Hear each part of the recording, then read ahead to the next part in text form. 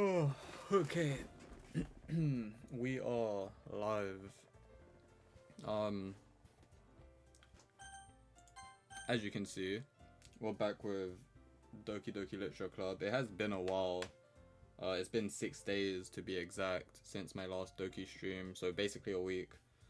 Um, and it's not that I wasn't enjoying the game or anything. I was. I just haven't really been streaming much these last few days. I think I've streamed twice since then, and it was both Hades streams just because I was keeping it short.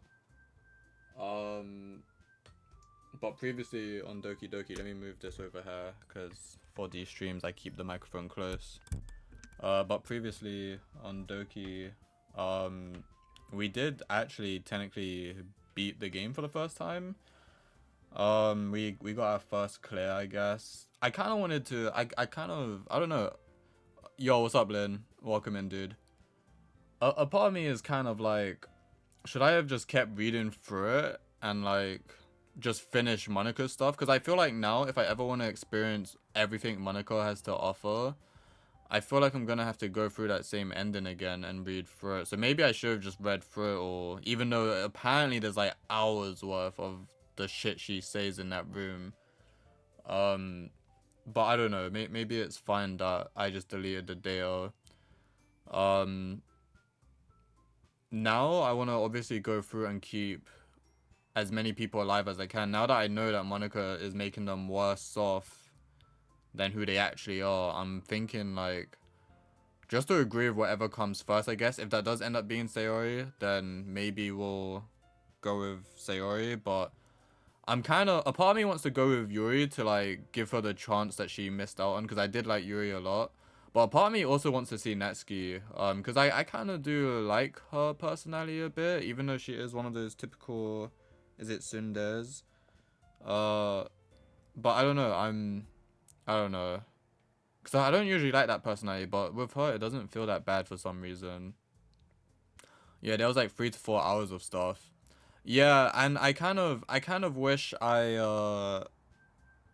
kind of wish I just saved it and quit, and then just read that on the next stream, and then once it's done, that's when I like delete the data, because I'm eventually gonna like, well, I don't know if I'm gonna play through every route in this game. We might get bored of it before then. And now that the big secret is out on Monika, I kind of feel like the hype has decreased a bit, but I do have a feeling that somehow, even though I'm aware of her now, that they're gonna find ways to make it still interesting. But yeah, I don't know. I'm excited to see where this goes, I guess, and how it plays out. I had to reinstall the game twice. It only takes a second though, because it's a tiny ass game. But when you reinstall it, it pops up saying something like, "Oh, data detected. You want a thingy?" So I clicked yes just to like see what happens, like where it leads me, and it was back in that room again. So well, no, it was at the start of the note, I think. But yeah, I had to delete it and reinstall twice. Brilliant timing. Yeah, there's like 3 to 4 hours of stuff. Replaying the game with hindsight. Me personally, I would just move on from the game. I usually only go for one ending on basically any story game I play. Yeah, no, I usually do as well. Like, sometimes I say I might go back to it, but I've never replayed a game yet. But like, games like multiple endings, it is more like tempting to go back on. But I feel like because I got a very negative ending, right?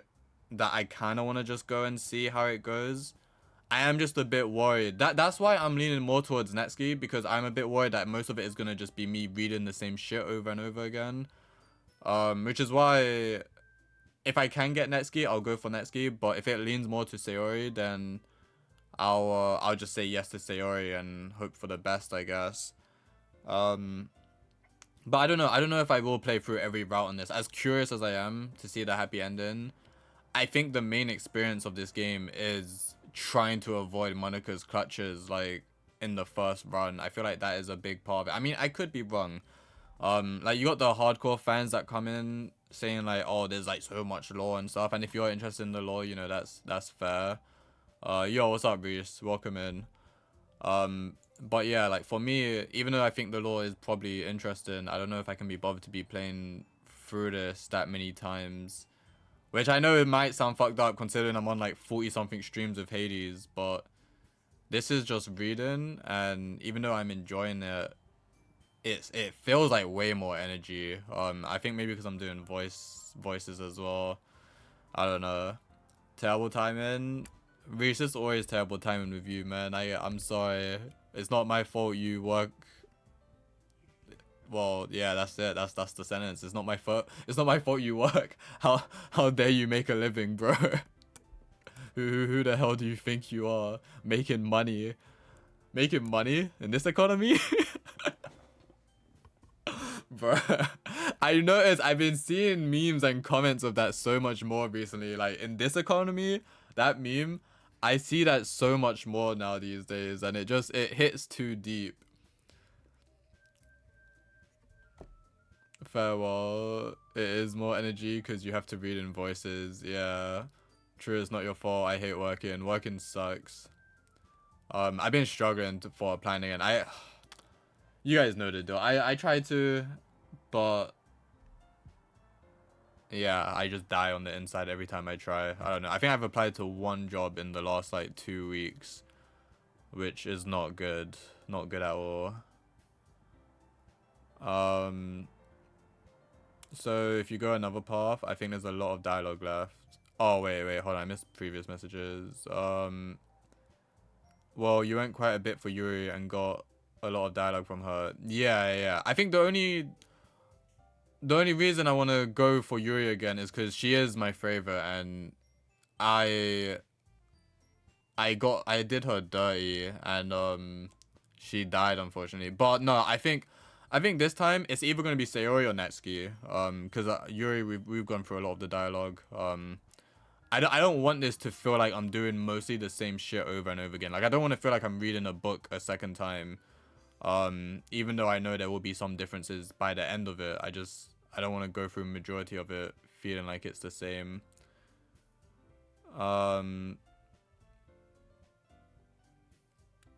Be poor like us, man. Nah, don't be poor like us. You keep doing you. Yo, welcome in, Peach and Wine. Welcome in. For you, since you're new, this is, I guess, I still consider it my first playthrough. However, we did technically get an ending the last time I streamed this game where Monica took over and it was just me locked in a room with her in space, and yeah, I kind of regret not reading through all the dialogue. People kept telling me to just delete and start again, so that's what I did, but I kind of regret not reading everything she has to say because she had some funny dialogue as well. Monica was kind of wildin'. But yeah, that's basically on what happened on the previously. Yuri killed herself repeatedly with knives, and then she deleted Netsuki, and Yuri's existence. And then yeah, she just sat me down in a room in space for eternity. This shift isn't meant to be too much work, but I don't know. Well, hopefully it's chill. Any work is exhausting. To be fair, it's my last year of working here. Then I'm going to escape to a new dimension with Monica. Novelist Crossing, New Horizon. My guy playing Animal Crossing. Wow. Alright, let's get started, I guess. Oh, I gotta re-enter my name. Yeah, I had to delete everything. I guess that makes sense. Damn, Monica forced me to wipe my own existence away. Oh god, the voices. I gotta activate my schizo. I gotta get in character. It's been a while.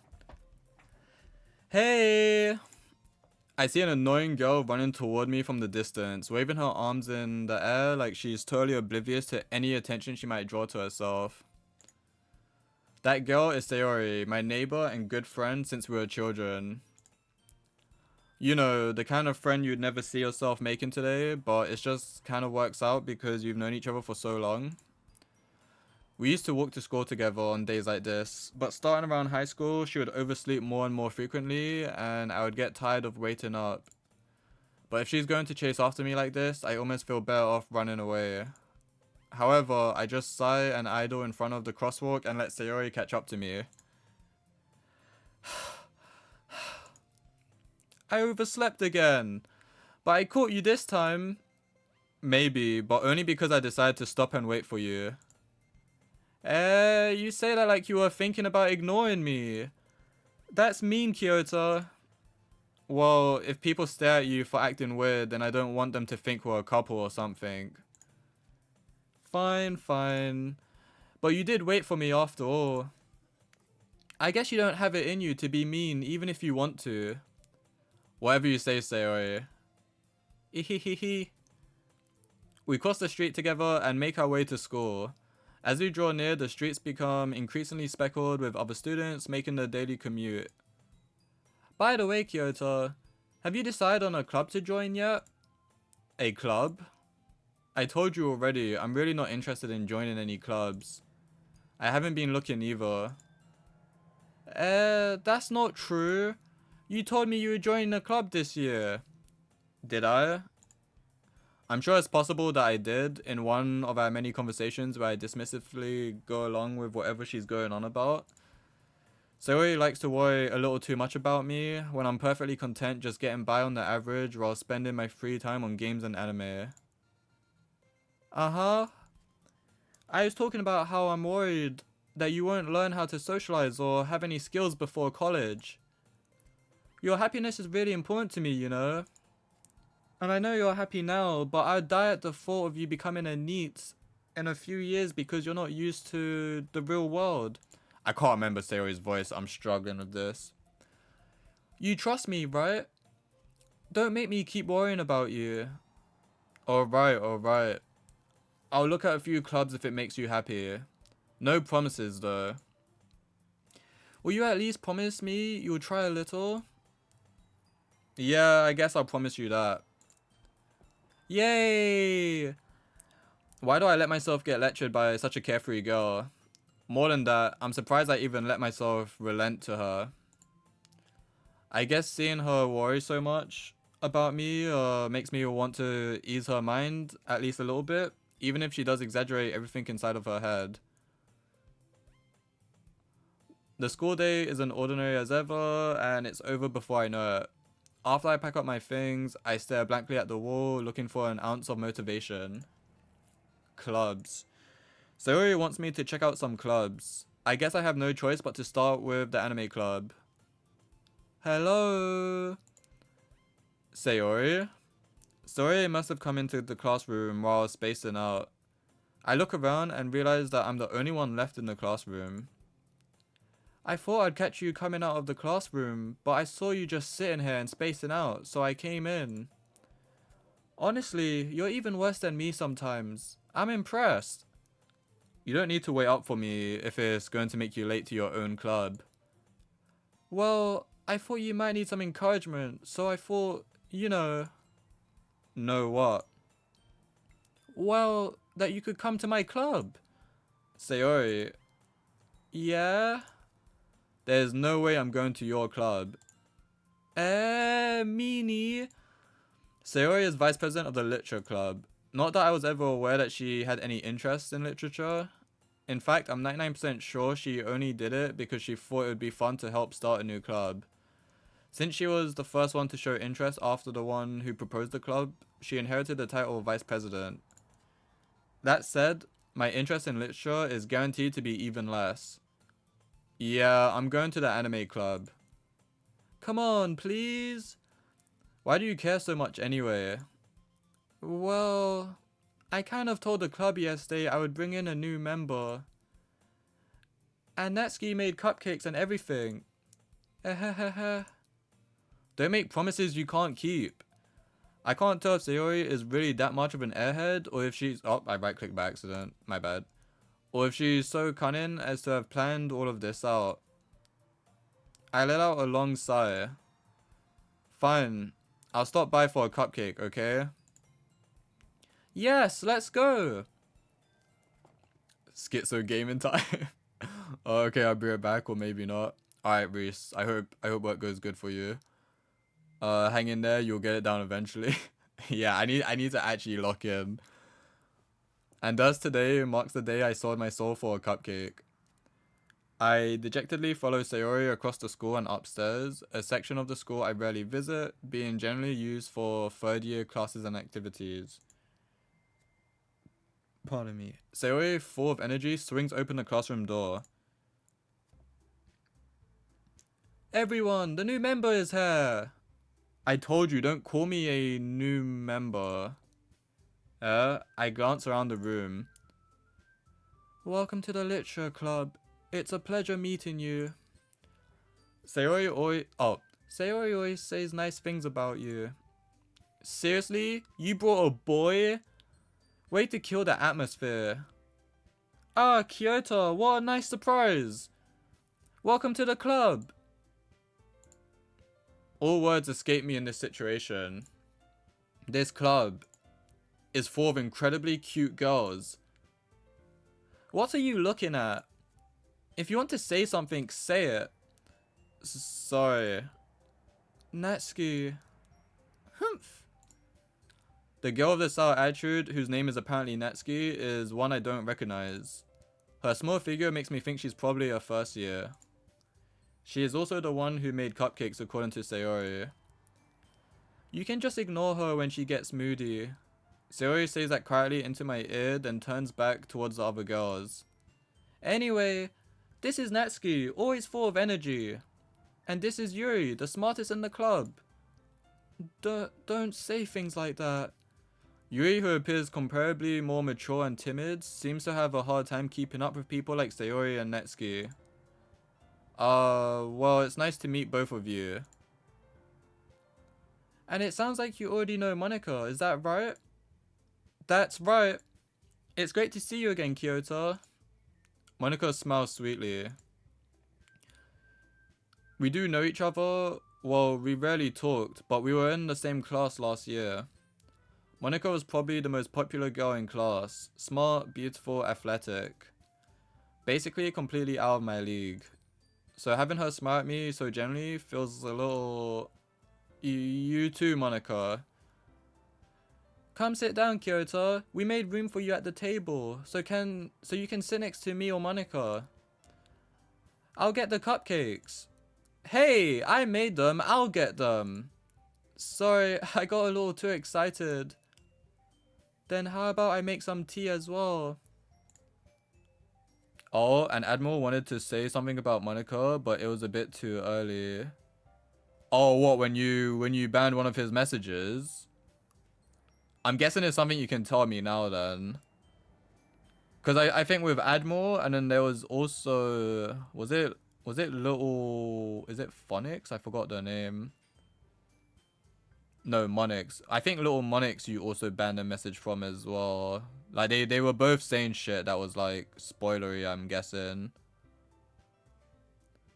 Monika looks straight ahead when she talks to you. Right. Wait, while the others are angled, I'm guessing. Is that the thing you said, that there's, like, a clue at the very beginning? I kind of forgot about that. Wait. I think you said, when I obviously found out everything, you said that there was something at the very beginning of the game that you just realized that, like, basically hints it or, like, makes it obvious once you know. Have I seen that yet? Did I just go past that? Or is that the point that you was making? That she looks directly at you? Because that is true, like, yeah, pretty much. Okay, so that was the point. Okay. Yeah, because I don't even see them right now, but I can already visualize it. The others are usually kind of like at an angle, kind of, as if the character is in the room with them. But Monika is like always looking directly at the screen, it seems, yeah. She's also in the middle of the screen for most of the time. Yeah, she usually is in the middle. The way I kind of pictured that though was like, I kind of figured that's more so because she's the more confident and popular girl and she's also kind of like the leader of the club. So I kind of just figured that was why, but that makes a lot of sense now that you know who she is, I guess. The girls have a few desks arranged to form a table. As Sayori mentioned, it's being widened so that there is one space next to Monika and one space next to Sayori. Netsuki and Yuri walk over to the corner of the room where Netsuki grabs a wrap tray and Yuri opens the closet. Still feeling awkward, I take a seat next to Sayori. Natsuki proudly marches back to the table, tray in hand. Okay, are you ready? Ta-da! Whoa! Natsuki lifts the fold of the tray to reveal a dozen white fluffy cupcakes decorated to look like little cats. The whiskers are drawn with icing and little pieces of chocolate were used to make ears. So cute! I had no idea you were so good at baking, Natsuki. Well, you know. Just hurry and take one. Sori grabs one first, then Monica. I follow. It's delicious. Yeah, even her, now that I'm looking at it, she is looking right at me. Like, they all kind of look at you, but like, she's just full on, like, focused on the front while she's, like, angled a little bit. She's angled as if I'm, like, to the left to my other monitor. Like, yeah, it's a very interesting detail. I wonder if there's, like, other clues as well that, like, I probably missed out on. But to be fair, me and Reese did a really good job at trying to, like, well, not trying to figure out what exactly it is, but we realized very early that she is aware that they are, like, game characters. I don't know, I don't remember what the clues were. It's probably stuff she says, like, later on, but, like, we realized it so early. I think my issue was I overthought things, and then I also wasn't sure if the other characters were aware or not. But, yeah, Monica, you sly character. I actually felt bad for her in the end, though. I'm not gonna lie. Even though she was pretty fucking crazy and evil, I did feel bad for her as well. It's delicious.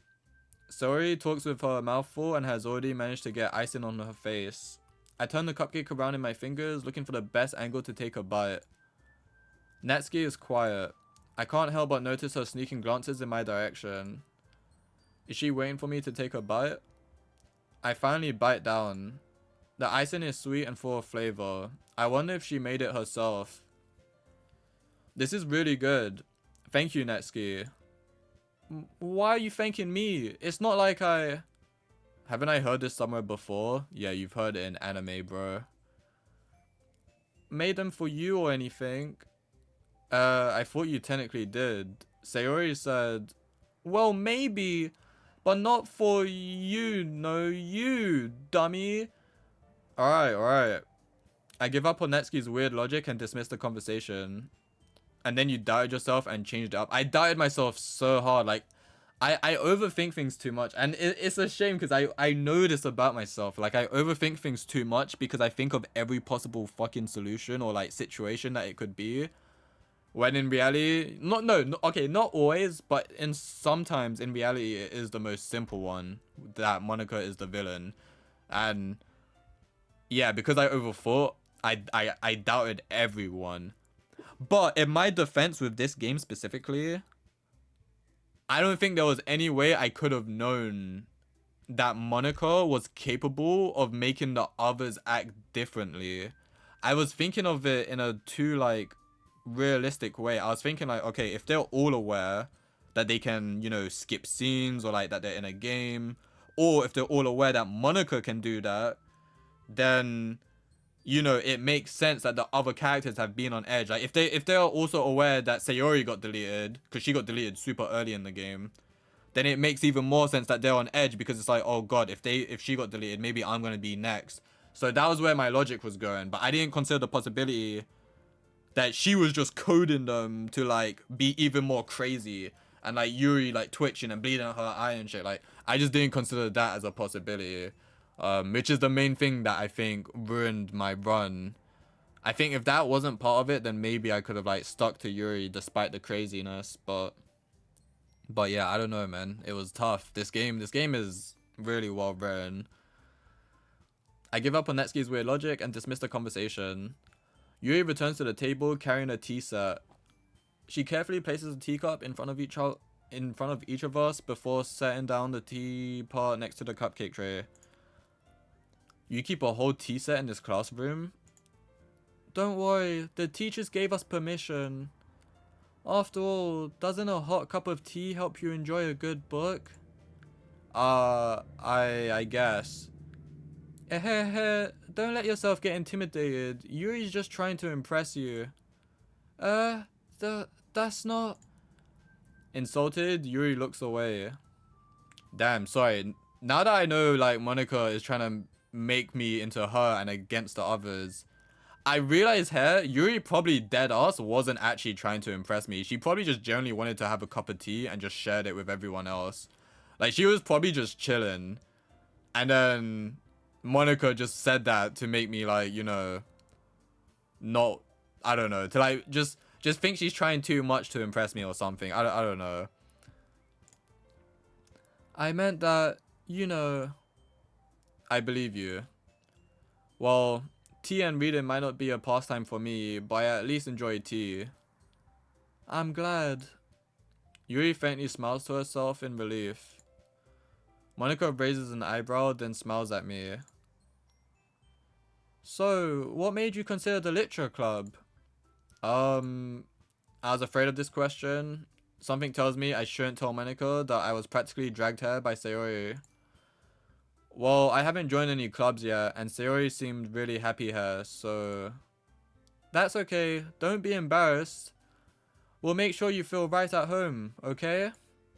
As president of the literature club, it's my duty to make the club fun and exciting for everyone.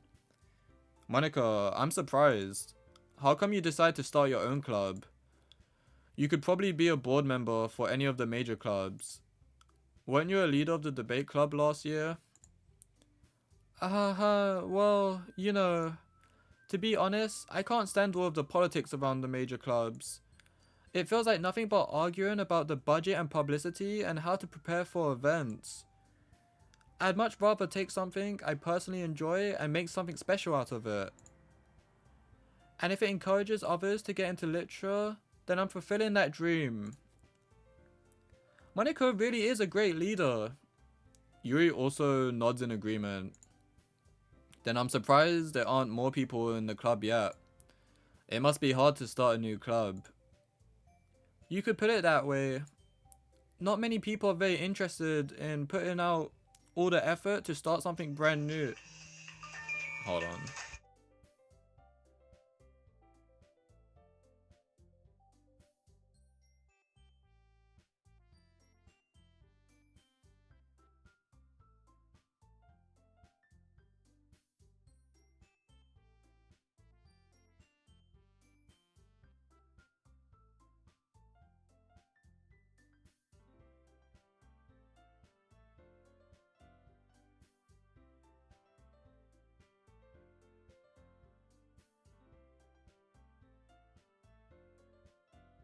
Okay, sorry, I'm back. Not many people are very interested in putting out all the effort to start something brand new. Especially when it's something that doesn't grab your attention like literature. Don't leave me here with her. My bad. Just staring into your soul, bro. You have to work hard to convince people that you're both fun and worthwhile. But it makes school events like the festival that much more important. I'm confident that we can all really grow this club before we graduate. Right, everyone? Yeah! We'll do our best. You know it. Everyone enthusiastically agrees. Such different girls all interested in the same goal. Monica must have worked really hard to just to find these three. I'm struggling to read. Maybe that's why they were also delighted by the idea of a new member joining. Though I still don't really know if I can keep up with their level of enthusiasm about literature. So Kyoto, what kind of things do you like to read? Well, considering how little I've read these past few years, I don't really have a good way of answering that. Manga. I mutter quietly to myself, half joking. Natsuki's head suddenly perks up. It looks like she wants to say something, but she keeps quiet. Not much of a reader, I guess. Well, that can change. What am I saying? I spoke without thinking after seeing Yuri's sad smile. Anyway, what about you, Yuri? Well, let's see. Yuri traces the rim of her teacup with her finger. My favorites are usually novels that build deep and complex fantasy worlds. The level of creativity and craftsmanship behind them is amazing to me. I like knives. Yeah, I like knives. And blood. And sucking on blood. In a non-sexual way, of course. Unless... sorry, I'll stop. I'll fucking stop. Dude, I'm actually really curious what would have happened if I said yes to Yuri. I think maybe I'll YouTube it. I'll try to avoid her playthrough this time, and I'll probably just watch it on YouTube from that point on. Unless, yeah. And telling a good story in such a foreign world is equally impressive. Yuri goes on, clearly passionate about her reading. She seemed so reserved and timid since the moment I walked in, but it's obvious by the way her eyes light up that she finds her comfort in the world of books, not people. But you know, I like a lot of things. Stories with deep psychological elements usually immerse me as well. Isn't it amazing how a writer can so deliberately take advantage of your own lack of imagination to completely throw you for a loop? Anyway, I've been reading a lot of horror lately. Oh, I read a horror book once. I desperately grasped something I can relate to at the minimal level. At this rate, Yuri might as well be having a conversation with a rock. Really? I wouldn't have expected that, Yuri. For someone as gentle as you, I guess you could say that... Wait, did I cut her off by accident? Oh no, that felt weird for some reason. On her, wait. Oh, and her final poem did not have piss on it. It had the other substance. Oh, which hit me quite hard. Wait, you found out what it was? Wait, was it blood? No, okay, I didn't think it was actually piss. Obviously, I didn't think it was piss, but like, I said it was blood and piss as a joke, but then I think because it looked yellowish, and then later she said she put her scent on it. That's when you guys were like, "Oh my god, wait, it's actually piss." But yeah, I guess the only other thing other than those two would be that liquid, yeah, which is crazy. Which, honestly, now that I think back on the dialogue in previous scenes, or maybe scenes after that, it might have been. I don't know. I don't remember the order. It would make sense that it was that because I'm pretty sure either Monica or Natsuki, when they were like having the heated arguments, I'm pretty sure they said that she touches herself to the character or something. Like they said something out of pocket like that. So that being that liquid makes a lot more sense. Yeah, now that we got the full context of the story. But it would be funny if it was piss as well, just for the meme. Hit you quite hard. Blood and her said makes a bit more sense. Yeah. But if a story makes me think or takes me to another world, then I really can't put it down. Surreal horror is often very successful at changing the way you look at the world, if only for a brief moment. Ugh, I hate horror. Oh, why is that? Well, I just... Natsuki's eyes dart over to me for a split second. Never mind. That's right, you usually like to write about cute things, don't you, Natsuki? What? What gives you that idea? You left a piece of scrap paper behind last club meeting. It looked like you were working on a poem called... Don't say it out loud! And give that back! Fine, fine. Your cupcakes, your poems. Everything you do is just as cute as you are. Sayori... Sidles? That word fucked me last time as well. I don't know what the fuck this is. Sayori sidles up behind Natsuki and puts her hands on her shoulders. I'm not cute. The fucking... whatever. I don't know what these eyes are called. The fucking crocodile eyes, bro. The greater and lesser than, or yeah, greater, lesser. I think, yeah, you know. I'll shut the fuck up now. Sidles up, as in sits beside. Sidles. It just looks weird. Am I saying it right? Sidles.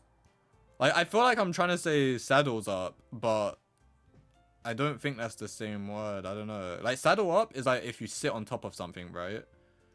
While sidle, maybe it is on the side. Even though it looked like she was behind her, but I don't know. I don't know, just the spelling of it and the way I'm reading it, it just sounds weird. It's not something I really see. Hold on a second.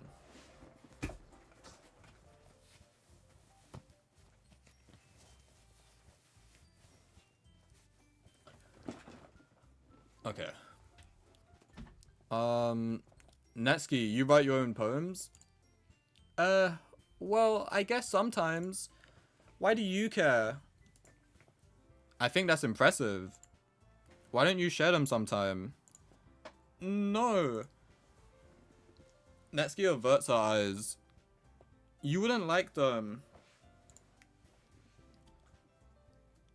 It means to walk in a timid manner, most often sideways. Oh, okay. That makes sense, I guess. I could imagine Sayori doing something like that. Oh, not a very confident writer yet. I understand how Natsuki feels. Sharing that level of writing takes more than just confidence. The truest form of writing is writing to oneself. You must be willing to open up to your readers, exposing your vulnerabilities and showing even the deepest reaches of your heart. Do you have writing experience too, Yuri? Maybe if you share some of your work, you can set an example and help Natsuki feel comfortable enough to share hers. I guess it's the same for Yuri. I wanted to read everyone's poems. We all sit in silence for a moment. Okay, I have an idea, everyone. Natsuki and Yuri look quizzically at Monika. Let's all go home and write a poem of our own. Then next time we meet, we'll all share them with each other. That way everyone is even. Yeah, let's do it. Plus, now that we have a new member, I think it will help us all get a little more comfortable with each other and strengthen the bond of the club. Isn't that right, Kyoto? Monika smiles warmly at me once again. Hold on, there's still one problem. What's that? Now that we're back to the original topic of me joining the club, I bluntly come forth with what's been on my mind the entire time. I never said I would join this club. Sayori may have convinced me to stop by, but I never made any decision. I still have other clubs to look at, and, I lose my train of thought. All four girls stare back at me with dejected eyes. But... I'm sorry, I thought... Kyoto... I'm defenseless against these girls. How am I supposed to make a clear-headed decision when it's like this? That is, if writing poems is the price I need to pay in order to spend every day with these beautiful girls. Right. Okay, I've decided then. I'll join the literature club. One by one, the girls' eyes light up. Yes! I'm so happy! Sayori wraps her arms around me, jumping up and down. Hey. You really did scare me for a moment. If you really just came for the cupcakes, I would be super pissed. Then that makes it official. Welcome to the literature club. Thanks, I guess. There's one more problem. Where do I rest my gigantic dong and perfect muscular body? I wish we could have seen what the character looks like, but obviously that defies the purpose of the game. Like, we are the character. Which, honestly, fair. I am a perfect muscular man with a giant dog. Okay, who am I kidding, bro? No one's falling for that shit. Okay, everyone. I think with that, we can officially end today's meeting on a good note. I am the... Oh, okay. Wait, you're what? You're falling for that shit? Or you are someone with a gigantic dung and a perfect muscular body? Perfect representation? Holy. Lynn's built different. I think with that, we can officially end today's meeting on a good note. Everyone remember tonight's assignment. Write a poem to bring to the next meeting so we can all share.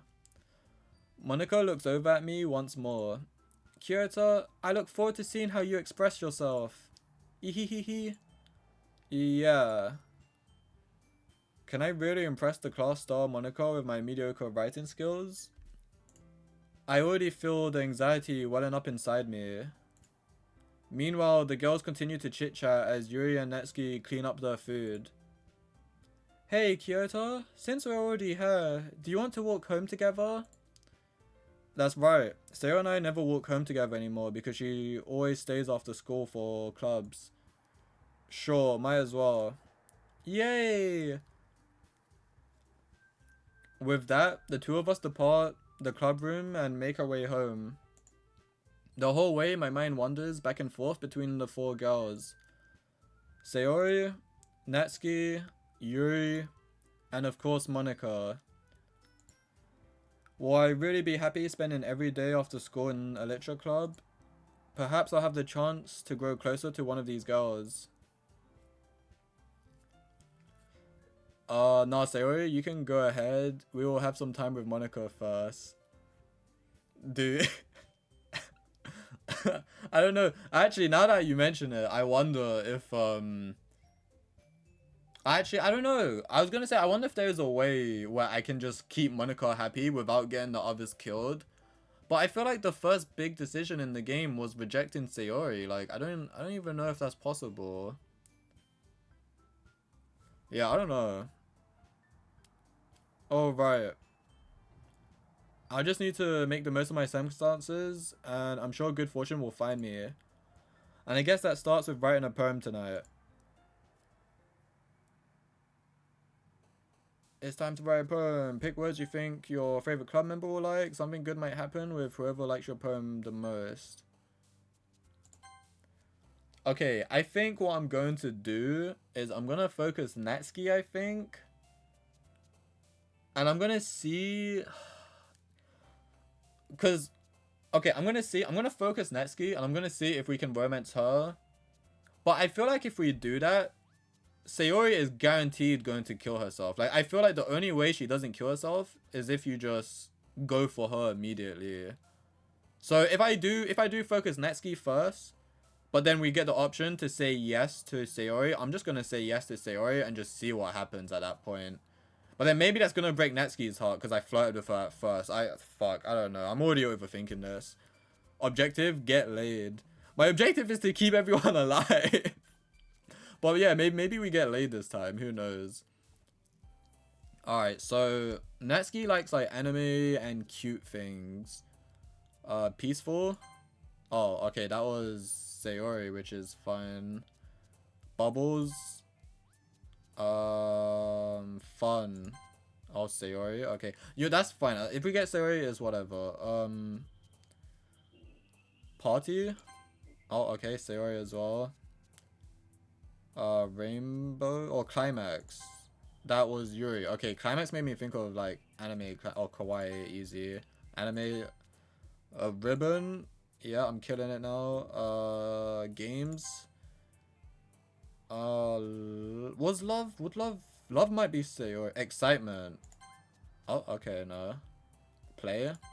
Oh, interesting. Pink. Climax. Yuri, chill out. Fucking starts rubbing one out to a poem. It's like, I can't. It's crazy. Objective, optional, stay alive. Do we have that option? I don't even know. Kitty. When Natsuki jumps up, the face she makes is honestly so cute. Well, watch this shit. Watch this. I don't know why that face is just adorable. That's such a typical anime face. Um, I'm not actually sure. Daydream? Bunny. Poof. Lucky. Sparkle or Adventure. Sparkle. Okay, we got a lot of Sayori and a lot of Netsuki, so that's good. That's what we want. We want one of those two. I didn't jump for you, dummy. I can't. I've lost the voices. I left this game for too long, bro. Like, Yuri's voice is the only one I can like kind of still do, and honestly, it's because I've been doing it in Valorant. Me, Vin, and Drew trio the other day, and I was talking like Yuri in all the games we played to the random people. I was speaking like Yuri the whole time.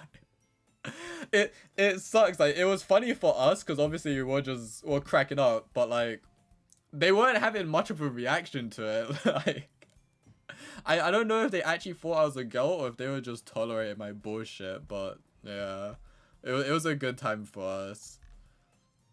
Hi again, Kyoto. Glad to see you didn't run away on us. No, don't worry. This might be a little strange for me, but I at least keep my word. Well, I'm back at the Literature Club. I was the last to come in, so everyone else is already hanging out. Oh, and yeah, that's also why I didn't stream yesterday. We 5-stacked Valorant. That wasn't when we trioed though. But yeah.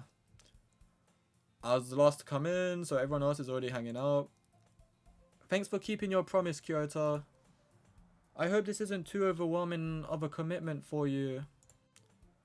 Making you dive headfirst into literature when you're not accustomed to it. Oh, come on, like he deserves any slack. Sayori told me you didn't even want to join any clubs this year. And last year too. I don't know if you plan to just come here and hang out or what, but if you don't take us seriously, then you won't see the end of it. Netsuki, you certainly have a big mouth for someone who keeps her manga collection in the club room. Natsuki finds herself stuck between saying Monica and manga. Manga is literature! Swiftly defeated, Natsuki plops back into her seat. Don't worry, guys. Kyoto always gives it his best as long as he's having fun. He helps me with busy work without me even asking.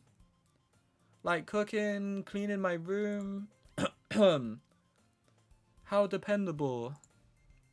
Sayori, that's because your room is so messy, it's distracting. And you almost set your house on fire once. Is that so?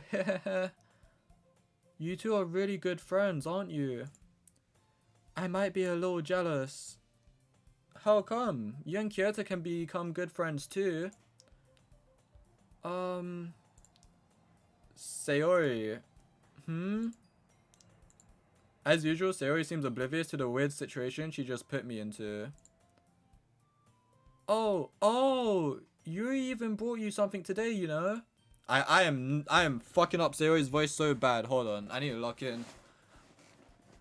Manga is freaky literature. Wait, how is he doing the freaky hair as well? I thought that was on Discord. Is that just a copy and paste? Is that why it works? My guy is the freaky. What was it again? Fuck, I forgot. What was it? The freaky sensei? No, in brackets, yes. Okay, so it's a copy and paste. Wait, okay. I've always wondered this. I don't have people that copy and paste into my stream because obviously I'm a smaller streamer. But like when I see that on the big streams where they have like the dicks or the anime faces or whatever, the race cars and shit. Do you guys just have a notepad on your PC where like you just have these copy and paste? Or is there like a specific website where people go to get these? Because like it's so random and some of them are like really crazy as well. Like when I see one I've never seen before, it's just like, what the fuck? You can just search them up. But what are you searching? Like copy and paste for Twitch chat? Like it's for someone like me, it's random as fuck. Wait, Sayori. Me? Not really. Don't be shy. It's really nothing. What is it? Never mind. Sayori made it sound like a big deal when it's really not. What do I do? I'm sorry, Yuri. I wasn't thinking. I guess that means it's up to me to rescue the situation. Hey, don't worry about it. First of all, I wasn't expecting anything in the first place. So any nice gesture from you is a pleasant surprise. It will make me happy no matter what. Is that so? Yeah, I won't make it a big deal if you don't want it to be. Alright. Well, here. Yuri reaches into her bag and pulls out a book. I didn't want you to feel left out, so I picked out a book that I thought you might enjoy. It's a short read, so it should keep your attention even if you don't usually read. Wow, I'm losing Yuri's voice as well. Wow, reading is hard. Some sites. The enigmatic ooh sound. Yeah, I need to get good at that again. Not that I was ever good at it. And we could, you know, discuss it if you wanted. This is... How is this girl accidentally being so cute? Because she's the GOAT. She even picked out a book she thinks I like, despite me not reading much. Yuri, thank you. I'll definitely read this. I enthusiastically take the book. Phew. Well, you can read at your own pace. I look forward to hearing what you think. Now that everyone's settled in, I expected Monica to kick off some scheduled activities for the club, but that doesn't seem to be the case. Sayori and Monica are having a cheery conversation in the corner. Yuri's face is already buried in a book. I can't help but notice her intense expression, like she was waiting for this chance. Meanwhile, Natsuki is rummaging around in the closet. Ugh. I hear Natsuki utter an exasperated sigh from within the closet. She seems to be annoyed by something.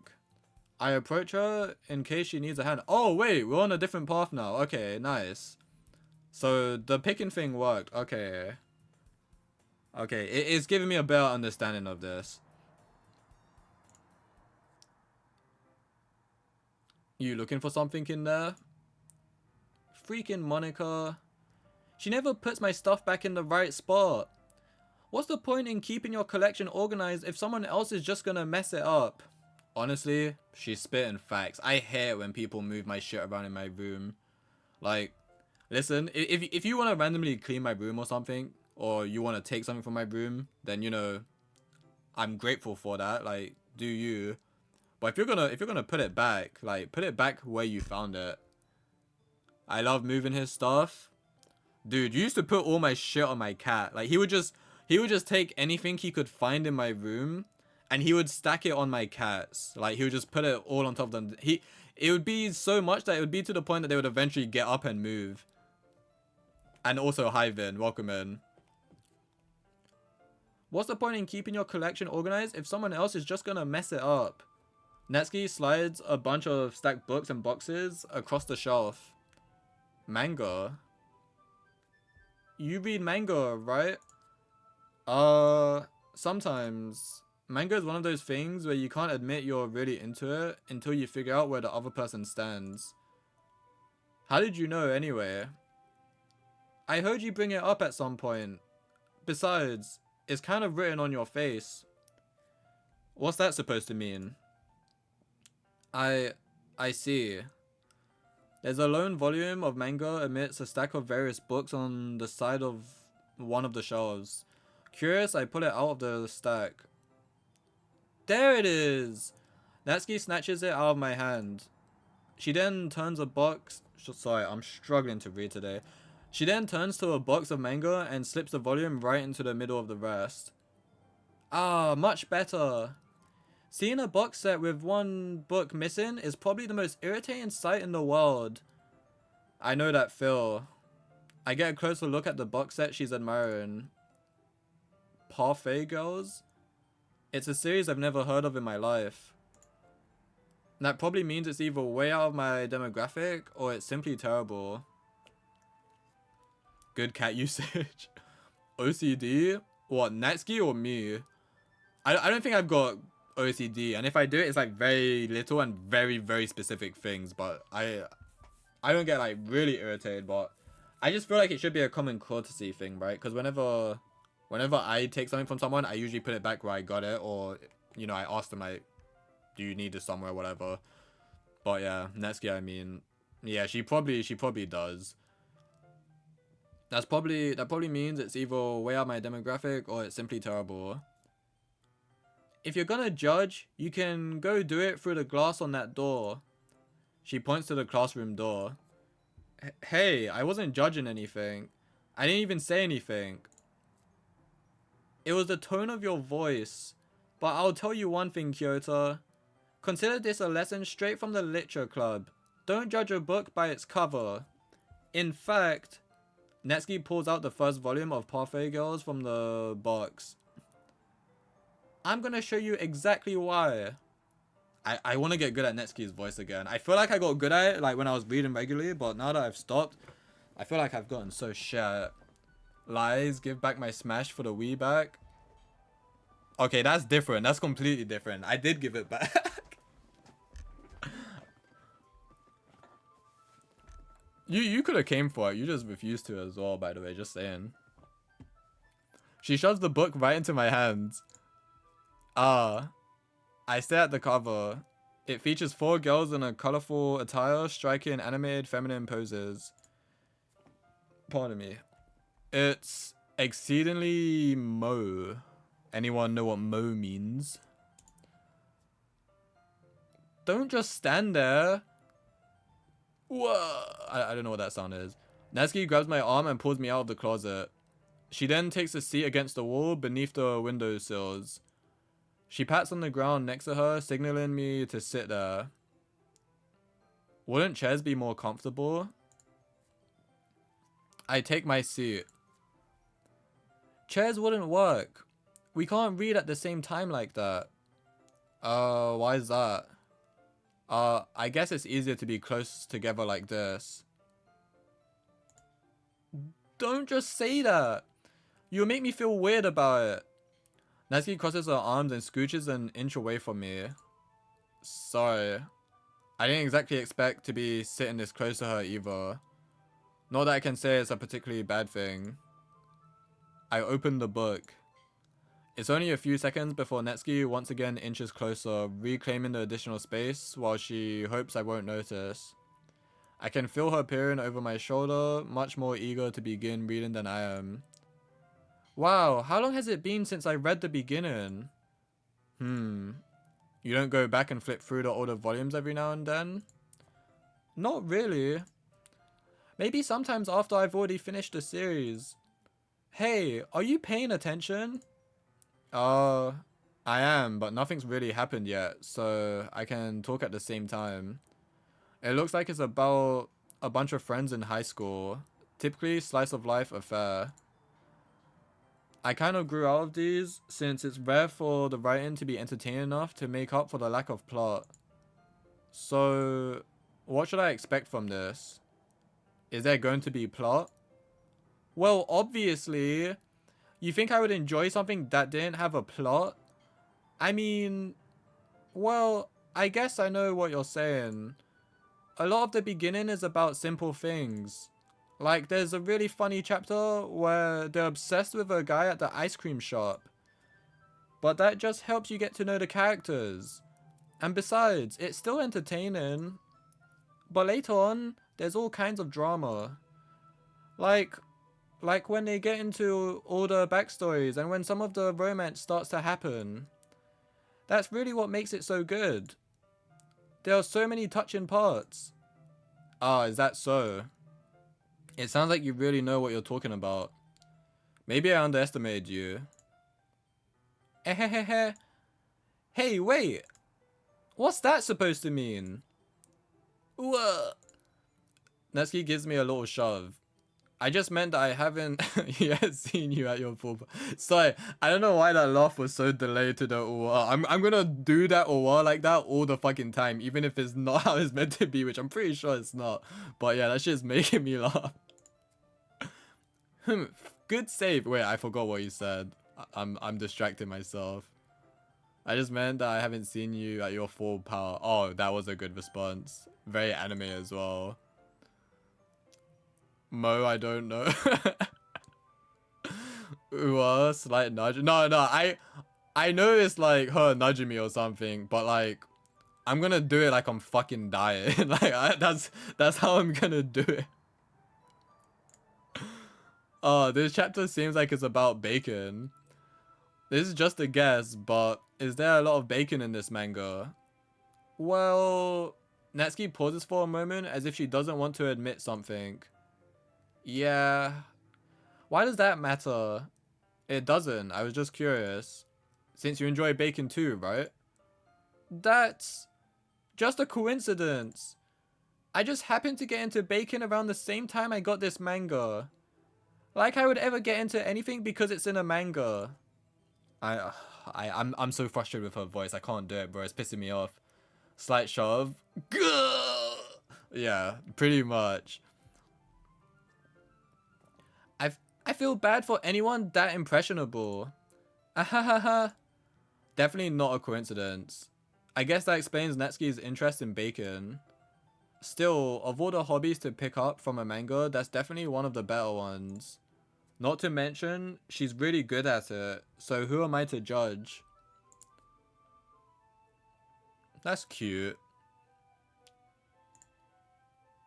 We read on for a few more minutes. I finished a couple chapters at this point. Are you sure this isn't boring for you? It's not. Even though you're just watching me read?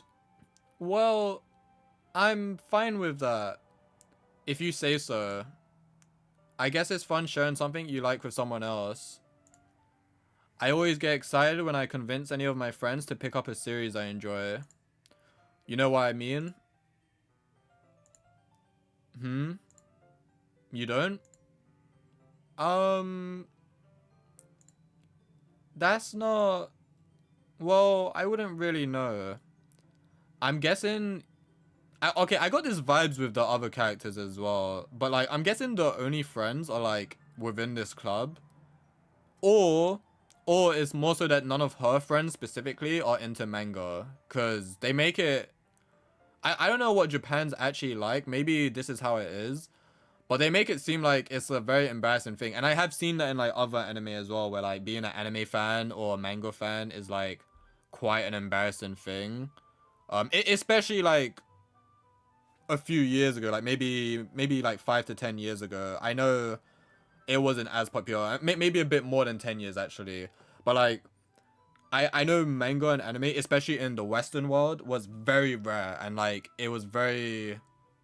Is the word niche? Is that the word I'm looking for? Like not many people were aware of it, and if they were aware of it, it was usually like a nerdy or a geeky thing to do. While now anime and manga is like very mainstream, like yeah. A handshake. My hand. Fucking dies from a handshake. Yeah, I get the same feeling. Yeah, I feel like they don't really have friends, and like this is just like where, you know, they get to socialize. It's the only place where they actually have friends, I guess. Either that or it's just that she's too embarrassed to meet other people to talk about it with, or none of her friends are just into it. I don't think they have many friends outside of the club, especially Yuri and Sayori. Yeah, have I felt that way with Sayori? I don't know. I don't know if I felt that way with Sayori, but actually, yeah, no. She was pretty depressed, and she doesn't talk about her feelings and stuff. So maybe she was the same as well. But Yuri for sure. Yuri 100% has no friends. She even mentioned how like people see her as very unlikable for some reason. So yeah, it makes sense. And not only that, Natsuki is the younger one, so she's like new to the school probably. Like I don't know how far into the year they are, but yeah, she is like a first year, I believe. Well, I wouldn't really know. What do you mean? Don't you share your manga with your friends? Could you not rub it in? Jeez. Sorry. Humph. Like I could ever get my friends to read this. They just think manga is for kids. I can't even bring it up without them being all like, you still haven't grown out of that yet? So I tried to put on a different voice for that. I don't know what that was. Makes me want to punch them in the face. Ugh, I know those kinds of people. Honestly, it takes a lot of effort to find friends who don't judge, much less friends who are also into it. True. I'm already kind of a loser, so I guess I gravitated toward the other losers over time. But it's probably harder for someone like you. Yeah, that's pretty accurate.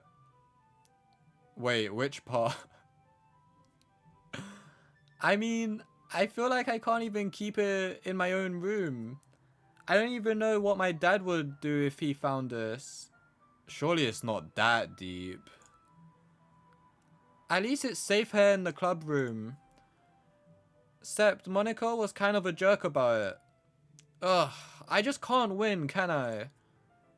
Well, it paid off in the end, didn't it? I mean, here I am reading it. Well, it's not like that solves any of my problems. Maybe. But at least you're enjoying yourself, right? So... Jeez, that's enough. Are you gonna keep reading or what? Yeah. I flip the page. Suddenly, Netsuki starts laughing. I totally forgot that happens. Netsuki puts her finger on one of the panels. Minori is my favorite character. You always feel a little bad for her since she's so unlucky. But it gets especially bad when... I shouldn't be talking about that yet. Just finish this chapter. Natsuki's voice sparkles with excitement.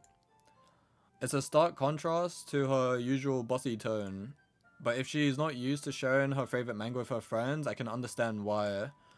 It's hard to express in words the feeling you get when connecting with someone like that.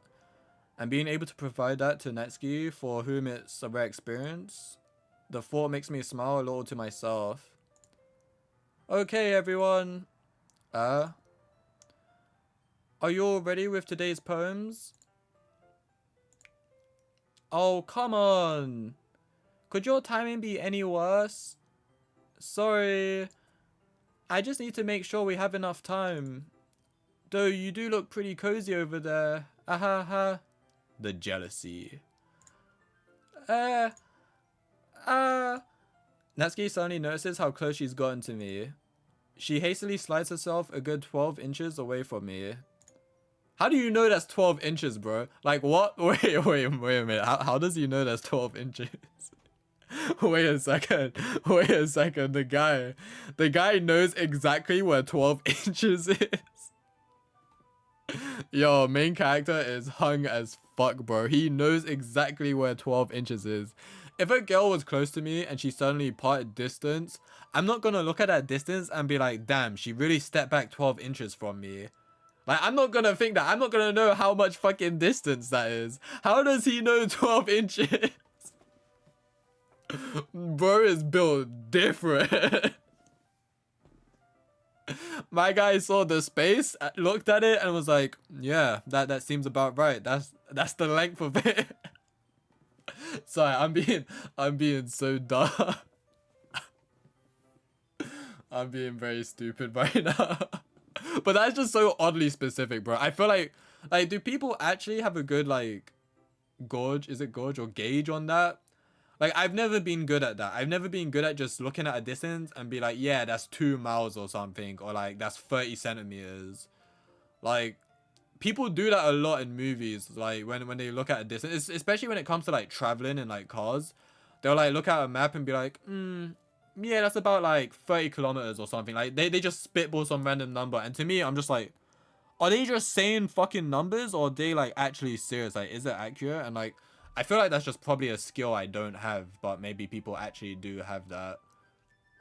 But how they can like figure that shit out, especially when it's like road distance, it's like that's crazy. I don't know. That's just wild to me. I've never been good at that type of thing.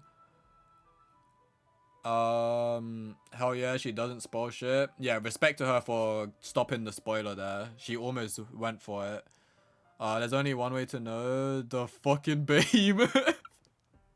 The behemoth. Can she move like 3 inches? What do you mean? Can she move like 3 inches? Are you saying? Are you saying you're like 9 inches? Is that what you're hinting? Damn, that's pretty hung as well. Not gonna lie. Anyway, enough with the inches talk. All right. Guess I'll stop here for now. I close the book and hand it towards Natsuki. You're just giving it back? Don't you want to know what happens? Yeah, but Monica just said, don't be dumb. Just take it home with you. Is that really alright? I say that mostly because I really didn't plan on using my spare time to read this. Damn. Well, of course. It would take forever to finish if you didn't take it home. Just finish that one before tomorrow so we can start the next one. And if it gets bent, I'll kill you. By tomorrow. I only got part way through the volume so far. I might fall behind on some shows if I try to get through this. But I suppose that's a necessary sacrifice in exchange for seeing Netsuki's enthusiastic face. Or am I more scared of what will happen if I don't finish it? Alright then. I stand up. I return to where I put my stuff and carefully slip the book into my bag. By the way, did you remember to write a poem last night? Yeah. My relaxation ends. I can't believe I agreed to do something so embarrassing. Be right back. Alright then. I couldn't really find much inspiration since I've never really done this before. Well, now that everyone's ready, why don't you find someone to share with? I can't wait. Sayori and Monica enthusiastically pull out their poems. Sayori's is on a wrinkled sheet of loose leaf torn from a spiral notebook. On the other hand, Monica wrote hers in a composition notebook. I can already see Monica's pristine handwriting from where I sit. Natsuki and Yuri reluctantly comply as well, reaching into their bags. I do the same myself. We're gonna go with Natsuki. I told Natsuki I was interested in her poems yesterday. It's probably only fair if I shared mine with her first.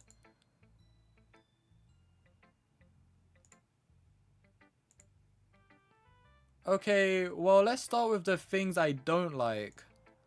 First of all, Natsuki rereads my poem. Never mind. I don't feel like giving you my opinion because it's straight fire, bro. I wrote that. I cooked that shit up especially for you, my little pink-haired gremlin. Then what's the point of sharing in the first place? I wrote this when I could have been doing other things. In fact, remember how I said I wanted to read your poems? That's what I had in mind when writing this. I want to help you feel comfortable enough to share yours. Like Monica said. Well, I would be more comfortable sharing my poem if yours was really bad. You were supposed to show me some dumb poem and make me go, ha, well it's not that great, but let me show you what real literature looks like. And you went and ruined it. I hope you're happy. So in other words, you're saying you liked it. Isn't that a sound? Well, how the fuck do you read I feel like... I don't know. Natsuki's retort gets caught in her throat. Ooh, you're so... You don't understand anything, do you? I already told you that. You don't have to go announcing it to the world like you're all self-important. Pretty sure you never actually said that. I say that mostly to myself. Natsuki must really hate me or something. I can't figure out if it's a win or a loss that she liked my poem.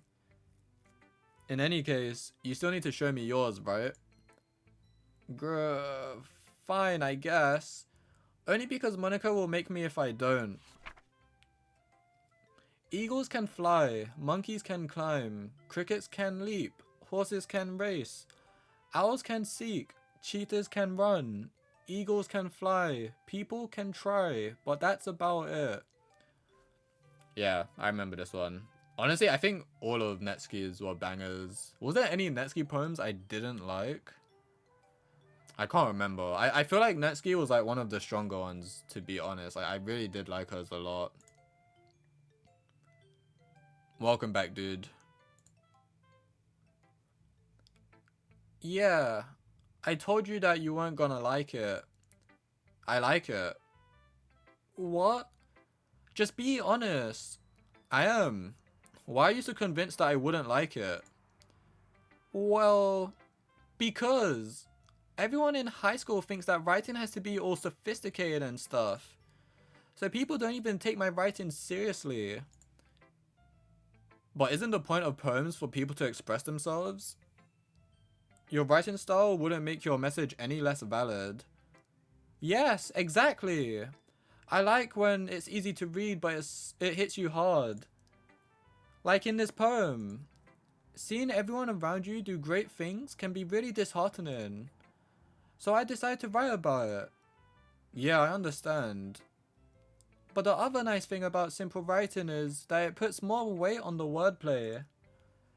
Like I set up a rhyme at the end, but then made it fall flat on purpose. It helps bring out the feeling in the last line. So you did. I've completely lost Natsuki's voice again. It's gone, bro. Monica deleted that shit. I don't think there were. Yeah, no, I think all her poems slapped, honestly. Like the others had good ones as well, but I generally think Netsuki is probably the best poet. So you did. I guess more went into it than I realized. But also, to be fair for the other characters, those were less simple than Netsuki's. So I think it also maybe went more so over my head. But that was things that I liked more about Durs, is that it made me think more compared to Natsuki's poems, while hers were a bit more easier to understand because her style is a more simple and cute style. And like a relatable style. Delete Netsuki _ voice. Yeah, Monica took that away from me, bro. That's what it means to be a pro. I'm glad you learned something. Didn't expect that from the youngest one here, did you? Yeah, guess not. I decided to humor her with that last comment. I don't really care how old everyone is, but if Natsuki is feeling proud, then I won't take that away from her. We can go to Sayori next. Message fucking _ loser dash Monica. What? Oh yeah, she's probably gonna, yeah, I was gonna say by her face, she's gonna like it a lot because I don't know who got more, but it seemed pretty balanced between Sayori and Natsuki. It might have been Natsuki more, but it was like a lot going to Sayori as well. Oh my goodness. This is so good, Kyoto. I love it. I had no idea you were such a good writer. Sayori, you must be seriously overreacting. I'm not a good writer at all. I honestly have no idea what I'm doing. Well, maybe that's why. Because I have no idea what I like either. Ahaha, Yuri gonna hate it? Oh shit, I didn't think about that. Yeah, she's gonna probably look at it, and then she's gonna pull out a plaster and just cover up her cuts, bro. She's gonna be so disappointed that she's gonna just bandage her arm. like she's gonna be like, this is bullshit, bro. What is this ass? And just scrap the paper. Like she's gonna scrunch it up.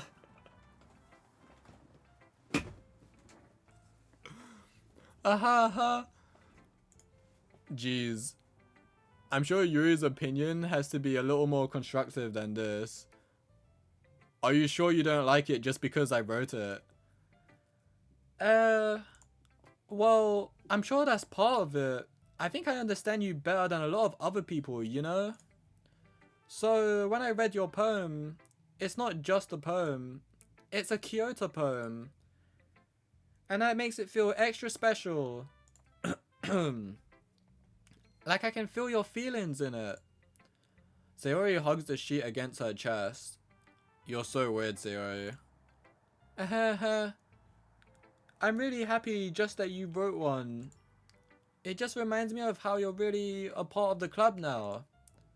Not to mention the fact that I'm standing in front of you in the club room. What is this garbage, bozo? Come to school tomorrow. Wait, what do you mean come to school tomorrow? Why does that sound like a threat? Or did you mean don't come to school tomorrow? She about to start stabbing? Oh shit. Bro, she got the knife on her already though. She always keeps one on her. Well of course. I'm not really into it yet, but that doesn't mean I'll break my promise. See? It's like I said before, Kyoto. Deep down, you're not selfish at all, you know? Trying new things like this for other people, that's something that only really good people do. Thanks, Sayori. I'm not sure if Sayori sees the full picture of my motive here. Then again, I can't deny that she's part of the reason I joined. Knowing how much this means to her and all. Yeah, and I'm gonna make sure you have lots of fun here, okay? That would be my way of thanking you. Alright, I'm going to hold you to that then.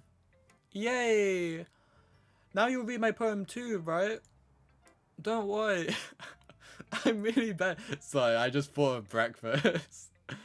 Yo, welcome in, Wasabi-kun. Welcome in. Sorry, I struggle to read. I'm having a tough time reading today. First time playing DDLC. Technically yes, but also technically no. I did get my ending with Monaco. I kind of fucked up. I got 2 people killed, and I guess technically the third character got deleted. So I know like some stuff. I know the basic concept that Monaco is aware that they are game characters. However, I'm still treating this like a first playthrough because I'm still gonna be experiencing new things. I'm kind of more so focusing on Natsuki and Sayori this time round, because on my first playthrough I was more so in Yuri, and then it went downhill and then Monaco took over, and yeah. Do I know about the folder though? Please be careful what you say. I don't know. I know that Monaco made me delete her character at one point. I had to do that, and then I had to delete the game. I had to reinstall the game. But I'm not exactly sure if there's something else you're referring to. But yeah, now that you mention it, actually, I wonder if the game runs fine if I delete her early in the game. I never considered that. Huh, I wonder how that works. Knowing how well this game is written so far, it would actually probably work some way, but I'm curious how it would play out. The folder to delete her, no, the random images or poems that appear on folder. Wait, I don't think I knew about that. Oh, you mean the secret poem snippets? Wait. I mean, my data got deleted, so I'm assuming my folder is probably gonna just look simple. Yeah, the secret poems or sometimes images. I'm assuming I don't have those anymore because I did have to reset my data. But I didn't notice that, no. I did get some secret poems, but I didn't notice it changed my folders. Which is impressive again. Like, this game just keeps impressing me.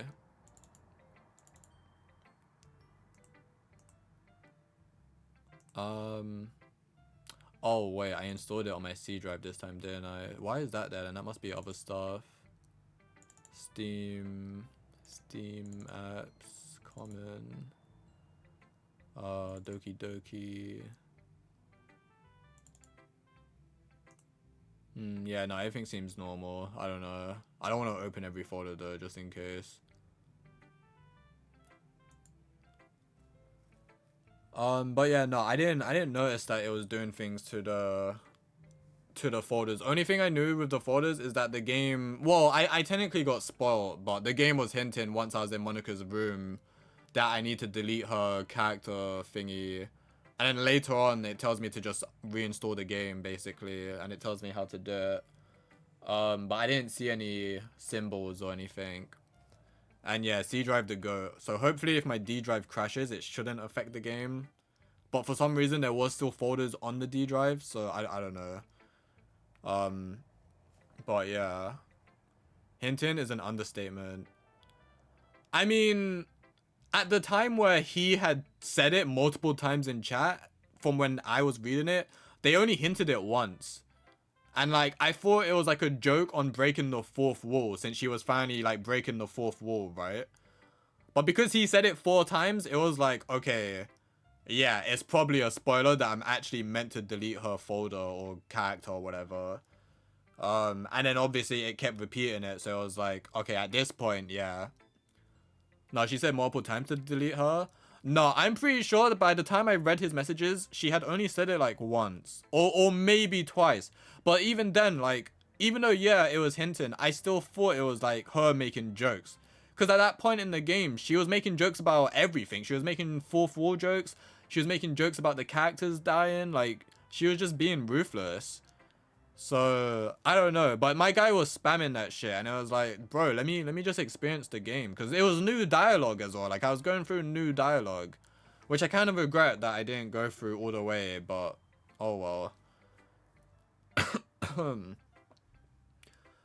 Don't worry, I'm really bad at this. We'll see about that.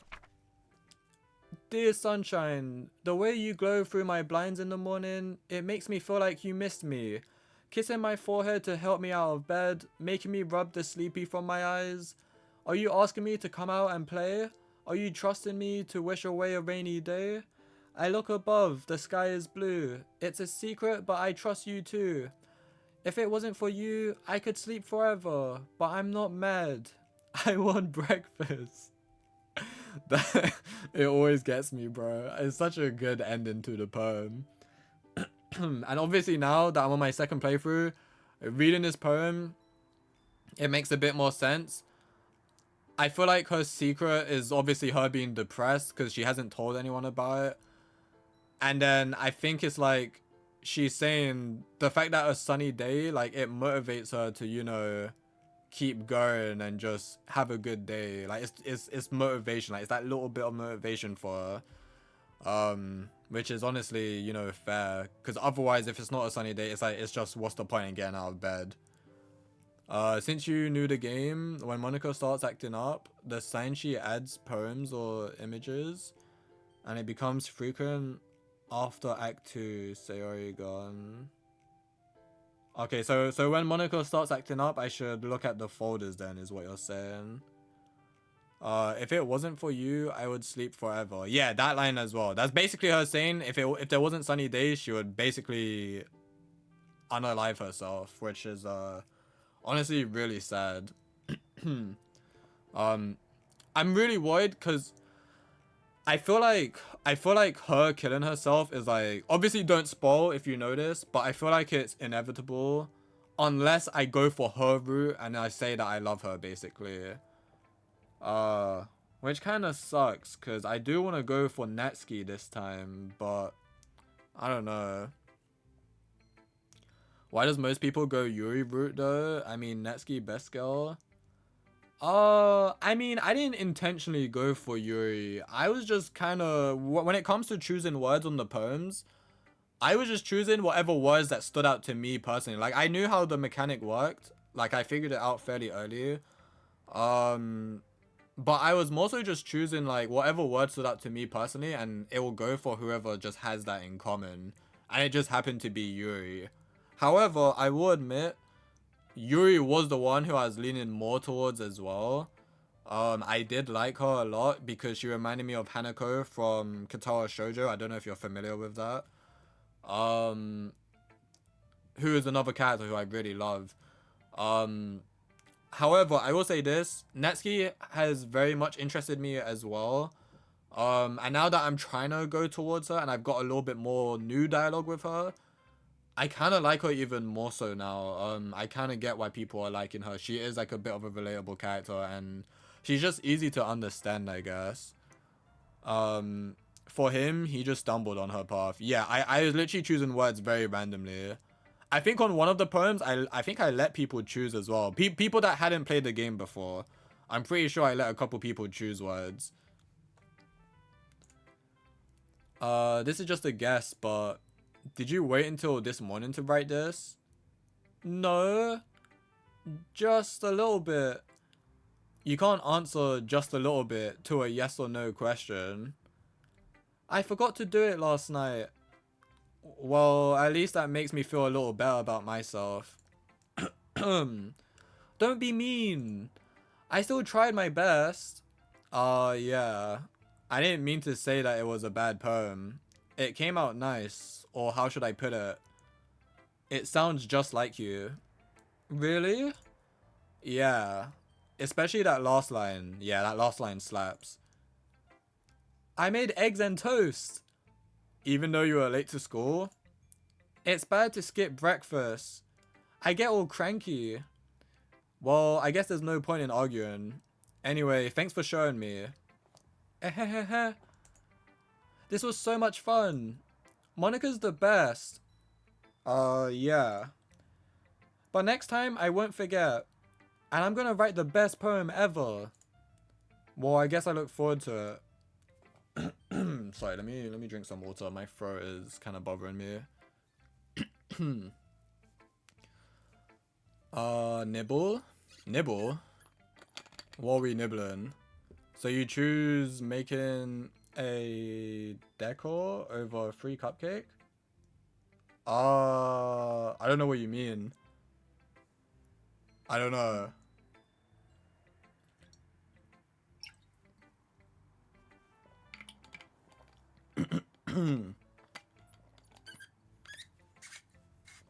Oh god, my throat. I guess we go Yuri next because I'm trying to avoid Monica like she's the plague. Or maybe, I don't know. I'm overthinking again. Yuri stares at the poem. She's gonna hate it so much. A minute passes more than enough time for her to finish reading. Oh, sorry.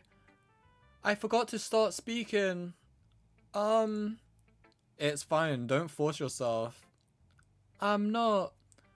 I just need to put my thoughts into words. Hold on. Okay? This is your first time writing a poem, right? Yeah. Why do you ask? I'm just making sure. I guess that it might be after reading through it. Oh, so it's that bad? No. Did I just raise my voice? Ooh, I'm sorry. Yuri buries her face in her hands. I couldn't help but notice that it's been several minutes and we really haven't gone anywhere. It might take Yuri a while to get used to new people. Pardon me. It's fine, I really didn't notice. What were you saying? Right, it's just that there are specific writing habits that are usually typical of new writers. And having been through that myself, I kind of learned to pick up on them. I think the most noticeable thing I recognize in new writers is that they try to make their style very deliberate. In other words, they tend to pick a writing style separate from the topic matter, and they fit the two together. The end result is that both the style and the expressiveness are weakened. Once Yuri finds her train of thought, it's as if her demeanor totally changes. Her stammering is completely gone and she sounds like an expert. Of course, that's not something you can be blamed for. There are so many different skills and techniques that go into writing even a simple poem. Not just finding them and building them, but getting them to work together is probably the most challenging part. It might take you some time, but it all comes with practice and learning by example and trying new things. I also hope that everyone else in the club gives you valuable feedback. Natsuki can be a little bit biased though. Biased? How? Well, never mind. I shouldn't be talking about people like that. Sorry. It's fine. I'm not sure if Yuri is apologizing to herself, to me, or to Natsuki. Do you mind if I read your poem now? Please do. I'd love to share my thought process behind it. Yuri smiles dreamily as if that's a rare opportunity for her, which itself is kind of funny. After all, isn't this supposed to be a literature club? Making deco with Yuri over making cupcakes with Natsuki. Oh, right. Yeah, I'll definitely choose anything Natsuki related over anyone else. The only thing I'm not sure about is Sayori when she confesses, cause like I would like to not make her die, but I feel like it's impossible if you go for someone else. But we'll see how it plays out. I'll try and manage for it. She is filtering so many hate words. We are cooked. I mean, we're not going for Yuri, so it's fine. She can hate on me this run. And considering how I got her killed in the last run, she has all the more reason to hate on me. Ghost under the light while joking that fat. Wait, what? Bro, shut the fuck up. Ghost under the light.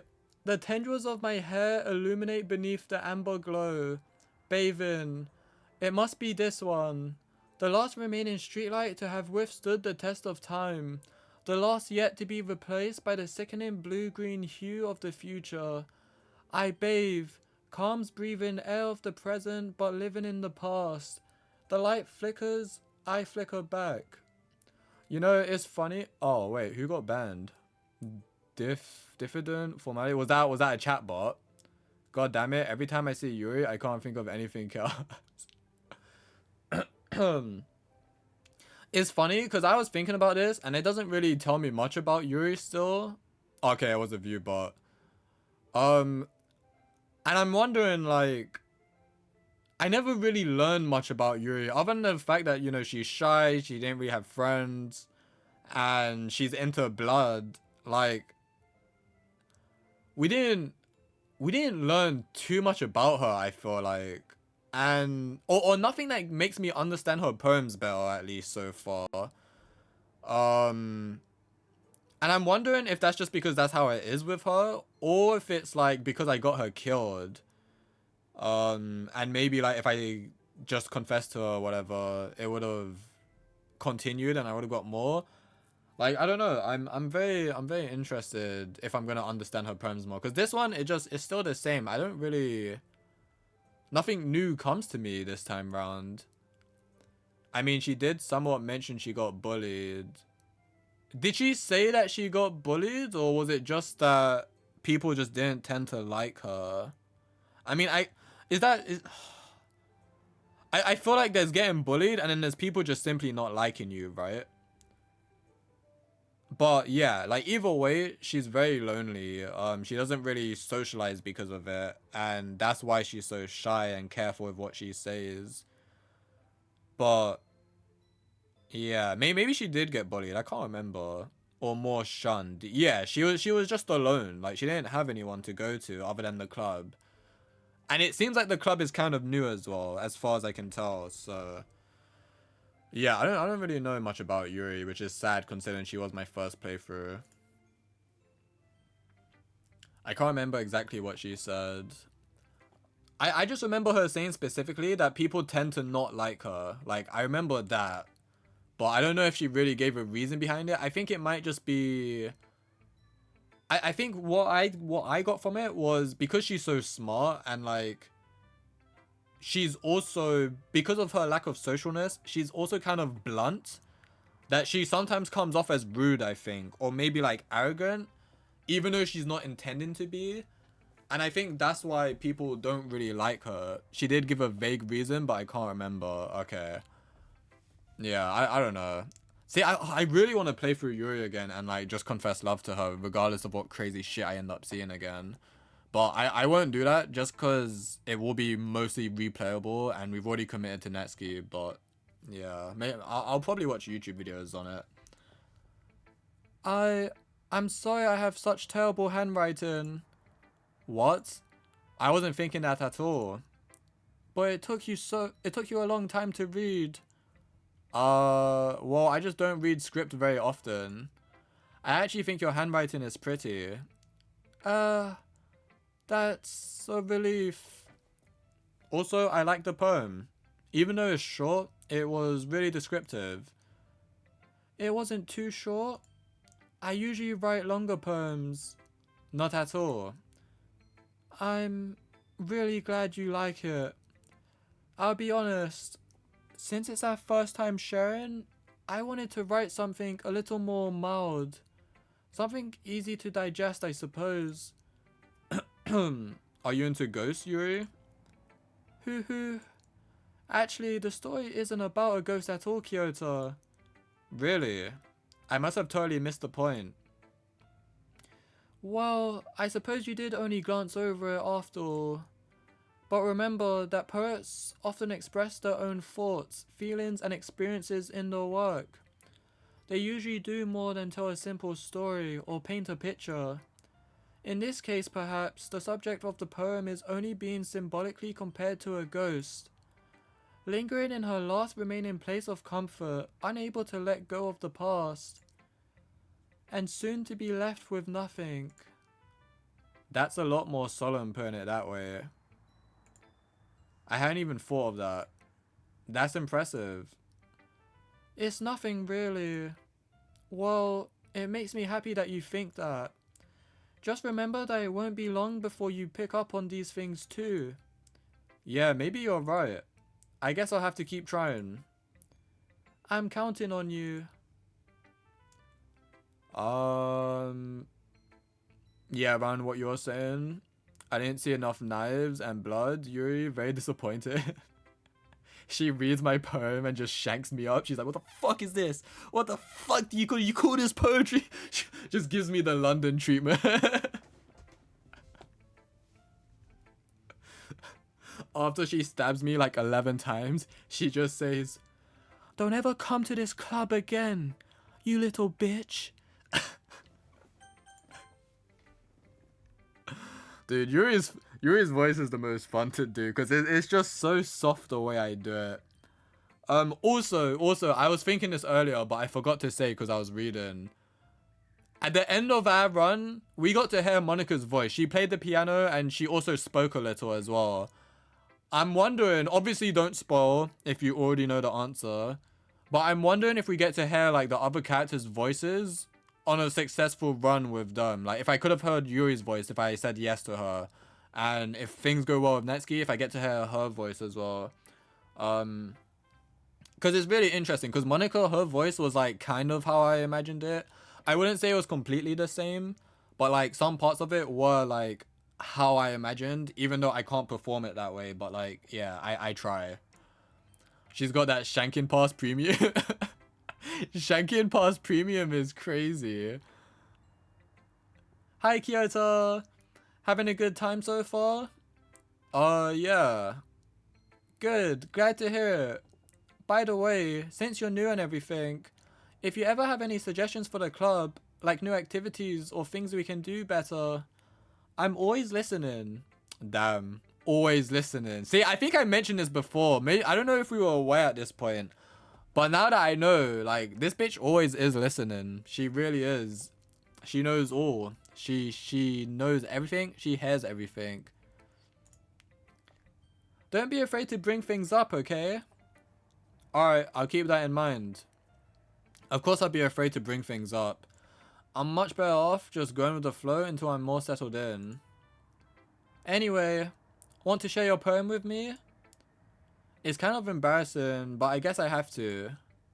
Ahaha. Don't worry, Kyoto. We're all a little embarrassed today, you know? But it's that sort of barrier that we'll all learn to get past soon. Yeah, that's true. I hand Monaco my poem. I like it, Kyoto. Really? It's a lot cuter than I expected. Ahahaha. Oh, jeez. No. It kind of makes me think of something Natsuki would write. And she's a good writer too. So take that as a compliment. Ahaha.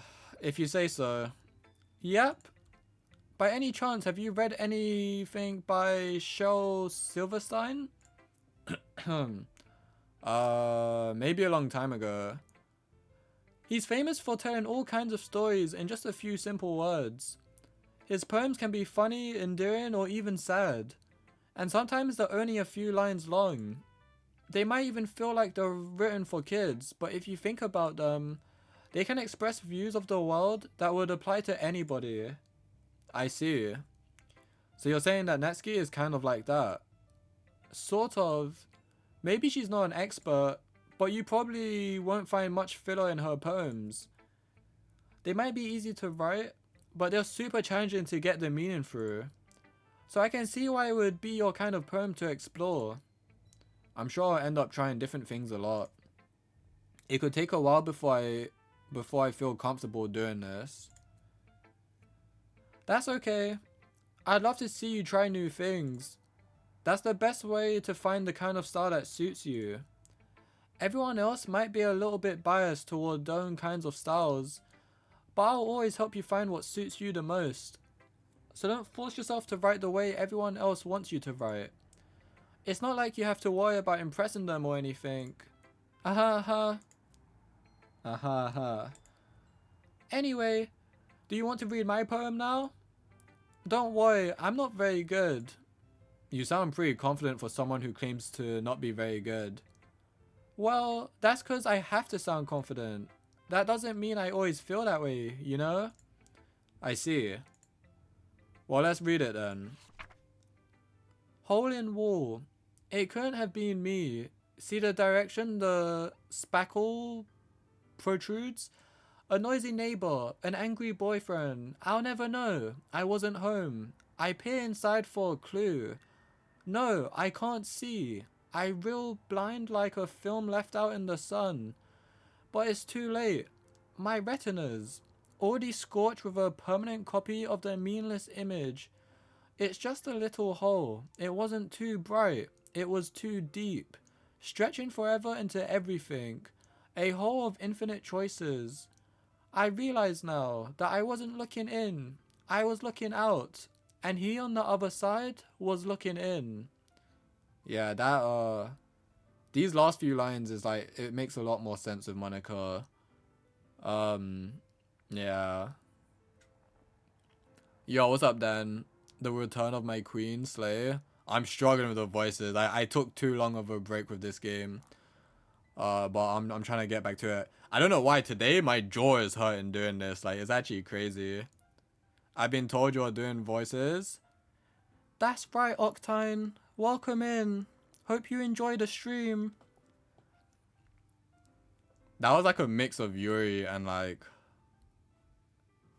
maybe Natsuki or something. I don't know what the fuck that voice was. It was meant to be Yuri, but I feel like that was a bit off. It's Amber, you might. I know it's Amber, but I'm reading you by your name, Octine or Octine, however it's pronounced. And hello. Hope you're having a good day, guys. Dan and Amber. Have you played this before, by the way, any of you two? I don't know if you've played this. He deepened the roleplay. Honestly, it's just really fun. It's just a lot more fun doing the silly voices. So, what do you think? It's very freeform, if that's what you call it. Sorry, I'm not really... Yo, Aaron, thank you for the prime, dude. Do the sexy voice, Angel. The sexy voice. I don't know what you're talking about. And I'm definitely not an angel. Fuck, I don't know. I don't know what the fuck is going on, bro. But thank you for the prime, Aaron. Stop it. What's wrong, Amber? You're afraid I'm gonna fuck your man? I'm gonna take him to... Sorry, I can't. I'm making Yuri sound like a fucking hoe, bro. What am I doing? Stop, you are. I'm not the whore. You are. You dirty, filthy whore. Sorry. This is why I can't do the female voices around my friends, because I go too silly with it. I go stupid. Barker? Who are you calling a Barker? Chopsticks?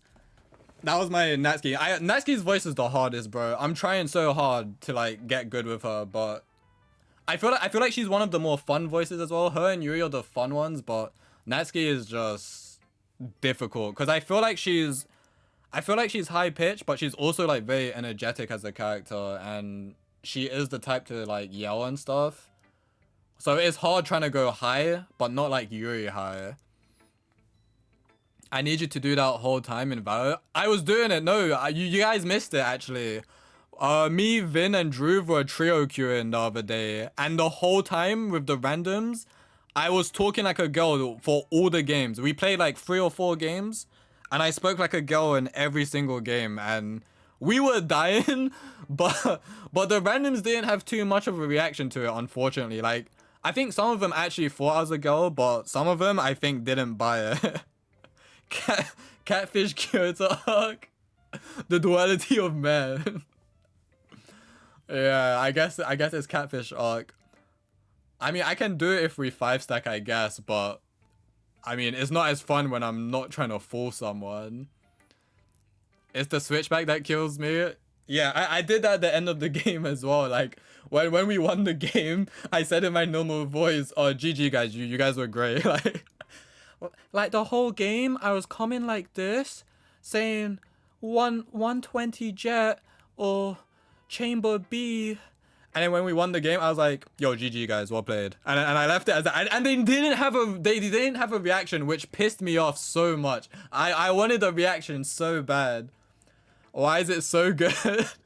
Because Yuri was the voice I used the most on my last run, and she is a very shy character, so the way I picture her is she's very shy and she's very like just high pitch and like slow speaking. So like trying to speak fast with her, like if I was trying to speak fast, it's gonna be hard to maintain the voice, and it's really difficult when speaking fast. I can't really do it, but I'm trying to get better at it so I can catfish boys on Valor. Like it's difficult. However, if I speak slow, like how I imagine Yuri does, it makes it a lot more easier to maintain the voice so I can catfish boys in Valorant and maybe get free skins. Ooh ooh. Okay, she doesn't go ooh ooh, but yeah. But it's been so fun.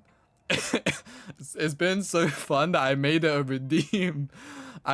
I made it a redeem in the channel points where you can now, obviously don't do it in this game because there's no point, but you can now summon Yuri for 2,000 points where I will speak as her for like a random amount of time. And you guys haven't seen it yet since it is a new thing I've added. No one's summoned it yet, but I will show you quickly that when someone does summon it, Yuri will be on the screen regardless of what game I'm playing. So that's Yuri for those who don't know, in the corner there. I'm assuming, yeah, that's visible. So whenever that summon, Yuri will actually, she will be on, oh my god. Yeah, so I've made her a scene. So whenever she gets summoned on Valorant or whatever, she will be there. He's a PNG tuber now. We are doomed. Hey, I mean, if someone made me an actual Yuri, like a one that moves with me, I would do that. I would actually like use her as a VTuber model. Alright, let's when's the maid cosplay coming? I don't get enough subs for maid cosplay, bro. But maybe one day. Maybe one day. But yeah, the gingerbread man got the boot for Yuri. Nah, he's still there. I just haven't been using him because I don't know, the story games.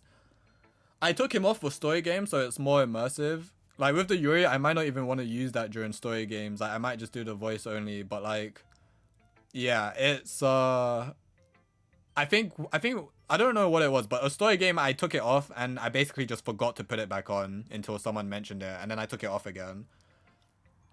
So it's a maybe. You guys gotta give me like a lot of money to dress me up as a maid. I don't know. I can't be doing that shit for free, man. Sorry, I'm not really the right person to ask for feedback. It's okay. Yeah, that kind of style has gotten pretty popular nowadays. That is, a lot of poems have been put an emphasis on the timing between words and lines. When performed out loud, it can be really powerful. What was the inspiration behind this one? Well, I'm not sure if I know how to put it. I guess you could say that I had some kind of epiphany recently. It's been influencing my poems a bit. An epiphany? Yeah, something like that. I'm kind of nervous to talk about deep stuff like that because it's kind of coming on strongly. Maybe after everyone is better friends with each other? Anyway, here's Monica's writing tip of the day. Sometimes when you're writing a poem or a story, your brain gets too fixated on a specific point. If you try so hard to make it perfect, then you'll never make any progress. Just force yourself to get something down on the paper and tidy it up later. Another way to think about it is this. If you keep your pen in the same spot for too long, you'll just get a big dark puddle of ink. So just move your hand and go with the flow. That's my advice for today. Thanks for listening. Don't tempt Dan. I'm down bad for Yuri. Hey Damp Bunyan, it's me, Yuri. You trying to fuck? Sorry, I lost it. I make Yuri sound like such a hoe, bro. She's like one of the sweetest girls. Well, actually, they're all really sweet to be honest, but yeah. Phew, dude. I'm so bad at the voice acting now. Like, I think I'm trying a little too hard with it, and it's actually making my jaw hurt so much this stream. Suggestion: Yuri cosplay. Fucking hell, Lynn. You really just want me in a dress, don't you? Like, it sucks as well because I've got long hair. My hair is so long. Like, I mean, I don't think I would dye. I'd probably have to wear a wig if I were to do that. But hey, if you guys provide like some of the funds for a cheap Yuri cosplay, maybe I'd consider it. But you guys not only gotta provide the funds, you also gotta provide more money afterwards when I'm doing it. I guess I gotta see those donations, bro. I have pride, you know. I may be pretending to be girls in this game, but I still have pride. Yes, no shit. How do I delete my own message? Phew. I guess that's everyone. I glance around the room. That was a little more stressful than I anticipated. It's as if everyone is judging me for my mediocre writing abilities. Even if they're just being nice, there's no way my poems can stand up to theirs. This is a literature club after all. I sigh. I guess that's what I ended up getting myself into. Across the room, Sayori and Monica are happily chatting. My eyes land on Yuri and Netsuki. They gingerly exchange sheets of paper, sharing their respective poems. As they read in tandem, I watch each of their expressions change. Natsuki's eyebrows furrow in frustration. Meanwhile, Yuri smiles sadly. What's with this language? Did you say something? Oh, it's nothing. Natsuki dismissively returns the poem to the desk with one hand. I guess you could say it's fancy. Thanks. Yours is cute. Cute? Did you completely miss the symbolism or something? It's clearly about the feeling of giving up. How can that be cute? I know that. I just meant the language, I guess. I was trying to say something nice. Eh? Sorry. You mean you have to try that hard to come up with something nice to say? Thanks, but it really didn't come out nice at all. Well, I do have a couple suggestions. Humph. If I was looking for suggestions, I would have asked someone who actually liked it. Which people did, by the way. Sayori liked it, and Kyoto did too. So based on that, I'll gladly give you some suggestions of my own. First of all, excuse me, I appreciate the offer, but I've spent a long time establishing my writing style. I don't expect it to change anytime soon, unless of course I come across something particularly inspiring. Which I haven't yet. And Kyoto liked my poem too, you know. He even told me he was impressed by it. Natsuki suddenly stands up. Oh? I didn't realize you were so invested in trying to impress our new member, Yuri. That's not what I... You're just... Yuri stands up as well. Maybe you're just jealous that Kyoto appreciates my advice more than he appreciated yours. Huh? And how do you know he didn't appreciate my advice more? Are you that full of yourself? No. If I was full of myself, I would deliberately go out of my way to make everything I do overly cutesy. Ooh. Is everyone okay? Well, you know what? I wasn't the one whose boobs magically grew a size bigger as soon as Kyoto started showing up. Natsuki! Natsuki, that's a little... This doesn't involve you. I don't like fighting, guys. Suddenly, both girls turned towards me as if they just noticed I was standing there. Kyoto, she's just trying to make me look bad. That's not true. She started it. If she could get over herself and learn to appreciate that simple writing is more effective, then this wouldn't have happened in the first place. What's the point in making your poems all convoluted for no reason? The meaning should jump out at the reader, not force them to have to figure it out. Help me explain that to her, Kyoto. Wait, there's a reason we have so many deep and expressive words in our language. It's the only way to convey complex feelings and meaning the most effectively. Avoiding them is not only unnecessarily limiting yourself, it's also a waste. You understand that, right, Kyoto? Well... How did I get dragged into this in the first place? It's not like I know anything about writing, but whomever I agree with, they'll probably think more highly of me. We are trying to go more so Natsuki, so unlucky you. Who did I choose before? We chose Yuri, right? I wanted to choose Sayori, but then you guys were like, don't choose the cop-out answer. So I went with Yuri in the end, but this time we're going for Natsuki, so unlucky. Yuri, you're really talented. Well... But Natsuki has a point. I think that I racked my brain in an attempt to back myself up. I think that conveying feelings with few words can be just as impressive as well.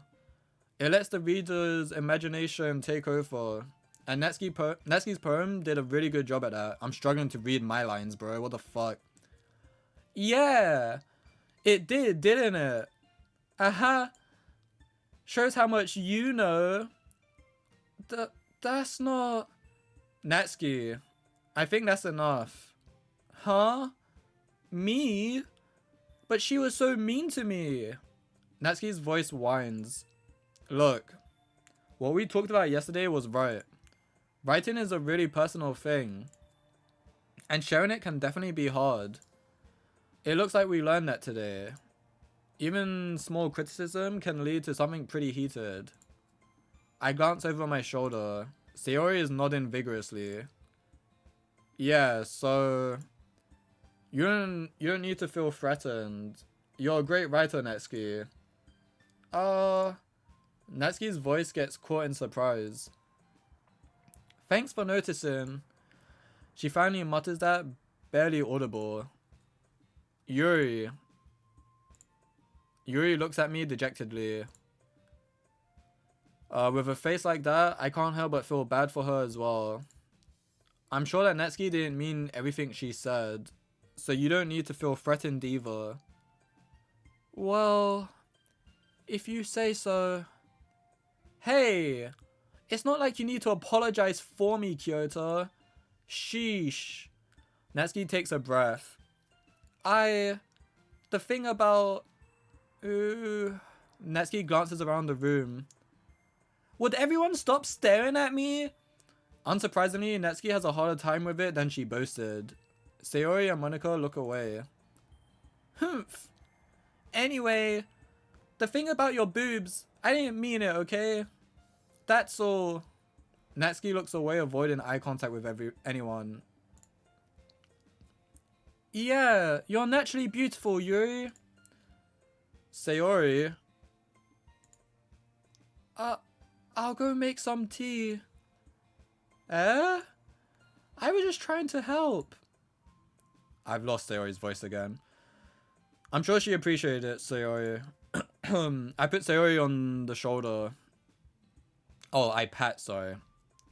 Well, now that we're past that, everyone's read each other's poems, right? I hope that it was worthwhile for everyone. Especially you, Kyoto. And to be honest, it's a nice change of pace from lazing around. We got a little too used to. Ha. So my joining the club was responsible for ruining the atmosphere. No, not at all. Not at all. There's still time before we go home, so we'll all relax for a bit. Of course, besides chatting, we do literature-related things in the club room. So maybe you can take the chance to pick up a book or do some writing. After all, that's what the club is for. I disagree, Monika. About what? That's not the most important thing about the literature club. The most important thing is having fun.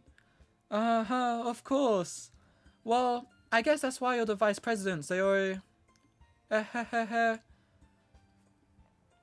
In the end though, Monika's right.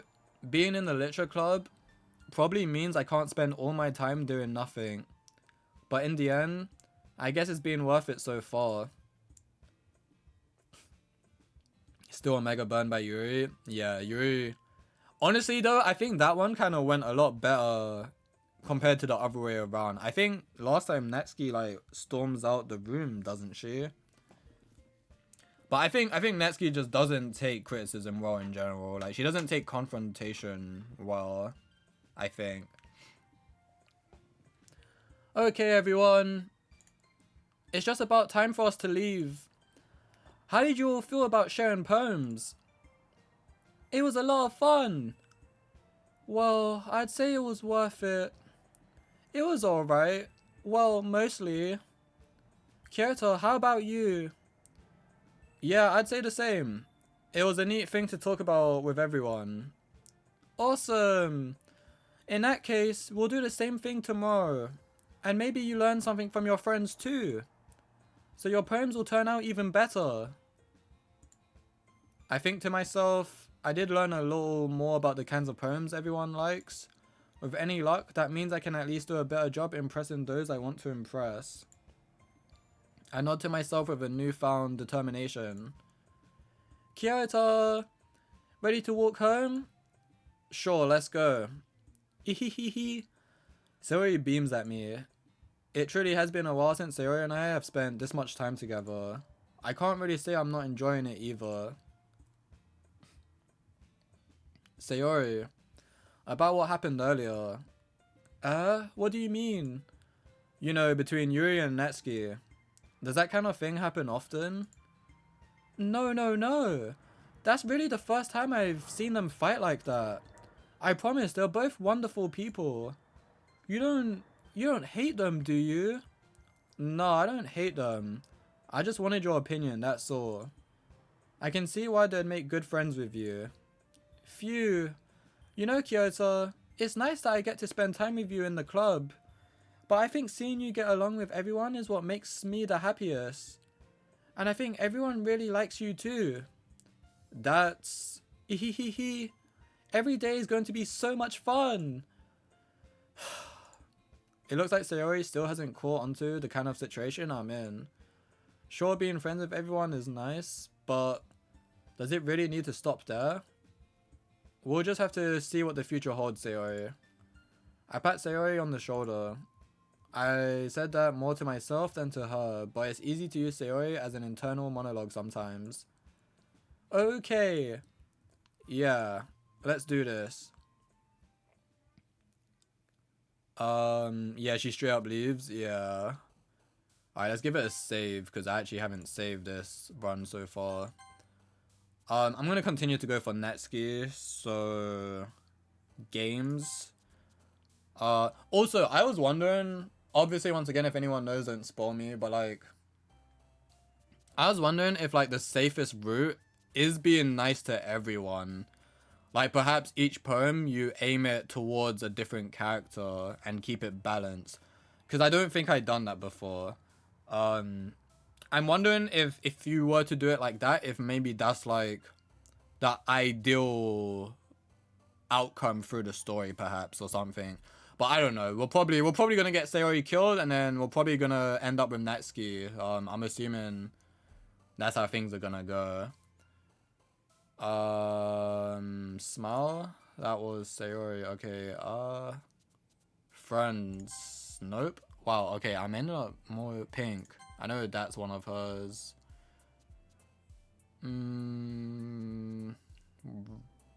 Charm? Oh my god, I'm fucking this up. I mean, it's okay if it ends up Sayori, but I do want it to be Natsuki. Climax? Oh, for fuck's sake, Yuri. Okay, I need to remember not to go Yuri. Was Sparkle one of them? I feel like I did that last time and I fucked up. Oh, Fluffy has to be Natsuki. Yeah, okay, Fluffy. Bouncy? Yeah. Kawaii, obviously.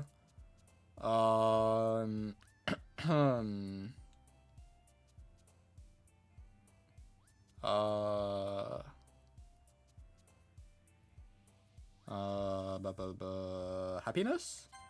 Okay, calm, sweet, unending, ambient, special piece. Oh, damn. We might get Sayori on this one. Joy, no, wait.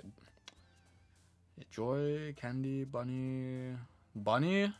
Okay, Poppy. Any other obvious ones though? Not really. Poppy? Okay, cute things. Remember cute things. Oh, Graveyard Captive, Email, Love, Strawberry. I think Jumpy was one. Yeah, okay. Pouts? Oh, anime. I almost missed that. Who was Doki Doki for again? Was that Natsuki? It is Natsuki, okay. Wait, play ended up someone else, right? I think that was Sayori.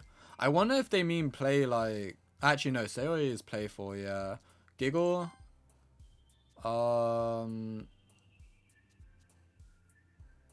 Would Beauty be one? Or Nibble? Oh, is that why you said Nibble earlier? I see. Cute. Okay, yeah, we definitely got Natsuki this time. You delete a message. He don't know. He doth not know. Oh, wait, I got modded. Why? Anyway, sorry. Yeah, it was quite a big spoiler. He doesn't know that. No problem, though. Oh, I see. I'm sorry. Make Monica jump. Make Monica jump. I don't know how to make Monica jump. Monica's not there as far as I'm aware. And yeah, please do be careful with what you say, Rizabi, because even though this is technically my second run, there's gonna be things I don't know.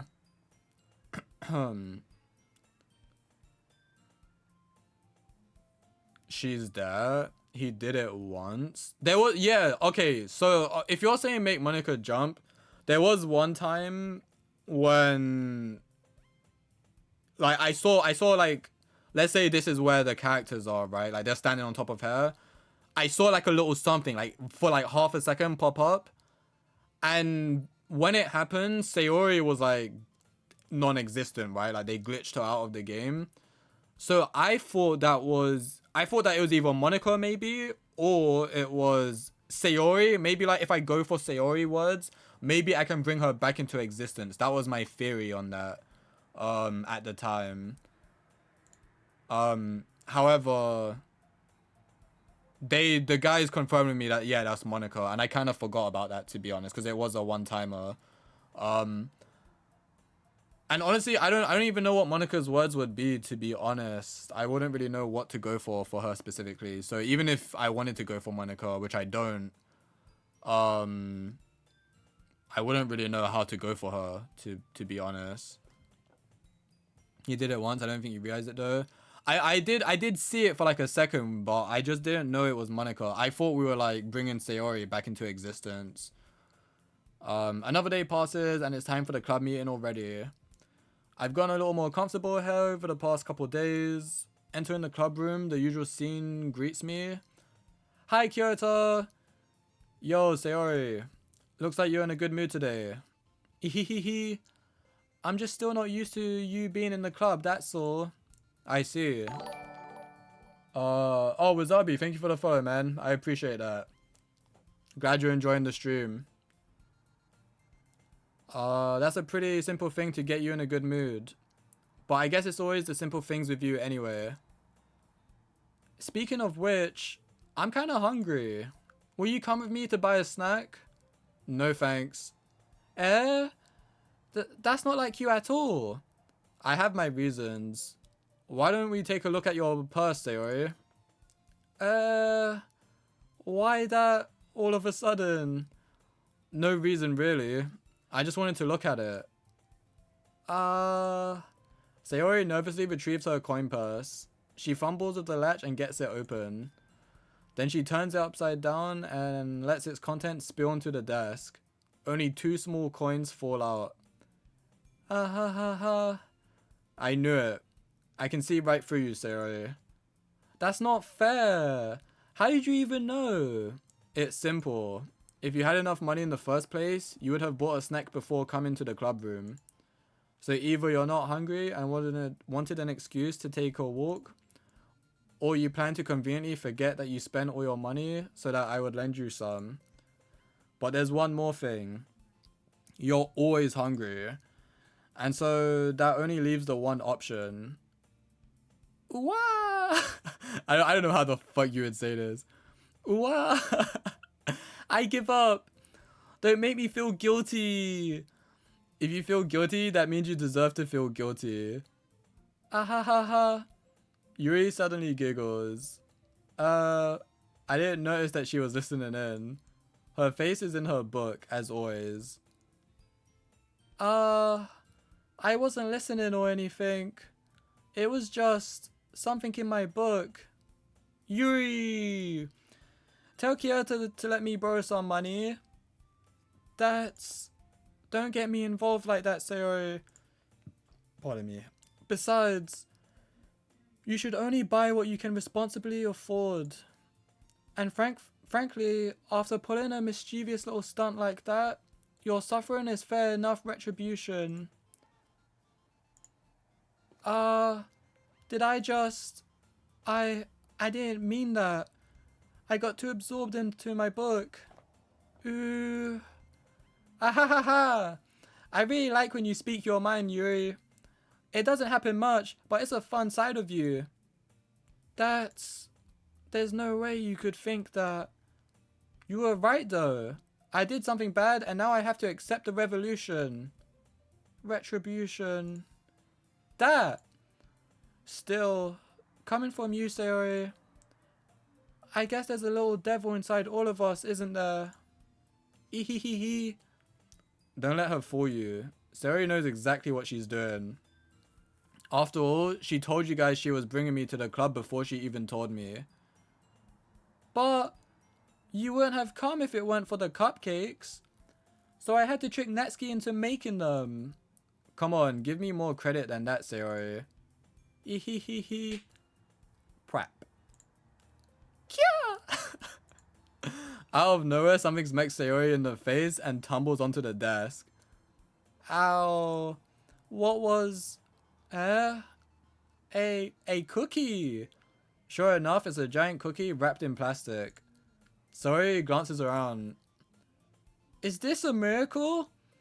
It's because I paid my restitution. Retribution. Actually, that one almost worked. Ahahaha. I was just gonna give it to you, but then I heard you blab about the cupcakes. It was totally worth seeing your reaction though. Ahahaha. Natsuki, that's so nice of you. I'm so happy. Sayori hugs the cookie. Geez, just eat it. Sayori rapidly tears open the wrapper and takes a big bite. So good. Humph. Sayori suddenly claps her hands over her mouth. I bit my tongue. Ehehehe. You're going for a lot over just one cookie. Natsuki takes a bite of her own cookie. Ah, yours looks really good too, Natsuki. Can I try it? Jeez. Beggars can't be choosers. But yours is chocolate. Yeah, why do you think I gave you that one? Fine. Still, I'm really happy that you shared this one with me. Ehehehe. Sayori gets out of her seat and goes behind Natsuki, then wraps her arms around her. Ah, jeez. I get it. Cookie still in hand, Natsuki reaches up to nudge Sayori off of her. Sayori suddenly leans down and takes a bite out of Natsuki's cookie. Hey! Did you seriously just do that? Mouth full, Sayori trots away to safety. Yuri and I laugh as well. Jeez, you're such a kid sometimes. Monika, can you tell Sayori? Natsuki glances around. Monika isn't in the club room. Ugh. Where's Monika anyway? Good question. Have any of you heard anything about her being late today? Not me. Yeah, I haven't either. That's a bit unusual. I hope she's okay. Of course she's okay. She's probably just had something to do today. She's pretty popular after all. You don't think she has a... I wouldn't be surprised. She's probably more desirable than all of us combined. That's true. Excuse me? Suddenly the door swings open. Sorry, I'm super sorry. Oh, there you are. Sorry, I was just thinking, what is the reason she's always late? Is it because she's rewriting like the script and stuff? Like she's recoding things. That's probably why she was always late now that I think about it. Because I'm pretty sure she's late like every time other than when you first show up. Unless I'm remembering wrong. But yeah, she's probably like rewriting things. That would make a lot of sense. The MC is Romanian and stole the coin. What the fuck? I knew it. A sugar daddy? Yeah, Monika has 100%. It's me. Wait, if you're being her sugar daddy, why can't you pay for the Yuri cosplay, bro? Come on. If you want it that badly, you gotta be my sugar daddy too. Nah, I'm playing. I don't even want to fucking do that shit. Don't ever make me do that. I didn't mean to be late. I hope you guys weren't worried or anything. Monica chose the club over her boyfriend after all. You're so strong-willed. But boyfriend? What on earth are you talking about? Monica quizzically glances at me. Never mind that. What held you up anyway? Well, my last period today was study hall. To be honest, I kind of just lost track of time. Ahahaha. That makes no sense though. You would have heard the bell ring at least. I must not have heard it since I was practicing piano. Piano? I wasn't aware you played music as well, Monica. I don't really. I kind of just started recently. I've always wanted to learn piano. That's so cool. You should play something for us, Monica. Monica looks at me. Maybe once I get a little bit better I will. Yay! That sounds cool. I'd also look forward to it. Is that so? In that case, I won't let you down, Kyoto. Monica smiles sweetly. I didn't mean any pressure or anything like that. Haha, don't worry. I've been practicing a whole lot recently, and I'd really love the chance to share once I'm ready. I see. In that case, best of luck. Thanks. So I didn't miss anything, did I? No, not really. I choose to leave out Sayori's mischievous escapade. I'm sure Netsuki will end up complaining to her anyway. It looks like everyone has already settled down. Sayori somehow already finished her entire cookie. Yuri is back to her book, and Natsuki disappeared into the closet.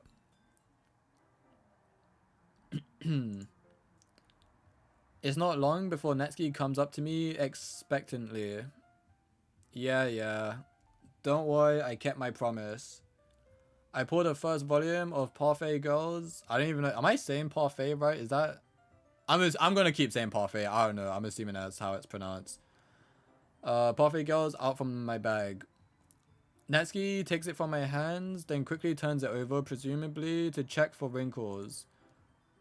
Hey, I'm not that careless. I handle manga all the time, you know.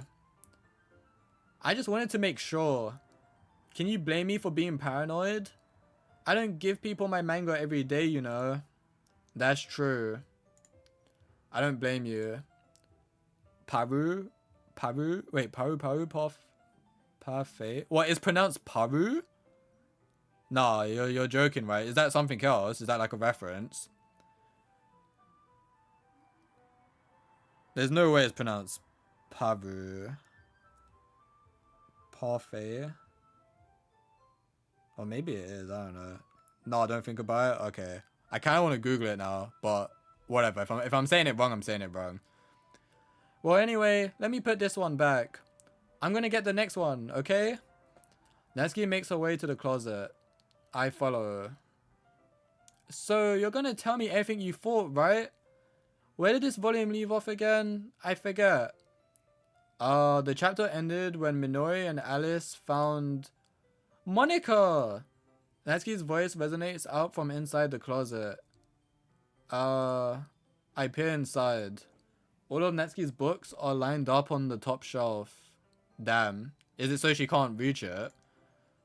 Did you move my manga again? Sorry. The teacher got mad at me for taking up so much space in her closet. So I had to move some stuff around and clean up a little bit. It's all still there. I just had to organize it a bit. The top shelf is far above Natsuki's head. She makes a futile hop trying to figure out how to reach her manga. Jeez, this is so inconvenient. I'm moving these all back down. There's plenty of room on these shelves. And besides, they're really pretty to look at when they're all lined up. Why would you waste that on the top shelf?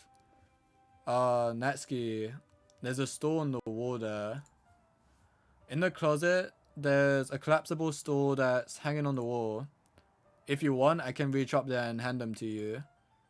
I can get them myself. Natsuki grabs the stool from the wall and unfolds it. You think I'm too short or something?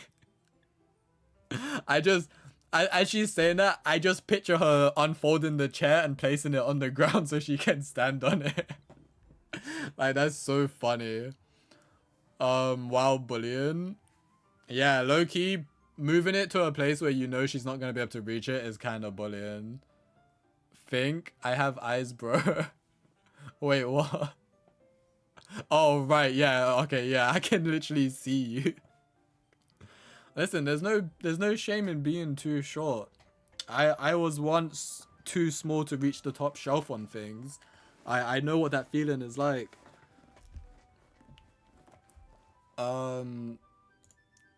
I mean, I knew it.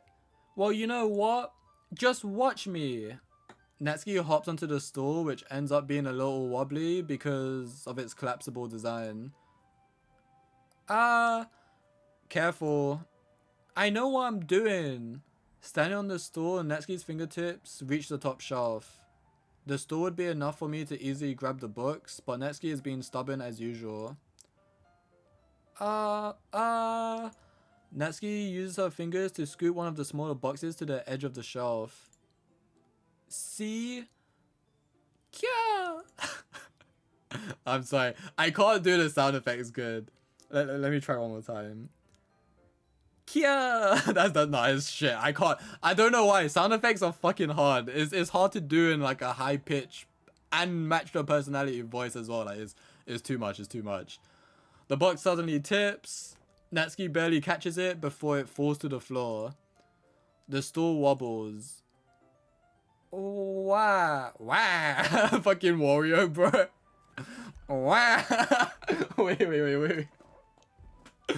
Wait. Wow. Sorry, I'm trying to do Wario's voice now, but it's been too long. I don't know how to do it.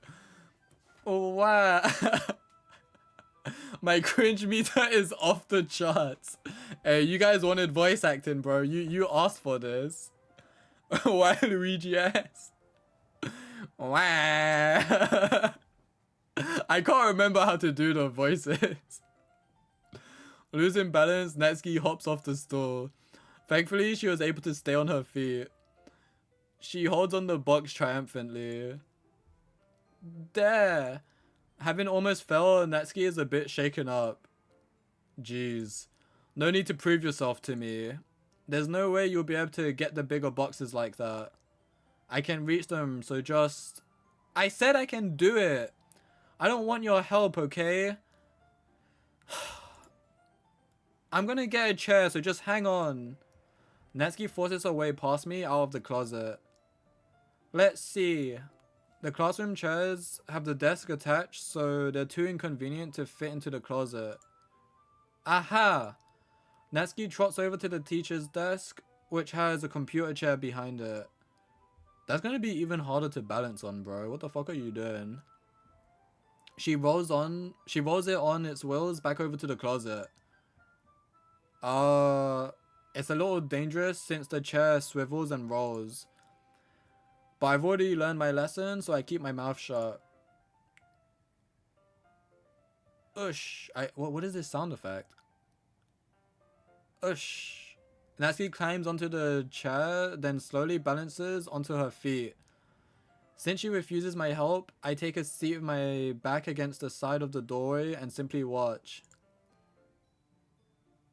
Aha! There we go. See? I can easily do it now. Natsuki grabs a stack of manga and bends down to put it on the shelf below. Ooh, wow! Sorry, I couldn't help doing it. Wow! Okay, I don't know how to do this. She's Wario from now on, bro. She's a little Wario gremlin. Waluigi looking at us. Nah, she don't look like Waluigi. That's a fat amount of manga. Yeah, bro, I can even count the chapters. 1, 2, 3, 4, 5, 6, 7, 8, 9. That's 10 chapters right there, bro. Wow. The chair swivels. Natsuki catches herself on the shelf. What are you doing? Can you at least hold the chair steady instead of sitting and doing nothing? That is literally what I would be doing, by the way.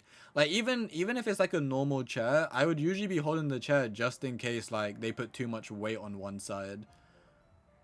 But the MC is a L, so fuck this guy. Who was it who told me not to help? Yeah, I got you. I hold the chair while Natsuki reaches back up. I can almost see up her skirt, of course. Gah. I forced myself to turn away. Natsuki seriously didn't think this through. Once she realizes, I'll be dead. Hup. Natsuki wraps her arms around the Parfait Girl's boxer, easily the largest one on the shelf. Ooh, heavy. I said that in like my voice. Hey Kyoto, I don't think I can bend down without falling. Hurry and take this one. But then I have to let go of the chair. That's fine. Just for a second. Hurry up. Alright, let me just stand up. I slowly release my grip from the chair. What do you mean, stand up? Natsuki looks down at me. Why are you all the way back? Natsuki looks like she just realized something, but she'll lose her balance if she moves. Natsuki, the box. What are you looking at? This fucking face, bro. I love this shit so much. Oh, those eyes are so funny. Or did she? Wait, or did she what? I don't know what you're referring to there. My bad. You're trying to look at my... Natsuki's legs shake. I'm not. I was just... Natsuki, don't try to move. Just give me the box. You perv. You set me up. Go away. Get out. But I'll do it myself. Ah. The chair suddenly swivels beneath Natsuki's feet, and let me guess, she falls on top of me. Natsuki. Kia! The scene turns to chaos in a split second. The chair flies from under Natsuki's feet. Frantically, I try to catch her. The box topples out of her hands, and the books go flying. I mean, did she do this on purpose? Oh, what? Monica or Natsuki? Like, did you think... No, Monica wouldn't set this up, though. I don't think Natsuki would have done this on purpose. I think she's generally just having a girl moment. Sorry, is that... I hope that's not sexist to say, but, like... Girls tend to be oblivious when, like, standing on chairs and shit. They tend to forget about the, like, dress or skirt or whatever. Like, this was a kind of common thing in school. The box topples out of her hands and the books go flying. I got you. Crash. The full force of Natsuki's body against me throws me to the ground. A whole bunch of books pelt me in the face. Natsuki tries to shield herself with her own arms as her face lands straight on my chest. Sexist Kyoto never left us. Hey, come on now. It's not my fault women be women, you know. No, I'm joking. Anyone new here? I'm joking. We are making jokes. I'm not sexist. I actually very much appreciate women. There's no such thing as sexist Kyoto. He isn't real. He can't hurt you. My right arm and my back seriously felt the impact. Baka. Aaron, stop saying but. They actually, surprisingly enough, I don't think they've ever said baka. Or what? Actually, have they ever... It's not Japanese, so they wouldn't. But like... Have they ever called me an idiot in this before? I think they have probably called me an idiot, actually. So if this was Japanese, I guess there would be a couple baka moments with Natsuki. Not what you say on Valorant. No, on Valorant, I say I hate the French people, bro. No, I'm joking. I mean, no, I like French people. I just don't like French gamers because they're very toxic for some reason. They take gaming a little too seriously, bro. And if any of the new people here, Wasabi, if you happen to be French, I have nothing but love for you, bro. My B. My right arm and my back seriously felt the impact. Ooh, ooh. Slowly, Netsuki comes to her senses. Guk. What is this sound effect? Guk. She presses her arm straight into me to prop herself up. Netsuki seems to realize that it's not the floor that's beneath her. Bro, what the fuck? What? Like, come on! I don't think girls be making these sounds. Who goes?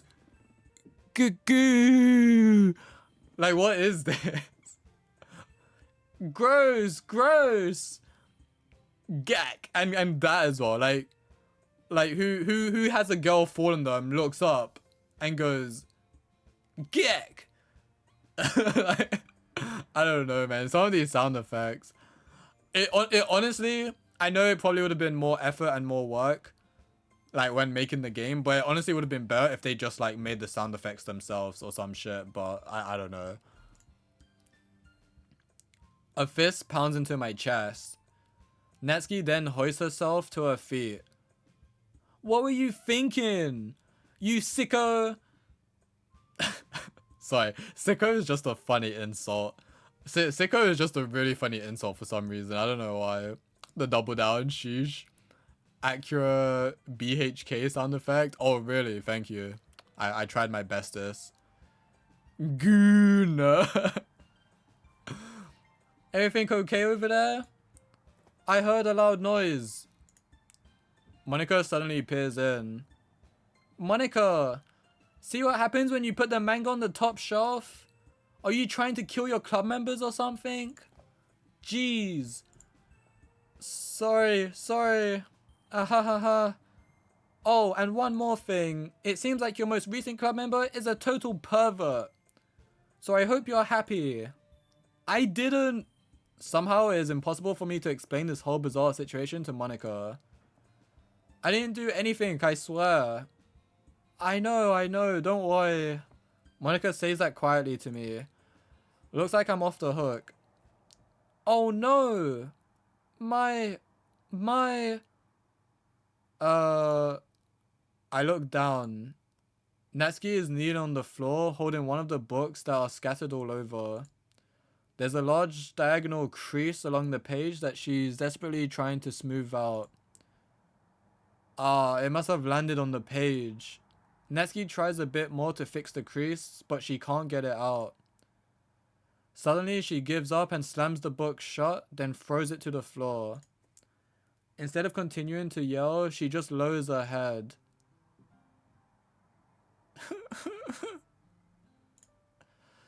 Natsuki, are you... No! Natsuki's voice squeaks. I see tears on her face. I'll help get the crease out, okay? It's partially my fault, so...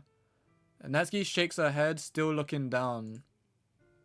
No, I don't even care that much. I'm just having a really bad day today. Natsuki sobs again. I didn't mean to take it out on you. I really didn't mean to. It's fine. Is there anything you want to talk about? Natsuki shakes her head. Just every day is so hard. I just want to come to the club and... Natsuki falls silent again. I can't press her, so I can only do what I know how to do. Alright. Well, I'll help clean this up. And I'll move the rest of your manga for you. I pick up volume 2 of Parfait Girls. We'll set this one aside. This will help cheer you up a bit, right? We can get started on it once I'm done here.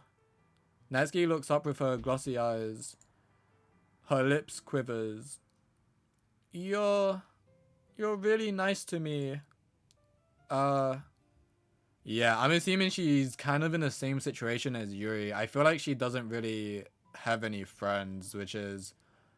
It's honestly really sad, because I have met people like this before through life who, like, don't really have friends, or, like, maybe has, like, only one or two. And, you can't really help but feel bad for them. Like, yeah, I don't know. It kind of sucks. That sounds really strange coming from Netsuki. I didn't expect it at all. Well, I'm just treating you like a friend, you know? Netsuki lowers her head and stifles enough sob. Stifles enough sob, I don't know. I'm not sure what happened to her today, but being nice is the least I could do. The next couple minutes are silent between us as I begin gathering the scattered books. I make sure to slip them into the box in the correct order. After a little bit, Netsuki starts helping. It isn't long before we're done, and I hoist the box onto the shelf where Netsuki wanted to put it. Then I get on the stool and quickly finish moving the rest of her books from the top shelf. Alright, that should do it. I hop off the stool.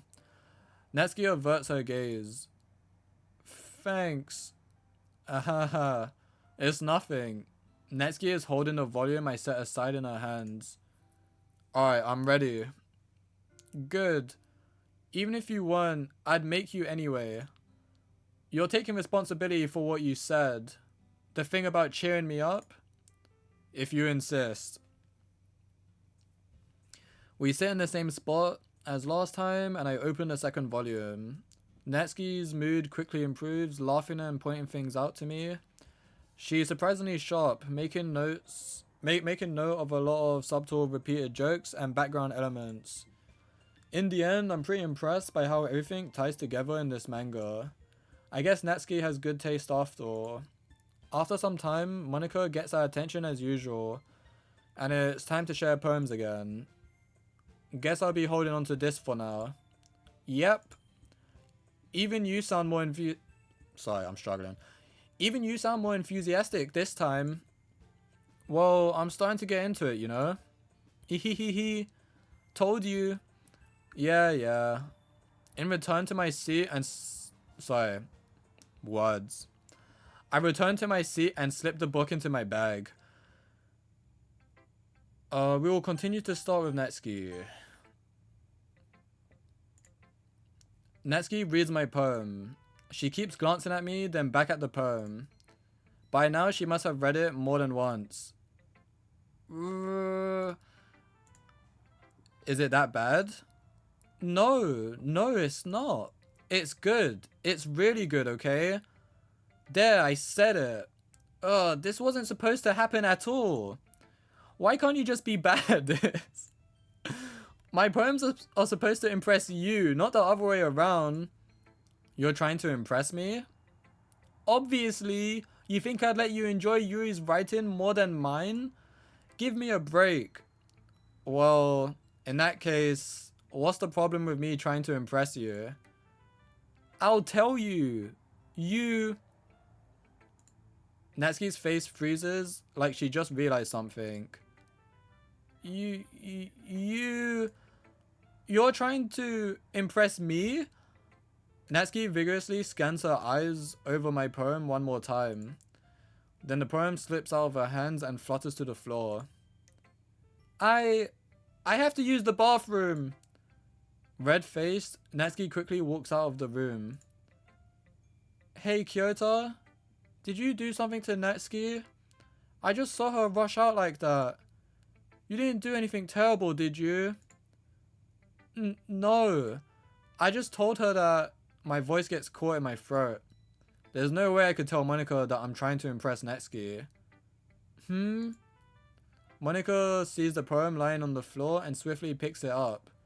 She reads through it, her smile not fading from her face. I see.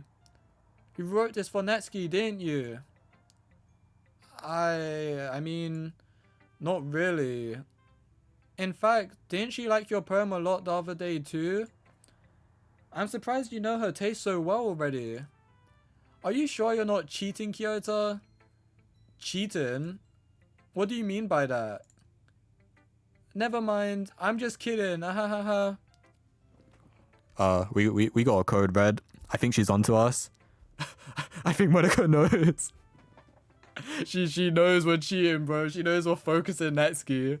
We're gonna get Netsuki deleted first. Oh god, it's over. She's cutting herself. Go get her. Nah, that's Yuri, bro. If I was talking to Yuri there and she ran to the bathroom, I'd think that she's either cutting herself or she's having a quickie to my poem. Because I think... No, she didn't take the poem. I did think she took the poem at first, but no, Monica read it, so she didn't. But yeah, she's probably cutting herself if it's Yuri. Does Netsuki have a weird little secret like that? Maybe. But we haven't found out what it is yet, so we gotta wait for that. Highest amount of compliment coming from her. Yeah, honestly, the more I get to know Netsuki, the more I like her. Like, I knew she wasn't gonna be like your traditional tsundere, like, cause it never really hit that way. Like, yeah, she had that quality a little, but I feel like it's more so just her pride and her youth showing compared to like an annoying personality trait, which is a good thing. But maybe it's just because it's not voice acted as well. Maybe the voice acting is like what seals the deal when it comes to anime when you have characters like this, because they do usually be a bit jarry. Never mind. I'm just kidding. Ha. I didn't understand Monica's joke at all. Anyway, how do you think Netsuki feels about you? Oh, you don't need to answer that. Wait, what? It was just something for you to think about. Hey! Netsuki comes up and snatches the poem out of Monica's hands. Neither of us had noticed her re-enter the classroom. Did you read this, Monica? Of course, I liked it. You should read...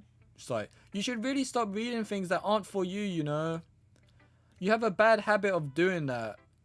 But Kyoto wrote this poem. And was supposed to share with everyone, right?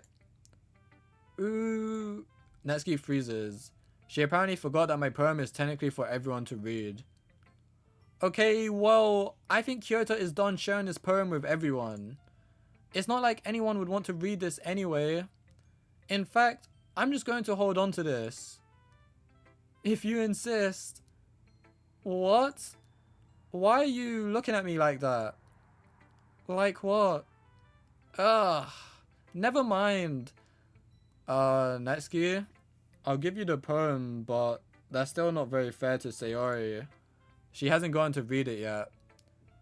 So what? Pardon me. Well, I guess Kyoto is right, Netsuki. It's not fair if you don't let everyone finish reading it. Fine. Netsuki returns my poem. It's not like she's going to like it though. Anyway, read my poem now. And no, I won't let you keep it. This is my only copy. Monica hungers. She really does. Oh, okay, the spider one. I remember this. Amy likes spiders. You know what I heard about Amy? Amy likes spiders. Icky, wiggly, hairy, ugly spiders. That's why I'm not friends with her. Amy has a cute singing voice. I heard her singing my favorite love song. Every time she sang the chorus, my heart would pound to the rhythm of the words. But she likes spiders. That's why I'm not friends with her. One time, I hurt my leg really bad. Amy helped me up and took me to the nurse. I tried not to let her touch me. She likes spiders, so her hands are probably gross. That's why I'm not friends with her. Amy has a lot of friends. I always see her talking to people. She probably talks about spiders. What if her friends start to like spiders too? That's why I'm not friends with her. It doesn't matter if she has other hobbies. It doesn't matter if she keeps it private. It doesn't matter if it doesn't hurt anyone. It's gross. She's gross. The world is better off without spider lovers. And I'm gonna tell everyone. Yeah, I remember this poem. The meaning's pretty good. If I recall correctly, it's basically like the point is of the perspective of someone who's like judgmental or something, and she's basically trying to say like you should just allow people to enjoy what they enjoy, and that you shouldn't be like this person in the poem who is basically judging someone just because she likes one thing which she happens to not like. So yeah, it's like let people enjoy what they like and don't judge them for it. Just do you. you enjoy your you enjoy your hobbies, and they'll enjoy their hobbies. Which is a really good poem. Really, really good. I still think Netsuki has all the best poems. Do not judge. Yeah, put simply, basically, do not judge. Not bad, right? It's quite a bit longer than yesterday's. Not gonna lie, I don't like spiders as well, but they be helpful in cleaning up pests. Yeah, I'm fucking terrified of spiders, dude. I see a spider in my room. Depending where that spider is and how big it is and shit, it's either living in the corner of my ceiling now, I'm just tolerating it. But if it's on the floor or crawling somewhere, I am gone. I'm gone until I've given it enough time that it has left and it isn't somewhere where I'm gonna be. Like, he owns my room now. That spider has moved in. But usually for me, because I live in an apartment, I don't tend to get spiders. And if I do, it's usually like the chill daddy long legs that are like, listen, I don't know if you are used to them, but those spiders, the daddy long legs, they're like ninjas or like ghosts or something. Like, they just magically appear in the corner of your ceiling and they will be there for days. They will live there for days and then they're gone. You don't ever actually see them move or do anything. They just vanish and you never see them again. Yeah, I had one that lived in the corner of my ceiling once for like, honestly, for like 2 weeks. I don't really know. Okay, no, that one though, it kept like going away. It would disappear like during the day and then I'd see it like at night, it would be back. So it must have been feeding somewhere. But it lived in my room for like 2 weeks and I called him, I think it was either Spider-Man or it was Spudman or something like something like a silly way of saying Spider-Man basically. And then he eventually died. And what was tragic about it was when he died, I remember seeing another spider earlier that day on the ceiling and it was kind of close by and I was thinking, are they gonna like do something? Like do they mess with each other? But I never saw what happened. And then when I saw that it was dead, it was just dead in its web. Like, the other spider was gone and the spider that was living there for 2 weeks, Spudman, he was dead. And because I'm terrified of spiders, I didn't have the courage to move its body. So it was kind of just like hanging there in its web for like a few more days. And then eventually I was just like, okay, this thing is definitely dead. I'm gonna hoover it up. And that was my pet spider for like 2.5 weeks, maybe, give or take. So yeah, rest in peace, Spider-Man. He was very well, he chose the worst corner of the room. He was in the corner above the door, so I was scared every time I walked out my room. But he respected the boundaries, like they usually do. Daddy Longleg, okay, no, there was one Daddy Longleg who did not respect the boundaries. He kept coming down behind where my monitor is, and for a while I realized he was gone, and I was like, wait a minute. He's not behind my monitor, is he? And I looked behind my monitor and the web was right there and he was just chilling on the web. And he was just there and he lived behind my monitor for a couple of days. That motherfucker had to go, but because I'm terrified of him and I don't like killing bugs unless I absolutely need to, I let him live and he eventually left. But yeah, I'd too be scared of spiders. They keep the annoying bugs away? Yeah. I just let them be. Last time I saw a huge huntsman spider eating a mice, so this is his house now. Huntsman spider. Wait, bro, are you Australian? Aren't they the ones that are like only in Australia, like the really fucking huge ones? I'm not even gonna Google that because I know they're massive. I know those guys are big, so I don't want to see that. But I thought they were like only found in Australia, unless it's like other places too. Funny you say that about spiders, but when I joined the last stream, a spider snuck out from my window. Wait, snuck out from under my bed. Oh damn. Yeah, no, I don't fuck with them, bro. Huntsman spiders are quite friendly. It's not about being friendly. I feel like in England, like most of the spiders, if not all of them, are friendly. It's just about the phobia, right? Like you see them and they look so different to us and other animals, like that it comes off as disgusting and scary. Like, you're not used to seeing things with 8 legs and little bits of fur and like 8 eyes or however many eyes it is. I don't know how many eyes. Like, it's just, even though you know they exist, it's not something you're used to seeing and the phobia just kicks in. The only spiders I'm comfortable with are the tiny little jumping spiders. I've had those on me before where I've literally played with them like on my fingers and stuff. Like letting them jump between my fingers. But other than tiny little jumping spiders, they're all usually pretty scary. Yesterday's was way too short. I was just warming up. I hope you didn't think that was the best I could do. No, of course not.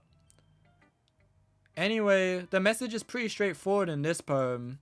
I doubt I have to explain it. Sometimes you can explain complicated issues with much simpler analogies. I feel like I said that word. And it helps people realize how stupid they're being.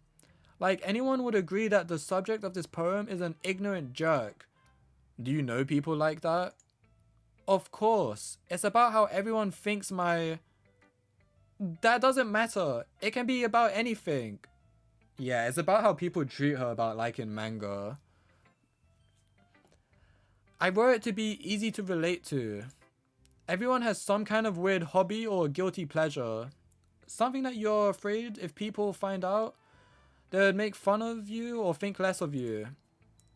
But that just makes people stupid. I'm struggling to read so hard. They're huge, yeah, friendly. They just avoid you. Okay, that's cool. At least they avoid you. Like, some spiders, they don't care if they get close. But if they, like, purposely avoid you, that's cool.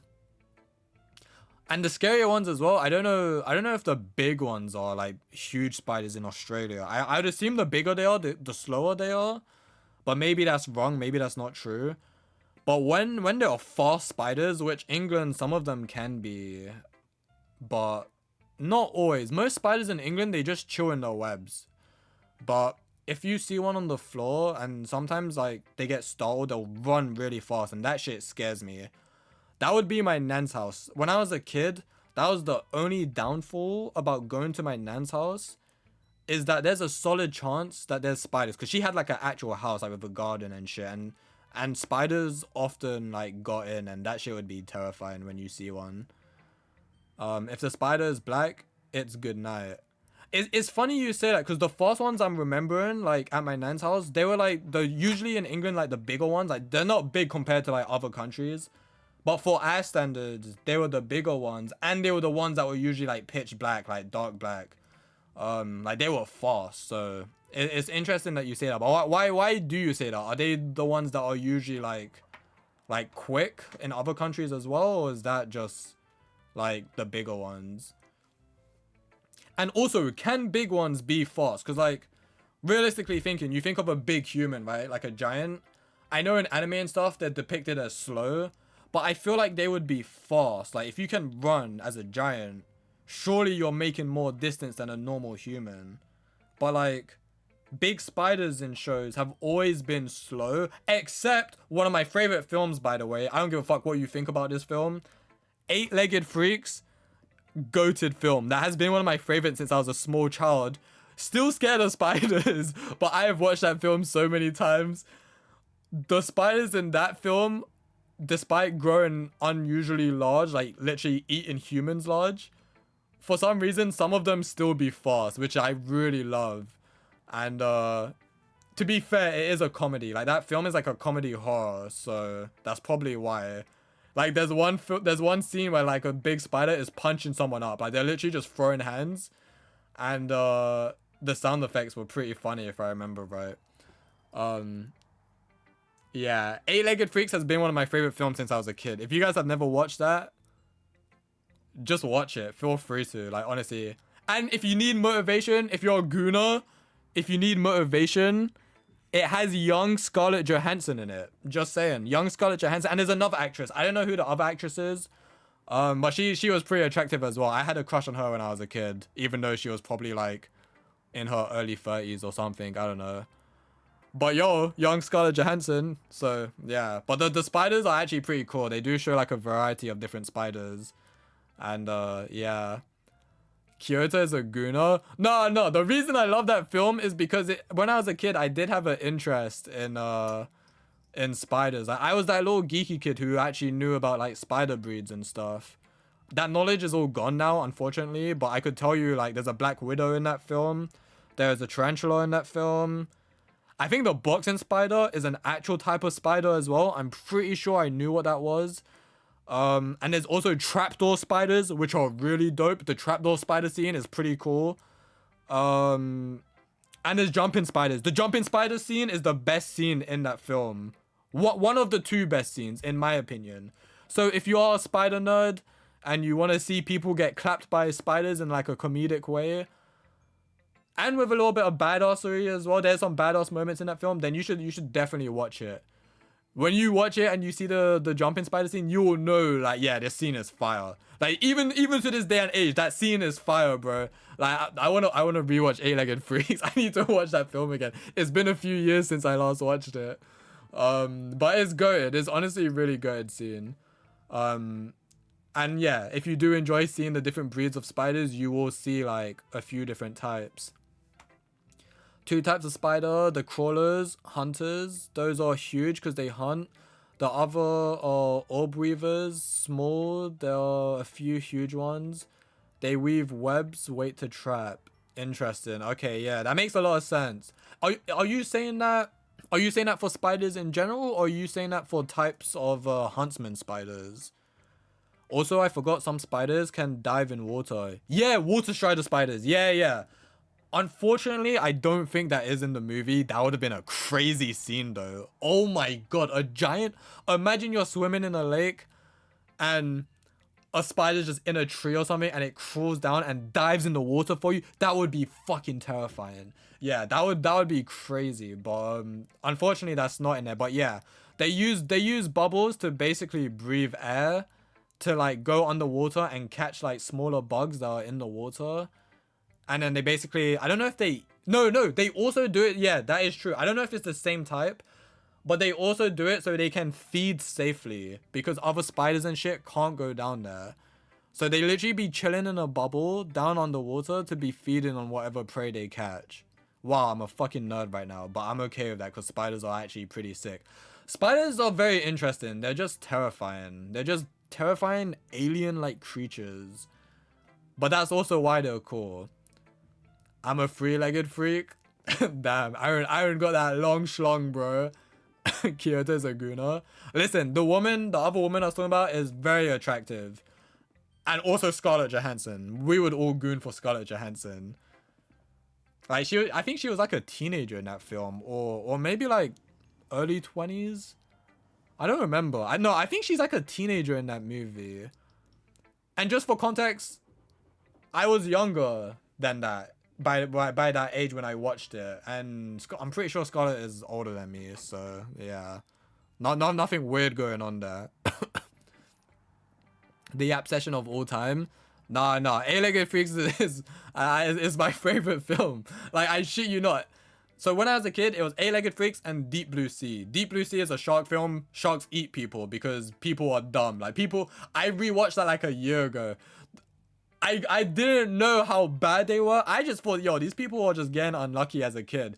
I rewatched it like a year ago. The people in that film are retarded. I'm sorry. They are straight up retarded.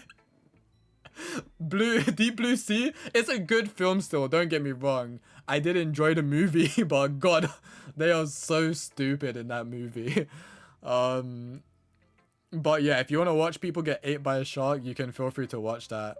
It's still my favorite for nostalgia, but Eight-Legged Freaks was always like the #1, I think. I probably have got other favorite films. I think Wall-E is up there. Wall-E, yeah, I think that is one of my favorites as well. There's probably a few others I'm forgetting at the moment because I don't really be watching movies too much, but yeah, those are some good films. I was a big Jackie Chan guy when I was a kid as well. I knew like all his films. I don't really remember them as well now, but Who Am I was a classic. Drunken Master was a classic. There was quite a few good ones.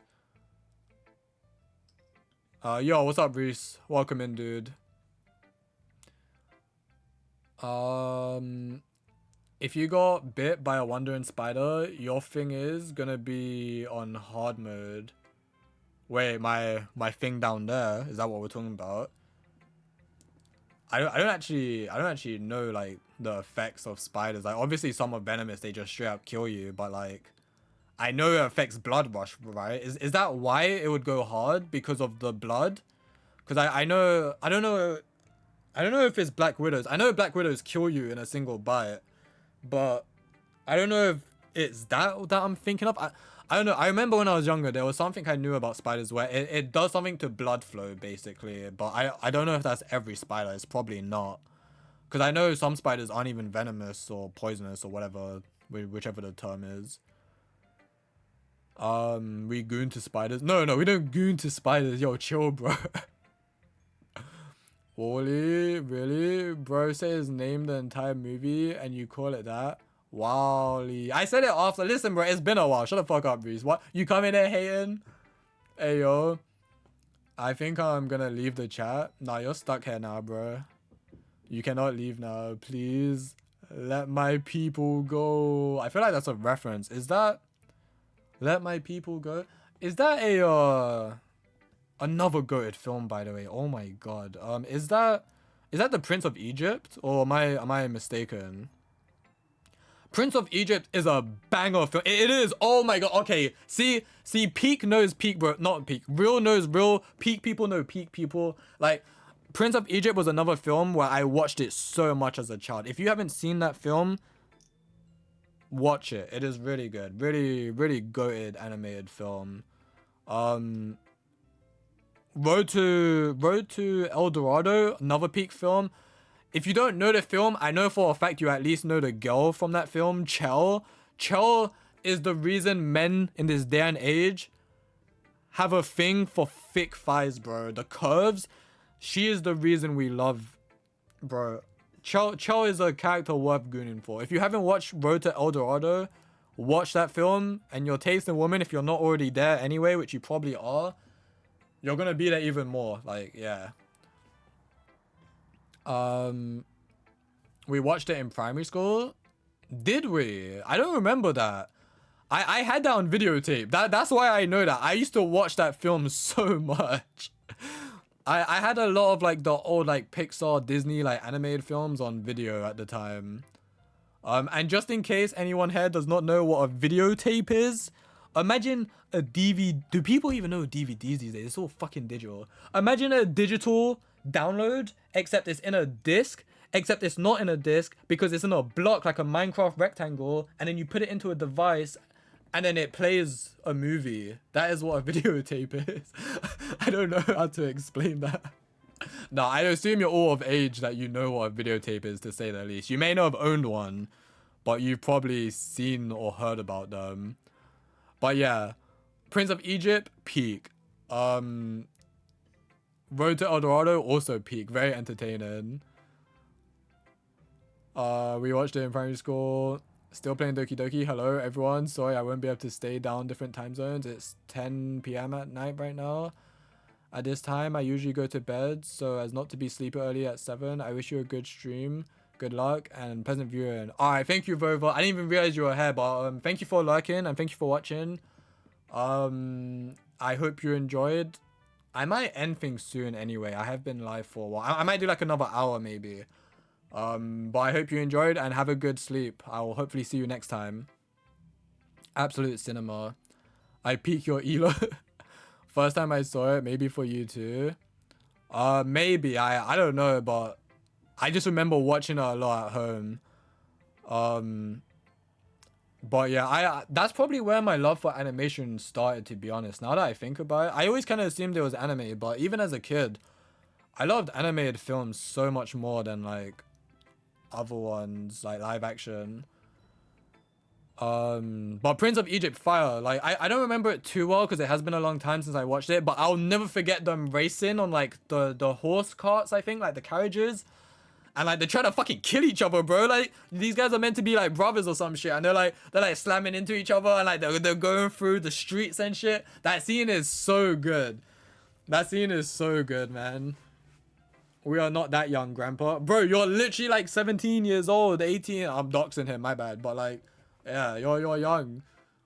And Have I watched Disaster Movie? I don't think so. Let me give that a quick Google. Maybe I'll recognize the image. Disaster Movie. What just happened? Oh. It is popping up with other disaster related movies. Oh wait, disaster movie. Oh, is this the like scary movie type thing where it's a parody? The name does ring a bell. This is rated 1.9 stars out of 10 on IMDb. That is crazy. I think I did watch this once, but I don't think I remember it. A group of friends find themselves amidst a deluge of disasters and catastrophes. However, they must work together to solve the mystery behind these events while ensuring their own safety. Okay, yeah, nah, it probably doesn't really explain it well. I'm assuming this is like a comedic type thing.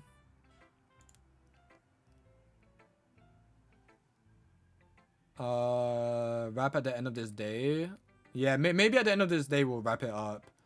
We could do. I think it is about to end as well. You probably forgot, but I brought Shark Boy and Lava Girl to school and we all watched it. Wait, really? I don't really have memory of Shark Boy and Lava Girl. I remember thinking the girl was kind of cute as a kid. But I also remember my cousins were obsessed with that film. I definitely watched it, so maybe that's why I watched it, because of you.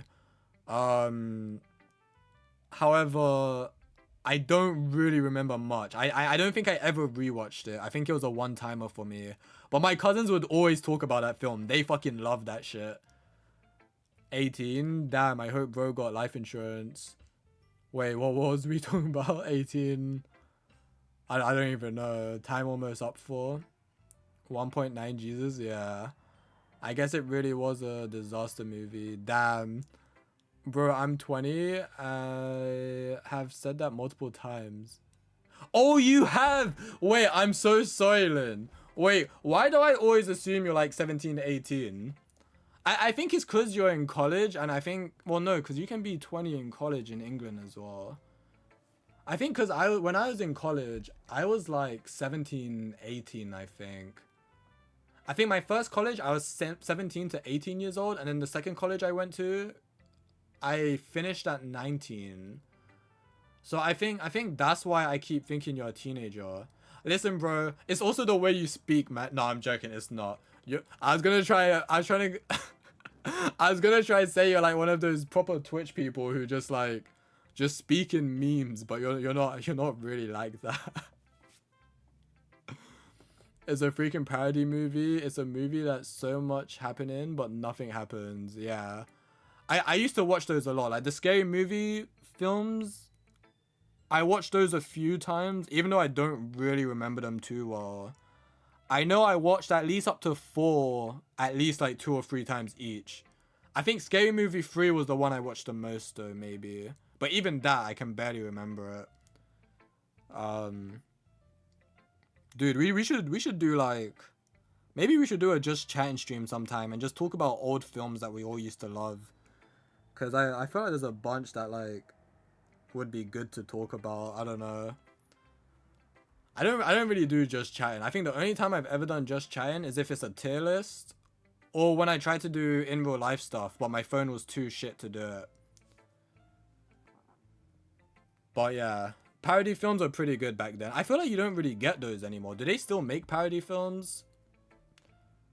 Scary Movie was like the good shit though. That was like, yeah. I was such a pussy though, I'd still be scared of it sometimes. I ain't even gonna lie. As a kid, I used to be scared of that sometimes still. I'm gonna start streaming soon, not gonna lie. Wait, really? Wait, is 33rd Expedition out? Is that what you're streaming? So I'm gonna be the change I want to see in the Twitch. I hope it works out, dude. Okay, let's get through this chapter. Sorry, you guys are probably saying like, bro, just fucking start reading right now. Okay, wait, hold on. My jaw actually hurts so much. This game, I'm continuing to yap, I know. This game makes my jaw hurt because of the voice acting, but it makes me laugh and smile a lot because it is just very enjoyable. Who cares what someone likes as long as they're not hurting anyone and it makes them happy? I think people really need to learn to respect others for liking weird things. Well, you're definitely right. At least I can relate to that.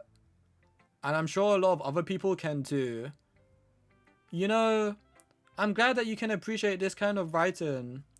I mean, I know I was talking about that yesterday, but I've been enjoying sharing my writing with you, so consider yourself lucky, okay?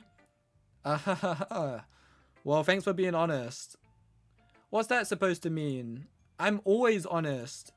Jeez. Just look forward to tomorrow too, okay? Alright, I will. Wait, we still have to choose Monica. She kind of read the poem during Netski though.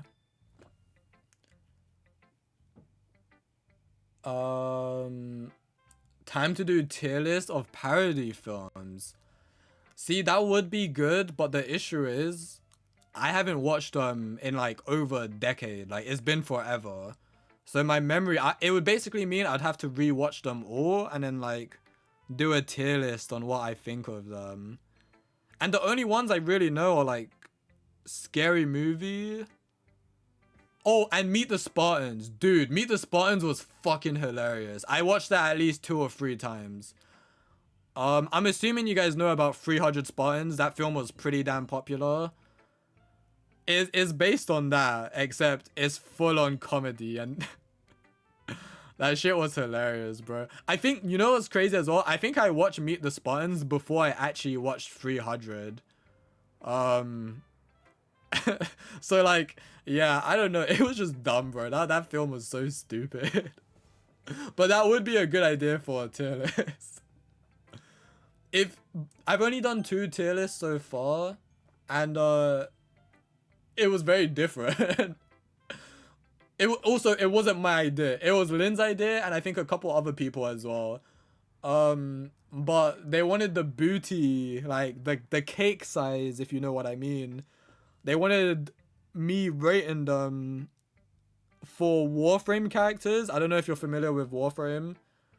And then I think the other one was... Wait, what was the other one? Hold on, I can remember this. It was... Oh, it was Marvel Rivals. When Marvel Rivals first came out, they said you gotta do a tier list for Marvel Rivals. So I went through and did a tier list. If you are curious on what the results are for either of those, in my Discord, which there's a link on the channel, or I can do a code actually. I think I fixed Nightbot. Oh wait, is it Discord or is it social? Oh no, Discord works. Yeah, hopefully that link still works. If you are curious, feel free to join. It's very inactive though. I will tell you this. It's usually just me and Lynn speaking in there. There's not much going on. But if you do want to see the tier list, you can feel free to join, check out Marvel Rivals or Warframe, and then feel free to leave if you don't want to be there. But yeah, I post them afterwards once I'm done, so people can look at them if they're interested. It was definitely your idea? No, it was definitely Lynn's. I think I mentioned maybe tier list because I know that's a common content, but booty list and stuff for Warframe especially was not my idea. Wait, I missed a few messages. By the way, wait. Yeah, by the way, thanks Lynn for following me. I didn't know, but I saw it on Streamlabs when I installed it and linked to my Twitch. Oh, damn, he's getting ready to stream. It said like 4 months ago, but I didn't know. No problem. I may watch you when you stream, depending on when you stream. Do the ones you know. I mean, it's not like I could give them like a rough idea of rating, right? But I generally don't remember enough of the movies to say. I think the only one I probably could a bit is maybe Scary Movie 4, And the reason I like that one a lot is because it's a parody based on War of the Worlds, which is a pretty popular film. I feel like most people probably know about. But that film was pretty cool, and the way they did the parody was pretty cool. They had Tom Cruise in it. It was pretty funny. That's like the only, wow, I just realized I never thought I had seen a Tom Cruise film, but I think Scary Movie 4 is the only Tom Cruise film I've seen, which is very different to what he would usually do. Like, usually he's like an action guy, right? And it also had Dakota Johnson, who I've always, as a kid, I've been impressed with her acting.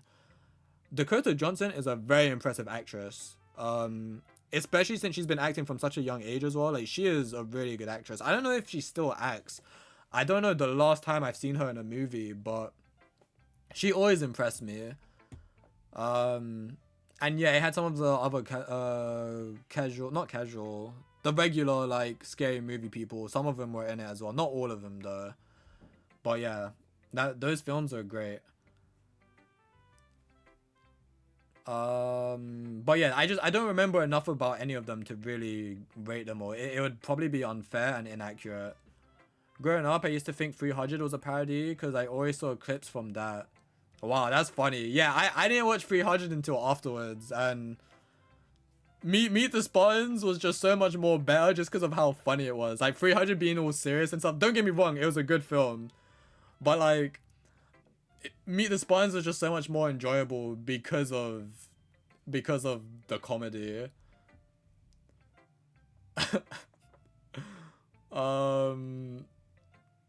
Where was I? Careful on your sword, boy. Leonidas. Leonidas? Did I say that right? Yeah, that's probably a line. The only line I remember from 300 is because of the song as well, but it's madness. Madness. No, wait, I fucked it up. It's because I tried to do a voice. No, he was like, madness. Madness. This is Sparta. Then he kicks him into the well. And I always thought that was like a parody thing, but no, that's actually a scene in the movie. But I think I think the way Meet the Spartans done it made it like really, really silly or some shit. I don't remember. I probably fucked up that line, but it's something across those words. The reason I know it's 300 is because whenever I hear the word madness, that's literally where my brain goes towards, is that movie. Warframe chest tier list with Freaky. Honestly, I probably could do that. And I logged into Warframe recently and I realized how crazy Soren was. I forgot how busty Soren Prime's tits were, to be honest. Especially now that they gave her a human form. Like, Jesus, she is kind of built different, but I don't know. I could do that if you guys really want to, but I feel like 2 Warframe tiers it's just sexualizing characters. I don't know, maybe we will. The social command might be with a S at the end. He fixed something, my streamer. I send memes there sometimes. I sent a few on general once. Oblivion remaster. I've never played Oblivion. That was 100% my idea. You can check out the trailer of those you don't know. What we rate the movies based off of the trailers. I think that would be more fair. Would it be enough info though? Maybe we could try that. We could see. That's Impossible. Mission Impossible. I've never seen a Mission Impossible film. I know that's Tom Cruise, but I've never watched a single one. Not that I know of, at least. And apparently they're really good as well. Like, apparently they're insane, but I don't know, Tom Cruise just never appealed to me for some reason. Valid. Oh. Maybe I can only do it. Hold on. Some things are locked behind positions. Okay, yeah, no, I just... maybe that one's not fixed. I don't know, my bad. Hey, I fixed the Discord one. Was that one ever even broken though? No one's ever used it. The only reason I have commands is because people who used to be in the community, They kept saying, do these commands, make Nightbot, make this, do that, streamer do this, streamer do that. And I got so fed up of it, I did it. And then those people just stopped watching. They never used it, they never used the features, and then they also just stopped watching my stream. So it was like, okay, I guess I done this for nothing then. It is also the same with donations. On my channel, there is like 2 links, different types of links for donating to my PayPal. I don't expect any of you to do that. But the only reason I went... That shit was effort, by the way. Making that shit was fucking effort. I still don't fully understand it. But I'm pretty sure they both work. Hopefully. I know one of them works. I don't know which one, because someone did donate once. But the people that demanded for donations never donated, and they never showed up. They never showed up again afterwards. Like I don't get Twitch people, man. I really don't understand. I don't think there's a PayPal link. I never made a PayPal thingy. The PayPal donation thingies are purely... Wait, did that pop up? Oh, wait, there's a Stream Elements one. You can tip to Kyoto using... Never mind, I did make one. Hell yeah. I thought I didn't, but the donate one... I don't know what commands I got. There is a list, though. Oh, I actually made a new one of... It's just for a clip. I forgot what it was. Is it clips? No? Oh, no, it's women. It's women. Yeah, that was just a recent clip on one of the Doki streams. Feel free to watch that if you care. I just thought it was funny. I clipped it myself. I just thought it was funny, so I clipped it more so for me. So if people ever want to feel nostalgic and want to see that again, there's command women. Of course that one works. Listen, all commands except the women one are not by my choice. Typical greedy curator. Nah, I don't expect no one to donate. And if you do choose to donate, make sure you're financially responsible. That is the one thing I request when you donate. Make sure you're financial responsible person. Fucking words, man. Always begging, little worse streamer, damn. Says the guy that prime sub to me today. Oh no, that wasn't you. You prime sub 2 days ago. That was Reese that prime sub. Fuck, I just... Oh, that was Aaron that prime sub today. I'm not financially responsible and I will be donating more prime subs. Yeah, but using prime is financially responsible because it's technically free. From hating women to becoming the woman. What does that mean again? You have become the very thing you swore to... No, that's not it. That's Star Wars. I became the very thing I was meant to destroy, or the very thing I hated or something. Bro, I forgot. I'm ruining my references today, man. My brain's not with it. I'm yapping too much. My reference game is the worst today. Facts. Yeah, thank you again for that, Aaron. I appreciate that. Amazon might feel differently. Bro, fuck Amazon. I gave them 1.5 years of my life. They deserve to be giving me primes. I earned this. My spine earned this. Alright, we'll go to Sayori next. And maybe we'll go Monaco third. Lingango liguli guli wata lingango lingango lingango liguli guli wata lingango. That scared the shit out of me, bro. I forgot that was a thing. Dude, Blurp, I think, was it Nano? It might have been Nano that made me set Blurp up. I can't remember. Someone told me to set Blurp up. I forgot that was a thing. That scared the shit out of me because your timing on when that played was as soon as I clicked on Sayori to like see what happens. And I thought it was some fuck shit going on. Like, we were too early in the game for this weird sound effects. But Lynn, was it Lynn? Yeah, Lynn, thank you for the 20 bits. I don't know what the fuck that was you played, but I appreciate it. Wait, he got timed out? Next gen novelist? Oh no, he timed out Blur. Why did you time out Blur? I didn't even know you could do that. My guy timed out Blur. Yo, people are paying for that. But yeah, a part of me wanted to take that off, by the way. Like, a long time ago, a part of me wanted to delete Blurp. because it's something that takes away immersion in the story games. This was back when I was more focused on story games, which, don't get me wrong, I still kind of am. But mostly I've been playing like roguelikes and Metroidvania, and the story in those games aren't as like constant. So like immersion break wouldn't be too big of a deal in one of those games. But like when I was playing like Horizon Zero Dawn or Detroit Become Human, pardon me, like those games are like heavy cinematics. So I didn't want it never happened though. I don't think anyone did do it, but I never wanted something like that to pop up in the middle of a cinematic or like a cutscene.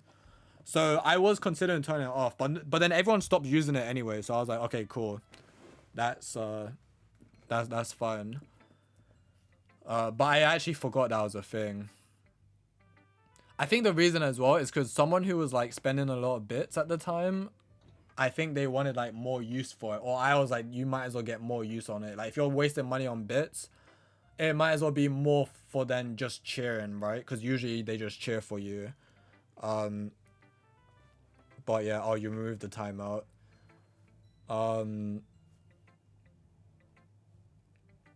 Wait, where was I?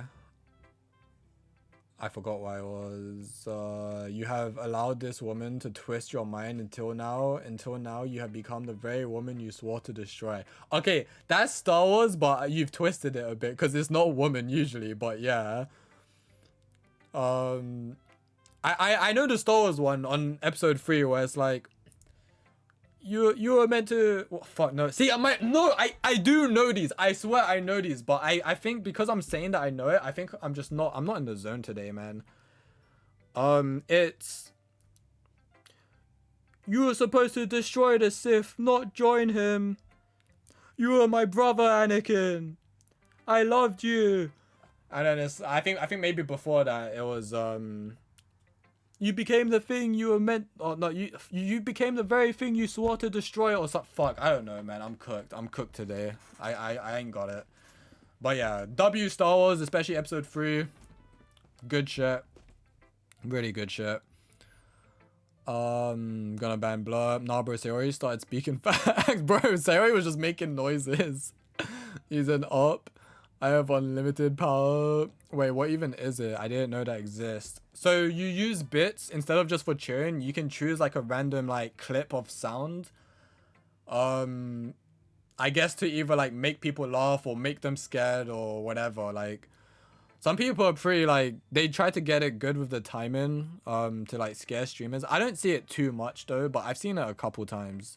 I saw it somewhere else. That's the only reason I know it was a thing or knew it was a thing. No, I won't use that to break immersion. Yeah, no. I as long as you're sensible about it. Like I know like you guys wouldn't do that, but I could imagine like random people would probably like fuck around with that maybe and just break immersion. Cause I definitely don't want that during a cutscene on a game like that. What's that arrow on your name for, Lin? Oh yeah, he has bits now. It's cause he used bits. It's cheer number 1. So it's just the default ones, because I only just found out that the cheer badge, you can have custom ones on that as well.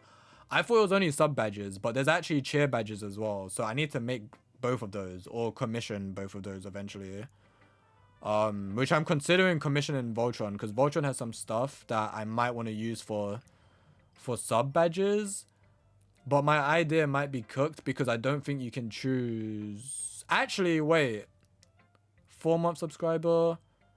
To people that have a few months on subscription, can you click on it and see if you can choose like a different color of it, or is it just always the same color? Because you're all purple. Maybe you can't. But like, there's meant to be different colors, but because it's default, I'm guessing it's not. But my idea was, the characters I've streamed, Voltron has drawn some of them as pixel art. And my idea was to use some of the characters that he's drawn for the characters on games I've streamed as sub badges. So you can choose which character you can be once you've unlocked them at a certain amount of months. However, I think you don't get to choose. I think it's more like once you reach this month, you are this character. And some people might not like that. But maybe the idea will still be good even if it is that way. But I don't know. Maybe you'll just be forced certain characters. Or maybe I can just do 2B. 2B was where I got the idea because he was reworking his 2B drawing. Which also shout out. Most of you already know him, but if anyone don't, he's not here right now. I think he's actually streaming right now. Shout out to my boy Black Voltron. He is mostly an art streamer. Sometimes he does stream games as well. But at the moment, he's more focused on pixel art. If you are a pixel art fan, feel free to give him a follow. He's an American dude. He's very chill vibes. He's very into reading. He's very political as well. Unlike me. Unlike me on the reading as well. I do try to get into reading, but I have a tough time. But yeah, very nice guy. If you like pixel art, go say hello to him. He is pretty goated. He is also... Technically, he was my only... No, actually, not true. He kind of was my only moderator because the other person, who's like one of my close friends, he doesn't really show up much. But he was my first moderator just because I needed someone. But then I made Lin and Next Gen mod because people were saying things in these streams. Because some of the Doki fans are a bit crazy and they can't handle not keeping their mouth shut. Which, by the way, big shout out to you, Wasabi. I know some messages they get deleted, but you haven't been spoiling me, which I very much appreciate. And also shout out to the other people that didn't spoil things in the other streams, because that would have sucked. Okay, we have not been playing for like 40 minutes at least. I'm gonna read, end this day, and maybe end stream, I guess. Because it is getting late as well. I know for some of you it's later than it is for me, so I won't keep you too long. Oh god, my voice. Okay. Got you, man. Yeah, no, I really appreciate no spoilers, because on other games, I've been spoilt before, unfortunately. You would think as a tinier streamer that wouldn't happen, but I don't know. Some people on Twitch are just fucked up. They can't control themselves. Oh, I like this one, Kyoto. It has some nice feelings in it. Oh, I'm glad. Still though, your tone makes it sound like you liked yesterday's poem better. Hehehe, I guess you caught me. Sometimes you know me a little too well for my own good. Well, don't just try to be nice about it. If I'm doing a bad job, then I'd rather just hear it. No. I still like this one, I promise. You know I wouldn't lie to you, Kyoto. Never ever. Yeah, I guess so. What made yesterday's poem so great compared to this one then? Well, I'm not very good at figuring out if poems are good or bad, but that's why I just go by my heart. If it makes me feel things, then it must be a good poem. I'm not sure that's exactly how it works. Then again, I guess conveying feelings is a pretty important part of this whole thing. Yeah, maybe. Honestly, I don't even know what kind of writing you like in the first place. Yeah, me neither. Why don't you at least try giving it some thought? Oh, you want to write something for me? That's so sweet. Yeah, right. But you're always thinking about other people. You need to think about yourself once in a while. If you don't, you might end up getting hurt at some point. Well, I don't really know what you mean, but I'll try to keep it in mind. Well, whatever. Anyway, let's see. I guess I like happy poems. Wait, sometimes I like sad poems too. Sometimes a little bit of both. There's a word for that, right? What's the word I'm looking for? Bittersweet. Yeah. I like things that are happy and things that are sad. Happy and sad. I can't see you liking something sad, Sayori. Well, I like happy the most, but sometimes when you have a little rain cloud in your head, a sad poem can help give the rain cloud a little hug and make a nice happy rainbow. Sayori, that's unexpectedly poetic. It is? Maybe I'm getting better at expressing my feelings after all. Thanks, Kyoto. I should go write that down then. You can read my poem now, okay? Let me see what you guys are saying real quick.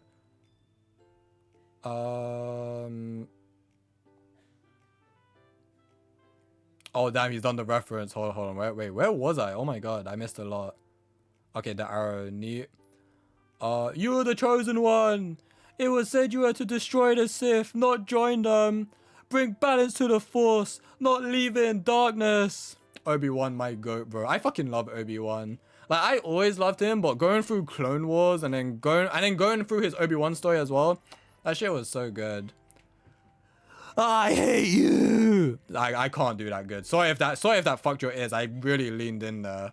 But Anakin screaming, "You were my brother, Anakin. I loved you." Anakin begins getting cut. Obi-Wan just dissing him. Like, Anakin, you ain't even got the title of master, bro. And then he just sets ablaze. He's like, no.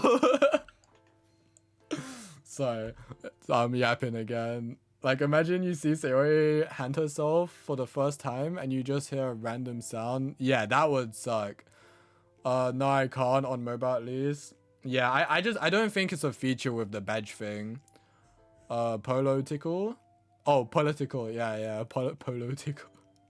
Got you, man. No, he sent only one message with a spoiler in it. He's doing quite well. Yeah, no, he's doing great. Some of the others got messages deleted quite a lot. Has a lot changed in this playthrough? Yeah, well, more so focused on Natsuki. So we've had a lot of new dialogue with Natsuki. We've been reading manga with her. And we've learned a little bit more about her. So unfortunately for you, Reese, we're not going to see much Yuri this time round. Or individually, at least, I don't think. Doing more Natsuki, that's about it. I want streamer to fully immerse in the game. That's why I said about the folder thing. Oh, okay, cool. Yeah, I definitely didn't notice it on my first run. So that's okay to say. Because I don't think I would have noticed it again if I'm being honest. But do remind me, if you're here when like things start happening like that, do remind me to check out the folders, because I might forget. My memory is pretty bad. And sorry, I know I break immersion on this game a lot because it is purely reading, but like I do want to speak to you guys as well, so I will be yapping sometimes. Oh, I totally forgot about the folder thing. That was a good shout. Some players don't know about that, especially the first timers. Yeah, because I went through this game like completely blind almost. The only thing I knew is that one of the shorthead characters has a chance to hang themselves, and I didn't know if it was guaranteed or if it is guaranteed. I still don't know if it is guaranteed, to be honest. But we unfortunately went through that, and we found out that it is indeed Sayori. I wasn't sure if it was her or Natsuki, but yeah. I mean, it's quite obscure. You may stumble upon it while deleting Monica. Yeah, Monica do mention that my brain works on 2 brain cells at the moment. Even when I went and deleted the folder though, I didn't see any symbols. Wait, hold on. It's probably not there now, but let me just give it another look. Because I think the only thing I saw was... there was a symbol, but I don't think it was like the characters. It was something else. What game is this? Doki Doki. No, it's just, there's the readme file, it's just a Google Chrome thing, and then there's the Doki Doki symbol on the .exe thingy. And then the only other thing I went through was the characters. Did I go through the other folders? I don't think I did. If it's in the other folders, that might be why I didn't notice. But if it is the character folders, then maybe I'm just blind. You do realize that Monica says don't let her hang it. Yeah, she had a comment on that. She took the piss out of Sayori and the other girls quite a lot, which is crazy. She says that right before, no? Yeah, just a moment before. Well, before she actually does it. Wait, I don't think I noticed that. Oh my god, I thought you meant later, like after it's already happened. Like once I was locked in the room with her, she commented on that a lot. Like she was making jokes about that shit like it was nothing. But I didn't realize it was before, if that's what you mean. Yeah, just a moment before. Damn. Okay, that's nuts. Hopefully I'll pick up on that this time when I read it, but knowing me, I'll probably still go over it. Things like that do tend to go over my head.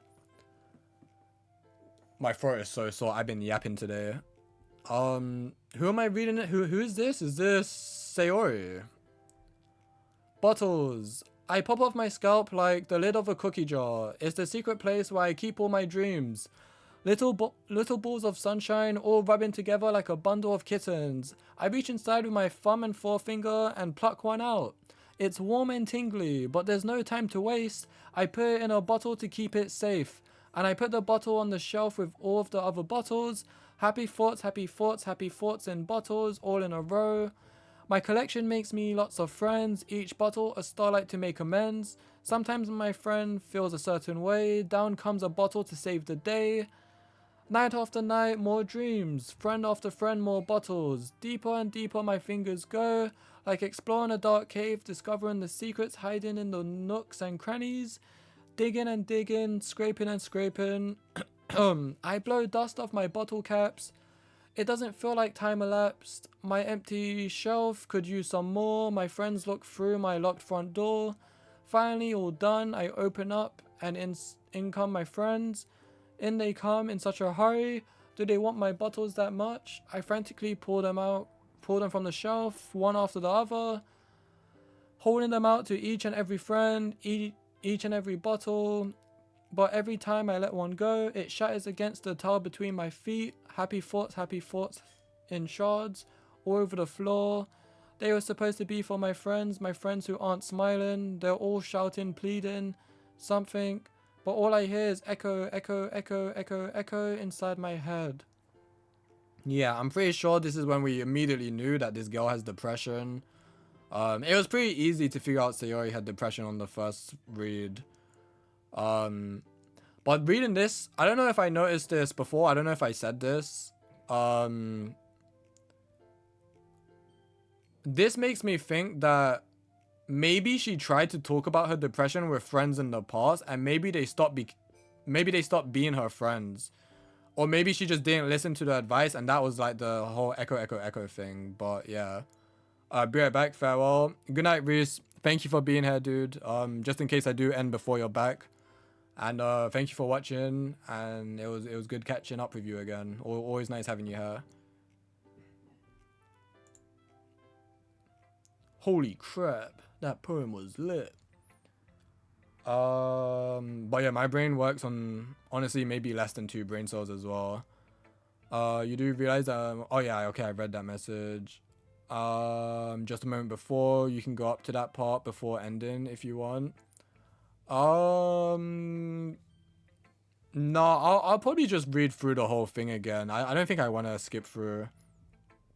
I think I will be more careful with my save files though. I will try and make sure I have more than one and hopefully not get them deleted, because I had a few times where they did get deleted because of Monica. Oh yeah, I feel like you said this before, but are you gonna go for more after this route? What do you mean go for more? Like more Sayori?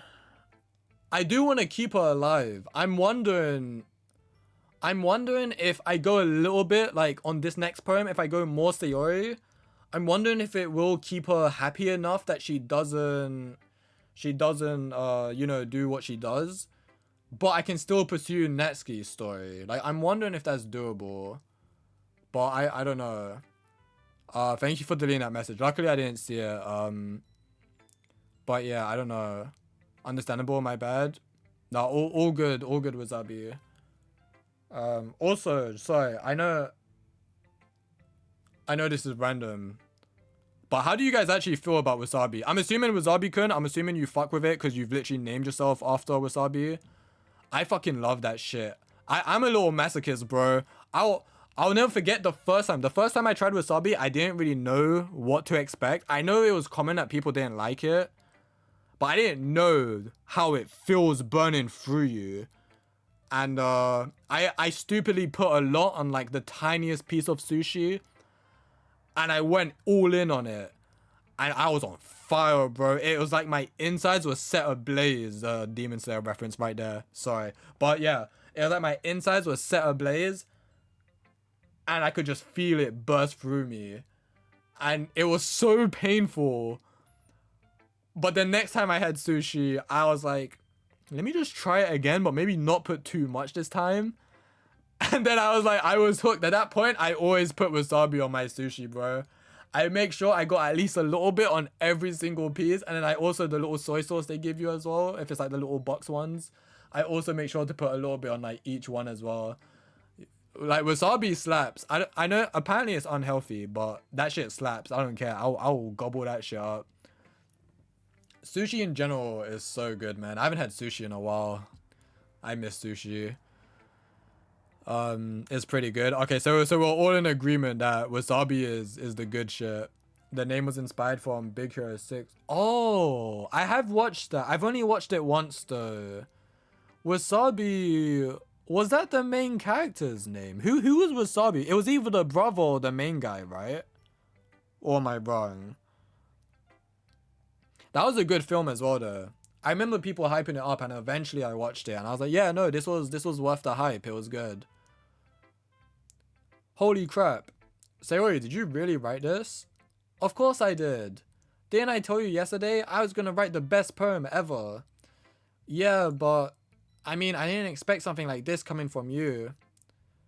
Monica taught me a whole lot. And I've been really in touch with my feelings recently. I see that. It's almost kind of creepy. Creepy? Well, not exactly. Maybe because I'm so used to you being cheerful. Well, never mind. I'm thinking too hard about it. The point is, it came out good, so you should be proud of it. Oh, thanks.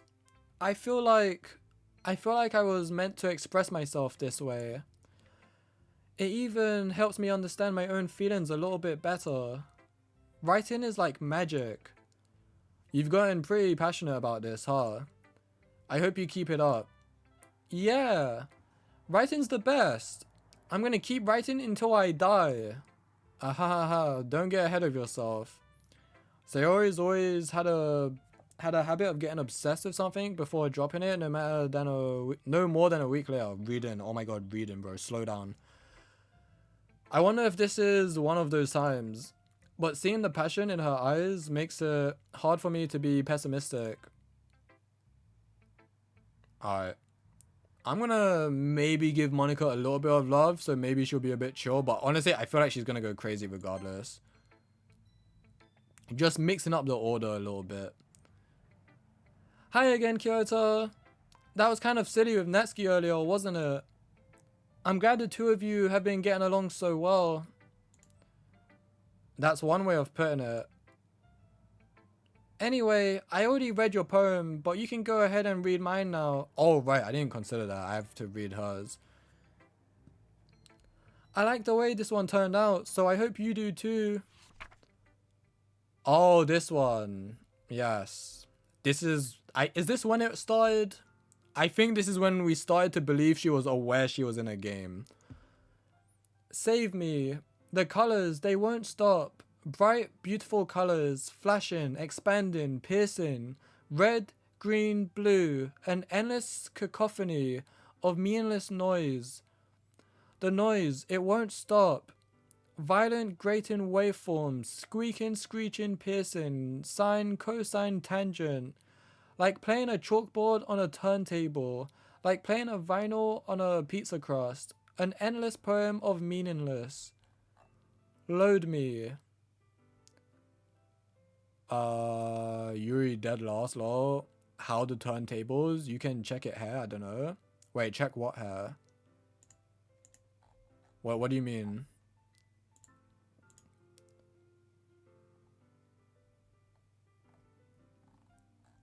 Oh, my stomach is growling. I don't know if that picked up. Oh, the folder. Really? Okay, hold on. Program, Steam apps, common, Doki. Let's see, is it characters? Nothing in characters. I'm gonna click on like as many folders as I can, but oh god, this shit is buried. I might be going too deep.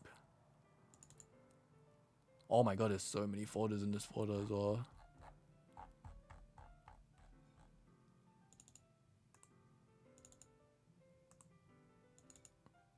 By the way, just to be clear, I'm going through this pretty quickly. I know you guys can't see it. This symbol or whatever I'm meant to see, like, I'm gonna notice it immediately, right? Like, if it's there, or do I have to look carefully for it? Like, do I have to read the text? Because I'm not really reading the text of these things. I'm kind of just flying through, hoping for a symbol. Don't go deeper than 3 levels. Threadbare. I don't know who that is. So I've probably gone more than 3 levels. But I'm literally just clicking through every folder. I'm not opening anything, like any files or anything. Wait, what did I say? Never mind. I was looking too deep into that.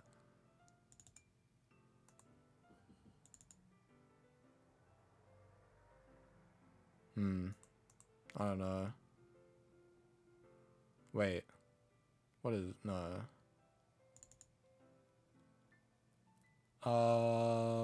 I think the load me refers to the folder. Right, okay. Wait, so I should open a folder... I should open something in the folder then. Is that what it's saying? No, that's a reference to another game. Okay, dig away. Perhaps it's at the end of the day. It could be, but let me finish checking anyway. I've already come this far. I just hope I'm not going too fast that I'm missing it. But I'm assuming it would stand out. Like, I'm assuming it's like a picture of Monica or some shit.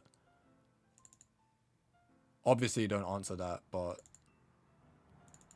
yeah, I'm assuming. Okay, I think I've gone through every folder. Is that every folder? Or no, wait, no, I haven't.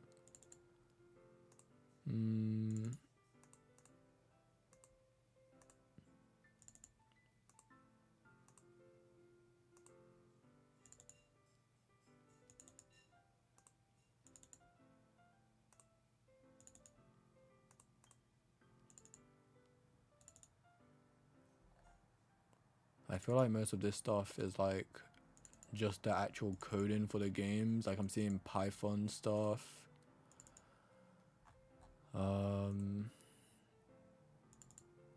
Yeah, I don't know.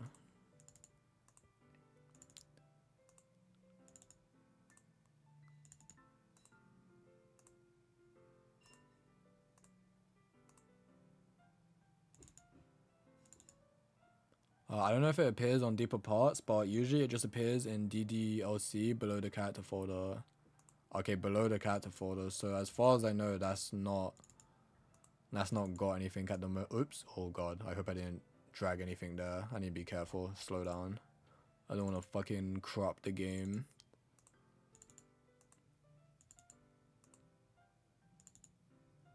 Yeah, no. If it is just before the character folder, then I don't think it's there, because I did look there. Like, all this shit I'm going through, I'm pretty sure it's just coding shit. Or C types? What is C type? No. Okay, yeah, no, I'm gonna stop, because unless... Wait. No, that's the thingy.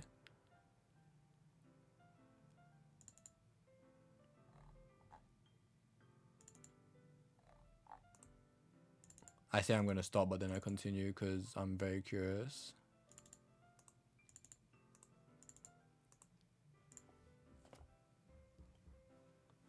Wait, where's my phone?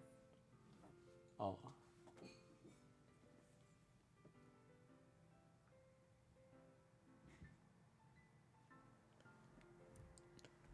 Oh, okay, I'm gonna stop. Let's just go characters. So the way I opened Doki Doki, and then you got characters, ddlc.app, game, lib, renp, and then you got like copyright text, ddlc.exe, ddlc.py, ddlc.sh, log.txt, readme.html. That's literally it. So I'm assuming if it's meant to be on that core bit, then it's not there. But if I have to go into the characters folder, then I'm assuming it's not there either, because all it is monica.chr, netski.chr, zero.chr, and then yeah.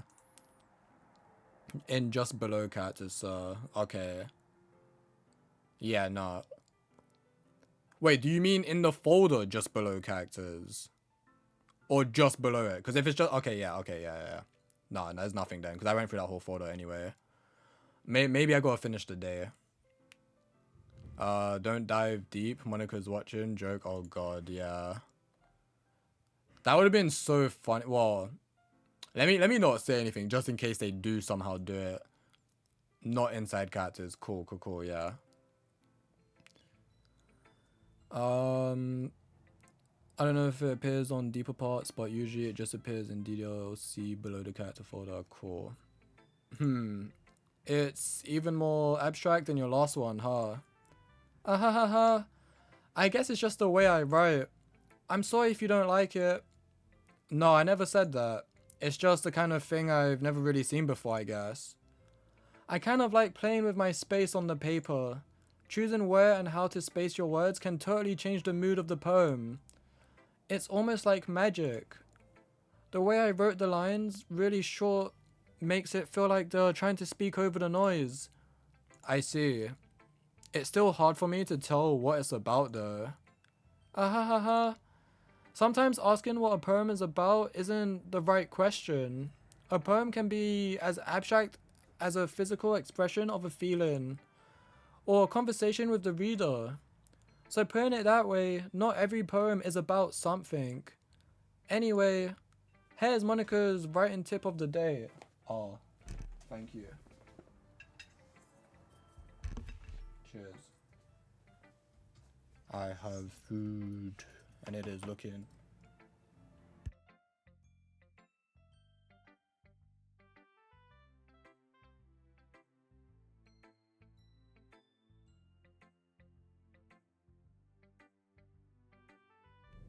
Sorry, I'm back again. My mom told me I sound like a little bitch. No, she didn't say that. She was just talking about the dinner. Which looks banging. Give me some broccoli, actually. I love broccoli. Oh, it's crunchy as well. Let's go.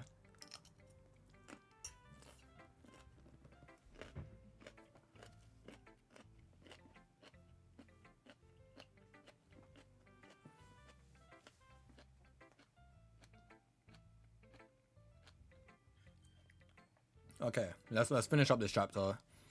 I want to eat my food while it's hot. I think this is the crazy tip she gives, where it's like, what the fuck? Here's Monica's writing tip of the day. Sometimes you'll find yourselves facing a difficult decision. When that happens, don't forget to save your game. Okay, yeah, no, it wasn't crazy, but it was when we knew, like, okay, yeah, this bitch is aware. You never know when you might change your mind, or when something unexpected may happen. Wait, is this tip even about writing? What am I even talking about? That's my advice for today. Thanks for listening.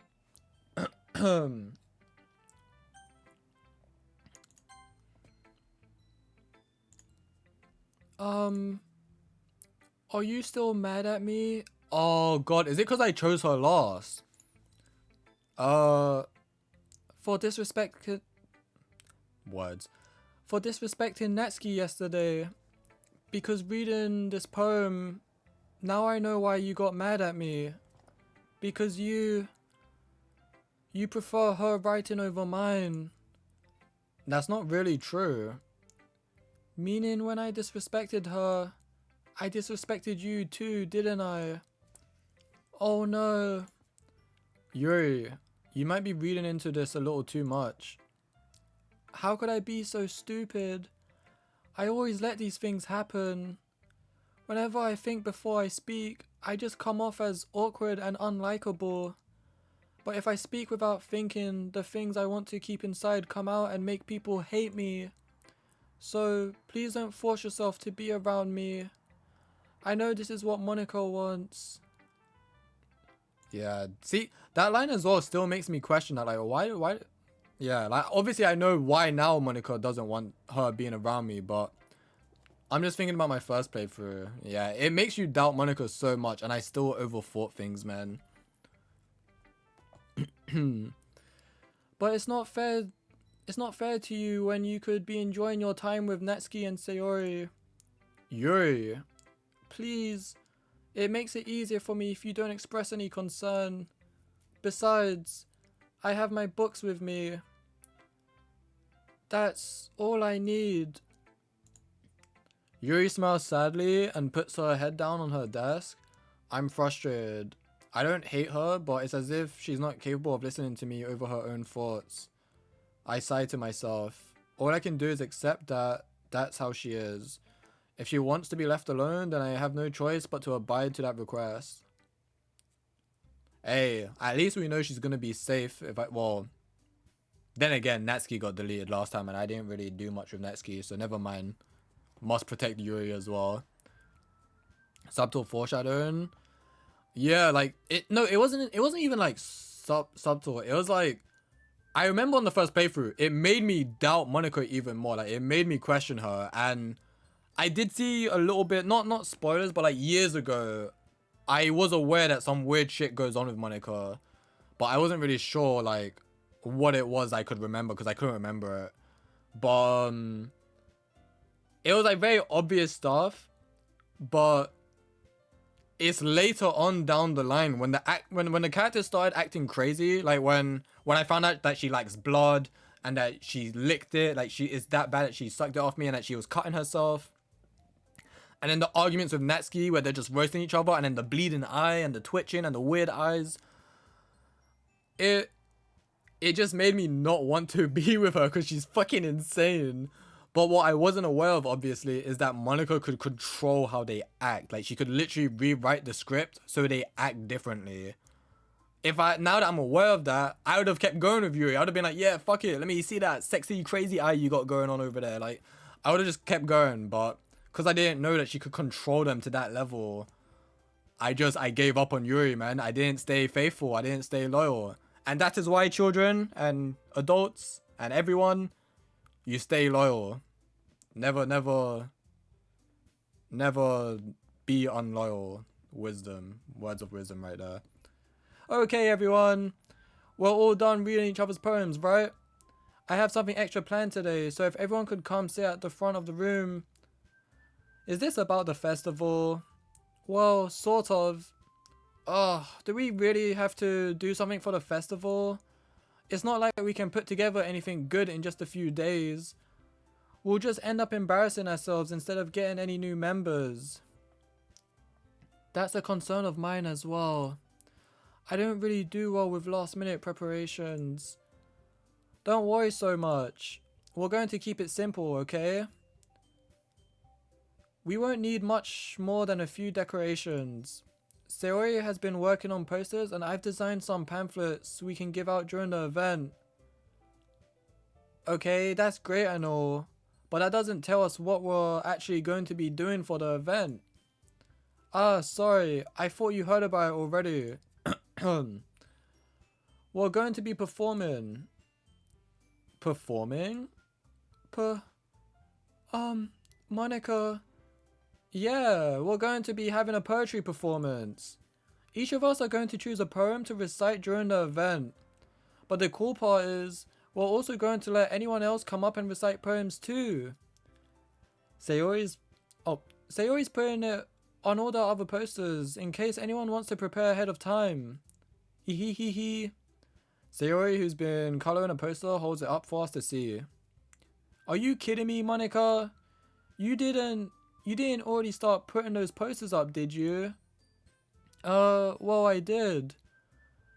Do you really think it's that bad of an idea? Well, no. It's not a bad idea. But I didn't sign up for this, you know? There is no way I'm going to be performing in front of a group of people like that. I agree with Natsuki. I could never, in my life, do something like that.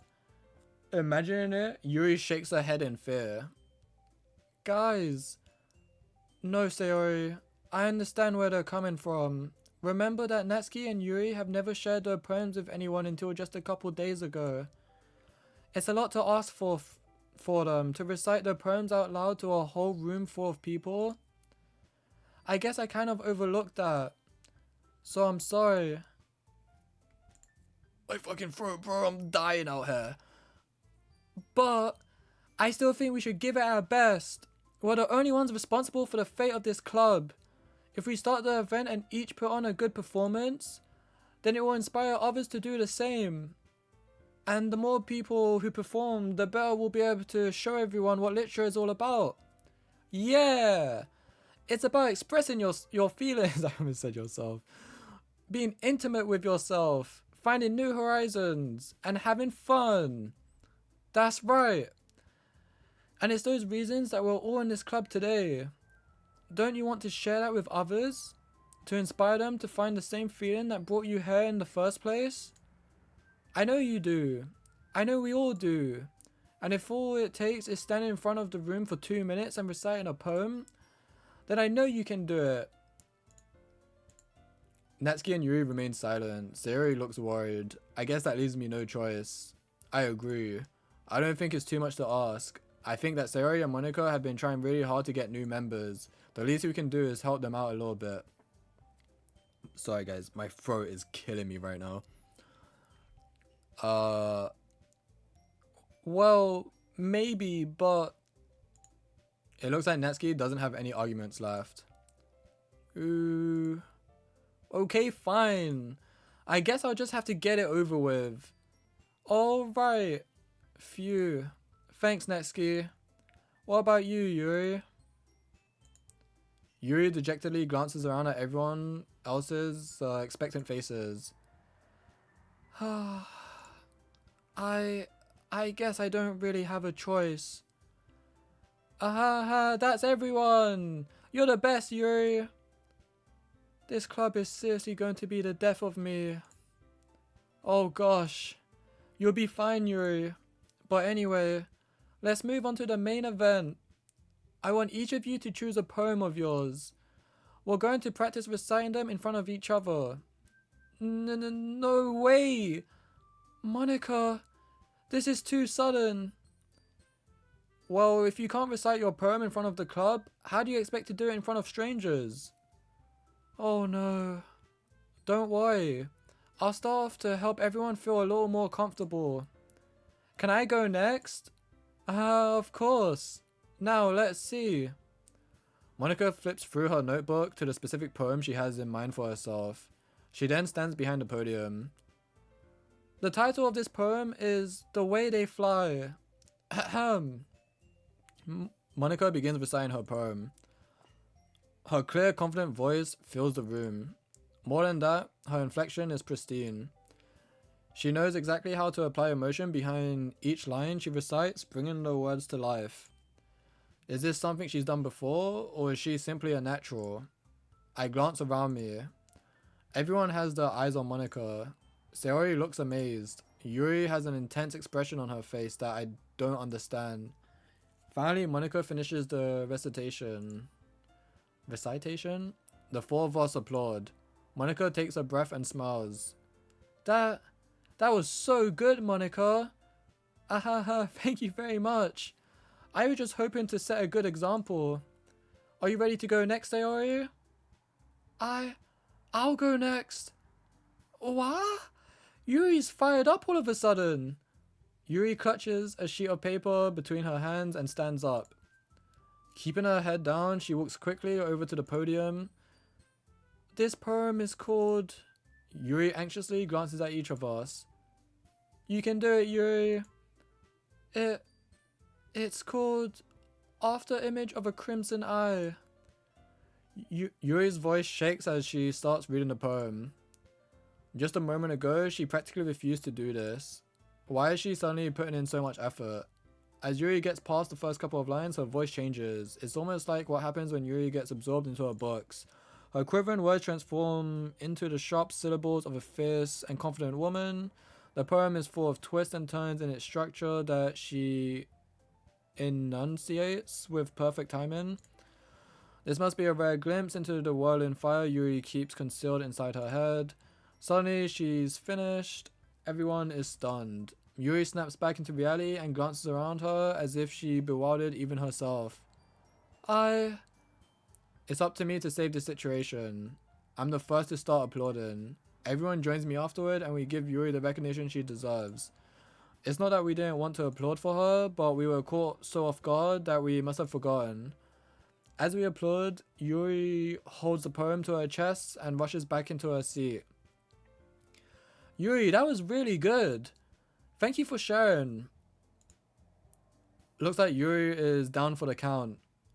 Okay, I guess I'm next then. Sayori hops out of her chair and cheerfully walks to the podium. This one's called My Meadow. Ha ha ha. Sorry, I giggled. Hehehe. Sayori, it's a lot harder than I thought. How did you guys do it so easily?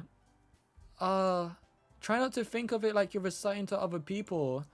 Imagine you're reciting it to yourself, like in front of a mirror or in your own head. It's your poem, so it will come out the best that way. I see. Okay then. Sayori begins her poem. Somehow it feels like her soft voice was made as a perfect match. The poem isn't aimlessly cheery like Sayori's. It's serene and bittersweet. If I were to read this on paper, I probably wouldn't think much of it, but hearing it come from Sayori's voice almost gives it a whole new meaning. Maybe this is what Sayori meant when she said she likes my poems. It's like I get to reach more deeply into someone I thought I knew through and through. Sayori finishes and we applaud. I did it! Good job, Sayori. Even Kyoto liked it. I guess that's a good sign. What does that even mean? It came out nicely, Sayori. The atmosphere of the poem fits you really nicely. But it might be that other poems wouldn't work quite as well with that kind of delivery. I don't really understand. In other words, I've seen poems of yours where that sort of gentle delivery wouldn't work as well. They might need a little more force behind them, depending on what you're reading. Oh, I know what you mean. Well, I've been practicing that kind of thing. It's just embarrassing to do in front of everyone. The next time I'm going to make you pick a poem that challenges you a little more. We don't have much time before the festival, you know.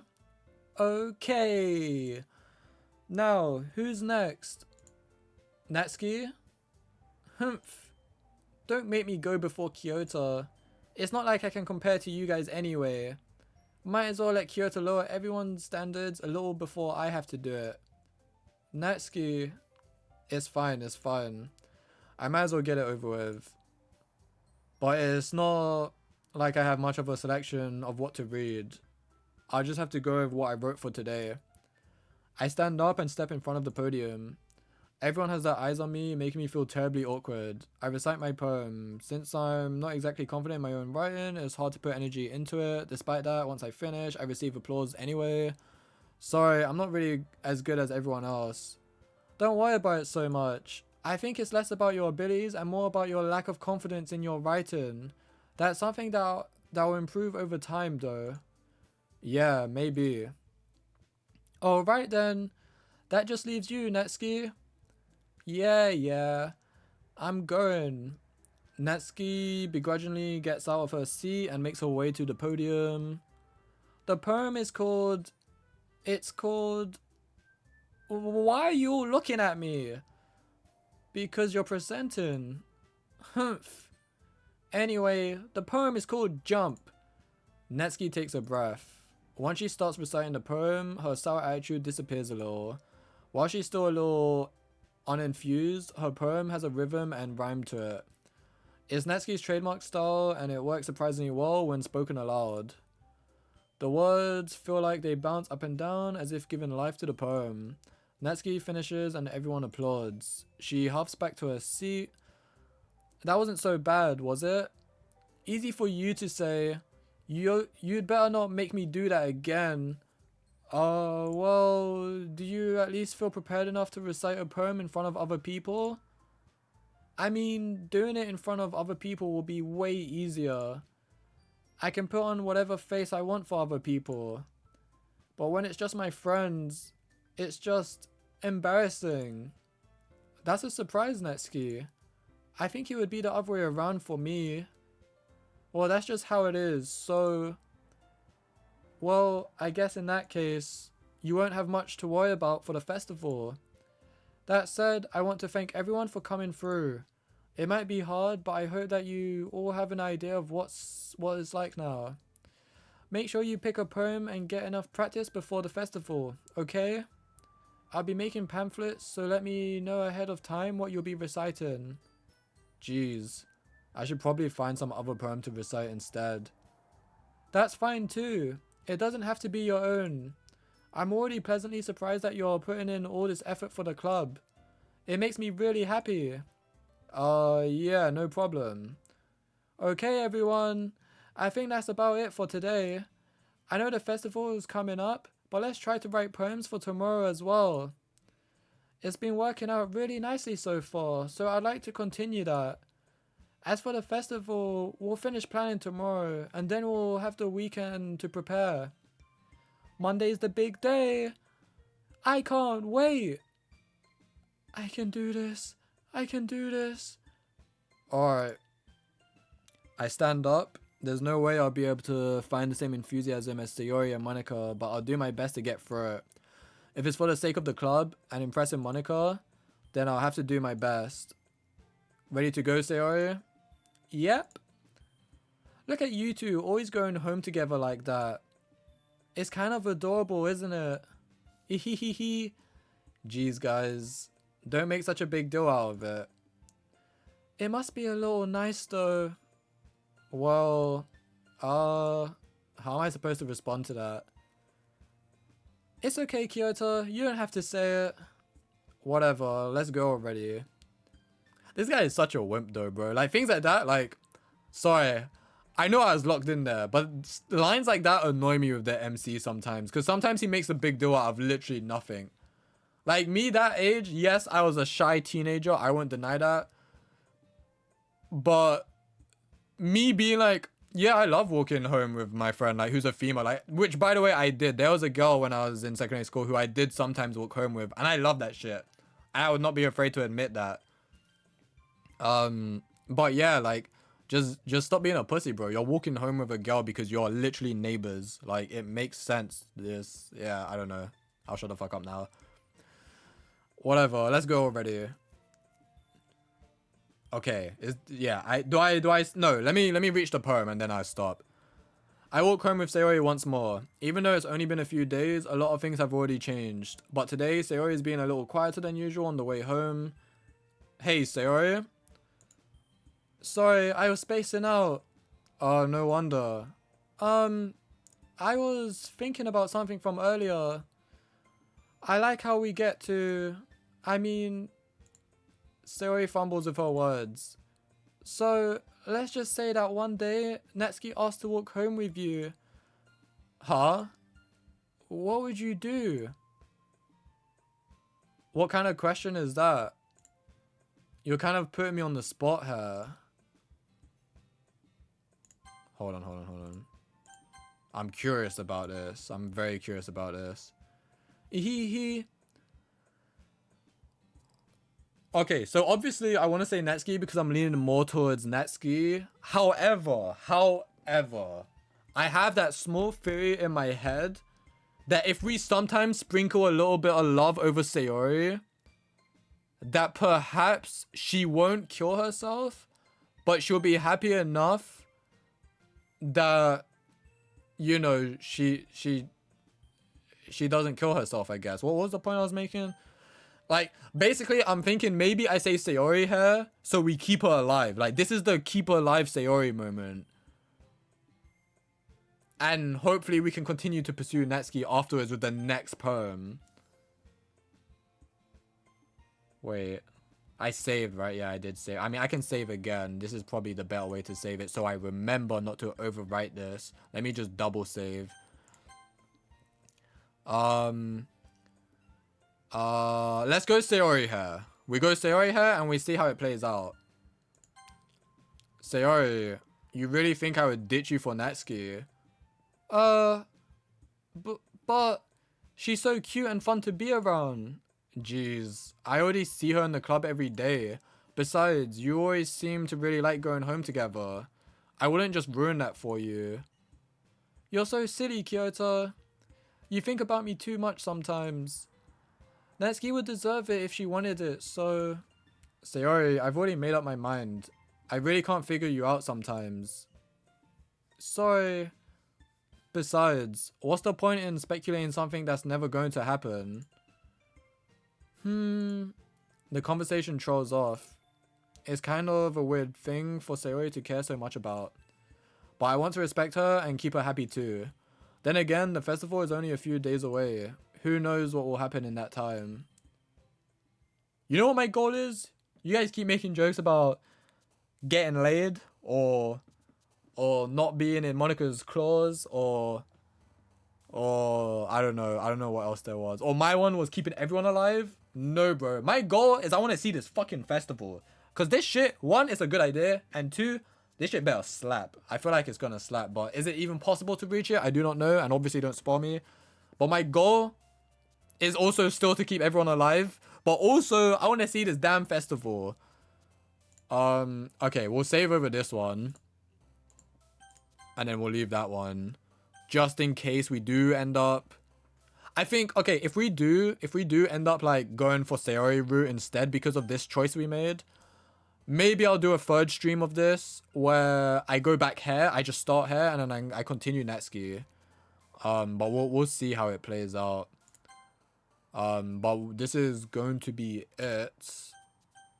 Let's quit. Main menu. Let's play this banging music. Everyone jam out.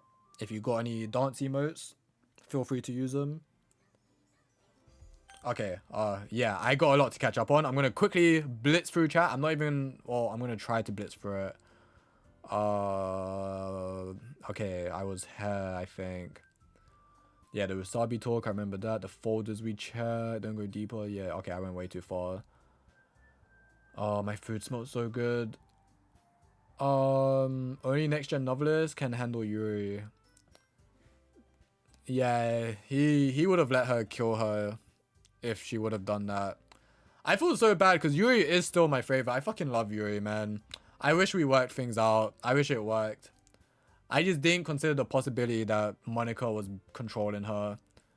I believe all jump scares are random. Oh, really? Okay, that I didn't know. I thought it was scripted based on your choices, but that's very interesting.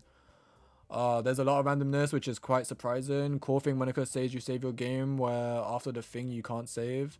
Yeah, she does delete your data as well, which I don't know when that is, so I have to be extra careful with that.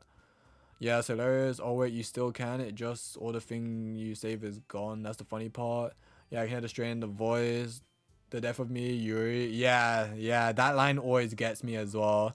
I mean, the death of it, everybody knows. Not gonna lie, the BGM of this game stuck in my head for a week after I played this game. This song is amazing. I love the music in this game. It's so nice. Like, whenever you guys don't always see it because I usually click the go live button like after I'm on the main menu, like I load the game first. But the beginning of it always gets me. I love it so much. The piano is very nice when it has piano anyway. Even without it, it's good. I have Monica's piano performance stuck in my head. I kind of want to listen to that again. I did hear it in my playthrough and it was nice. Her singing as well was nice. Her voice. Same bro, same. I wonder if it has a full song. I remember I had a song was kind of a remix of it, but more of a continuation. But I can't find it anymore. Oh wait, I saw the continuation of Freeman's version. It's Tower Job Reality. Yeah, that's the one. Add to my playlist, same. I found the exact remix. I swear, searched for so long. Just found it instantly. Improved searching. You can just search for a line. Oh, I'm already caught up. Holy shit, I'm insane. God, he's got so much to catch up on. In anime, childhood friends always don't win. Yeah, the childhood friend doesn't usually. Unless there's like no other competition, then it's usually just a slow burner. But yeah, usually the childhood friend doesn't. And it is a shame because I do like Sayori as well. I think she's really goofy and like cute and shit. I think the reason I lean more towards these two is because I kind of relate to them more so. Even though I relate to depression, that's pretty much all I relate to with her. Like the goofiness, the aloof, like I don't know. I maybe have moments like that, but I don't think I heavily relate to it compared to like how these two people feel about the hobbies and shit. I wonder why that is, but I've watched an anime where all characters are childhood friends. Have I ever seen an anime like that? I think there was one. I think they were all childhood friends, but was it focused on romance? I can't remember. It might not have been, but there's also a possibility it was. But I can't remember what it's called, but the premise of that anime is one of the childhood friends, one of the girls, she dies when they're a bit older, I think, and basically the boy that had feelings for her, I think, starts to like see her, like hallucinate. Well, I actually can't remember if it was actual hallucinations or if she was actually there. It might be spoilers. I think she might have actually been there, but I could be remembering wrong. I watched this years ago. I don't even remember the name. But he starts seeing her and he's like talking to the friends like, yeah, you know, she's right here, and like they're all like, you know, that's not funny. Like she died. That's fucked up. But I think there was like a bit of a love triangle or 5-6 shaped. There's a few characters. I don't know what the fuck was going on in that anime. I watched it once a long time ago and it was good. It was actually very nice, very emotional, but I just don't really remember it too well. But yeah, if you know what I'm talking about, feel free to say the name, but I don't know.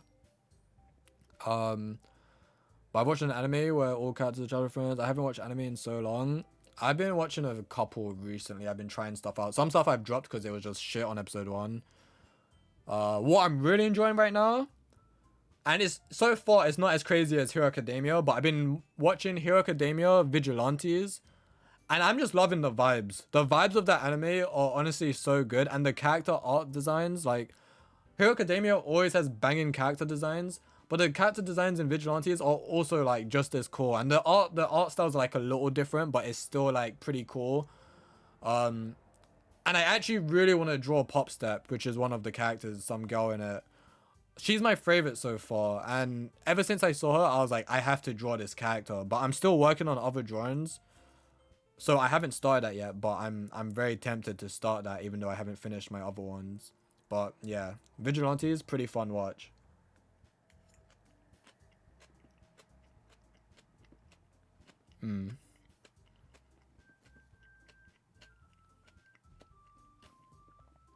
I've searched it. The title was Usamake of the one I watched. Hold on. I don't think I knew the Japanese name. I think I knew it by an English name. Osamake. Oh, okay. No, I haven't seen this one. No. You're on about the one you watched. Yeah, I haven't even heard of this, I don't think. But, yeah, maybe I had a phase where I was really into romance. There's still a couple old romance ones I want to watch. But my only issue with romance is it's usually like you don't get the conclusion that you want until like the very last episode, basically, or some shit. Like I know maybe there might be one exception which I can think of, yeah, where the romance, you know, it eventually develops and then you have some time in like episodes where they're actually together and you're seeing how it goes. That's pretty good, but like you don't get enough of that. Usually it's just like, oh, they finally start dating and boom, the story's ended. It's like, oh, okay, cool. Like I'm fed up of like thingy, but there's some good ones that I would be down to watch. I just haven't got around to it.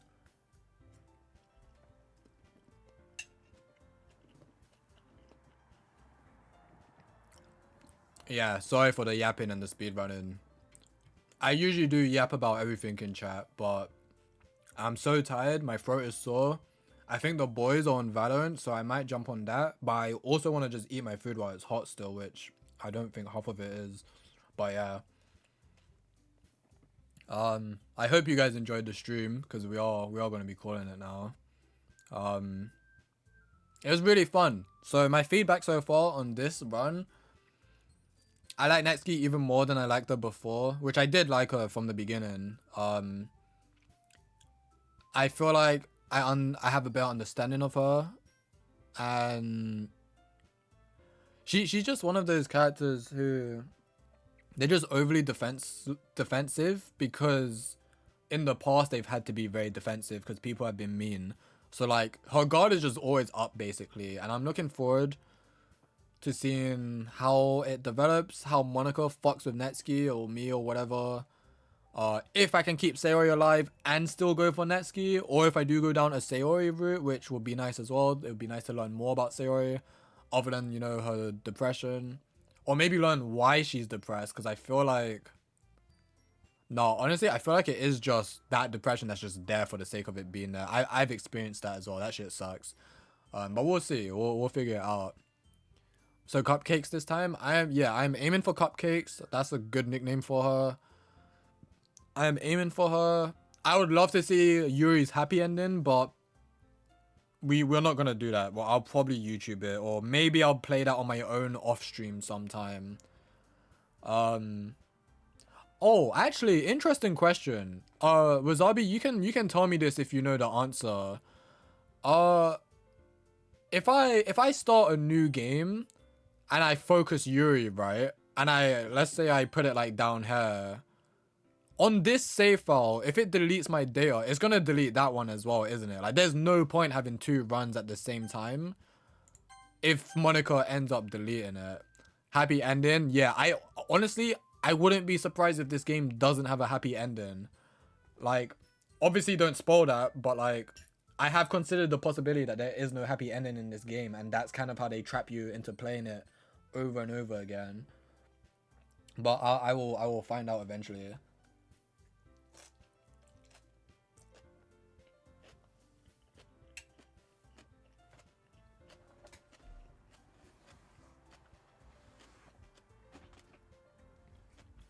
New game means new game, bravo. Always deleted. Oh, so I wouldn't be able to save it over. That makes sense. No, for the whole deleting thing, it makes a lot of sense that you can only have 1 at a time. So, wow, so that's so troll. They make all these save files just to get deleted. Well, I guess it also helps you. Okay, I see why. It's so you save it before every decision. So if you do get a decision that locks you into a bad ending, it's so you can go further back, I guess. Maybe, I don't know. Okay, wow. But yeah, honestly, I love all these characters. Even Monica. Like, I make jokes about trying to like I call her a bitch and shit and try to avoid her evil clutches, but like, I do like Monica, and by the end of my first story, I did feel bad for her. Yeah, I actually did feel pretty bad for her. And her whole scenario, her whole situation, like being aware about that you're a game character and stuff, it is a terrible thing, and it would make you do terrible things to other people just for a little bit of happiness. So, yeah, I understand Monica fairly enough that I can't really hate on her. Even though I will continue to do so as like a meme, but like, I really love all 4 of these characters, to be honest. They are really nice, and they all have very real elements to them when it comes to their personalities. Well, no, they all do. Like I'm saying, if you're in a fucked up, trapped situation, a real person would do anything to like make them feel a bit better for existing and like have that bit of happiness. It reminds me of a film, I think, is it called Passengers? That might be the wrong title, but quick short story. Man wakes up too early in space hibernation, and because he's been spending like a god knows how amount of time lonely, because he's the only person awake, he's trying to fix his thing, but he can't go back to sleep. Out of loneliness, he reads through people's profiles, and he falls in love with a girl, and he wakes her up basically, and he lies saying, oh, you malfunctioned. And they basically fall in love or whatever. But yeah, that was a really good film, and that is an example of being in a trapped situation of pure loneliness, where it makes you do something fucked up that you know is wrong, but you're so lonely that you couldn't bear to be alone anymore, and that's why you like dragged someone else into your loneliness. So yeah, I understand Monica well for that. I can't really say I relate to that specifically, because I don't think I've ever done something like that or been that deep into loneliness where I've dragged someone into it. But like, yeah, I understand mentally why she would do that. With these characters, I know a fair amount, but yeah, really good game. Really, I already said this on my first playthrough. 10 out of 10 this game. I enjoy it a lot. They really thought about the writing they're doing with this game when they made it. And they also really thought hard about the mechanics. The fact that they implemented deleting files and reinstalling the game for like the whole playthrough and shit, like it's impressive. It's really impressive stuff. All saves are just for decisions or choices in the game in case you want to see what happens for a bit of time. Yeah, okay, I thought so. That makes sense. Alright, I'm gonna call it here. Rizabi-kun, thank you for the follow, dude. Thank you for being part of the stream. Hope you enjoyed. I also stream Hades at the moment. I'm also considering starting a third game. I don't know if I will do 3 games at a time, but if you like Hades, feel free to tune into that. If not, no problem. I will try to get back to Doki sooner instead of 6 days again, because that was how long my last stream was. But yeah, hope you enjoyed. Welcome to the community. Oh, Voltron, hey man. Your timing is bad, but welcome in. Hope you're doing good. I know you was live though. I know you was live. I was lurking in your stream. Lynn, thank you for being here. Thank you for chatting. I'm gonna go eat something now and then maybe go sleep. Yeah, no problem, dude. Enjoy the rest of your nights, guys. Thanks for the stream, sir. So cupcakes this time? Hopefully cupcakes this time. Yeah, that's the plan. Next Gen Novelist, thank you for chatting. Chopsticks, thank you for chatting. Octine, thank you for chatting. Damp Bunyan, thank you for chatting. Chopsticks, thank you again for the Prime, the 12 months. And thanks again for the follow, Rizabi. I think that's a recap on everything. Yeah, I will see you all hopefully tomorrow. I'll try and do another stream. Maybe Hades, maybe another Doki. I'm not sure. We'll see what I'm feeling. But good night, take care. And remember to eat your vegetables. Speedrun chat? Yeah, speedrunning. Voltron, if you're still alive, I'll quickly tune in and say hello. But if not, have a good night. And I'll see you next time, hopefully. Alright, bye everyone. Peace.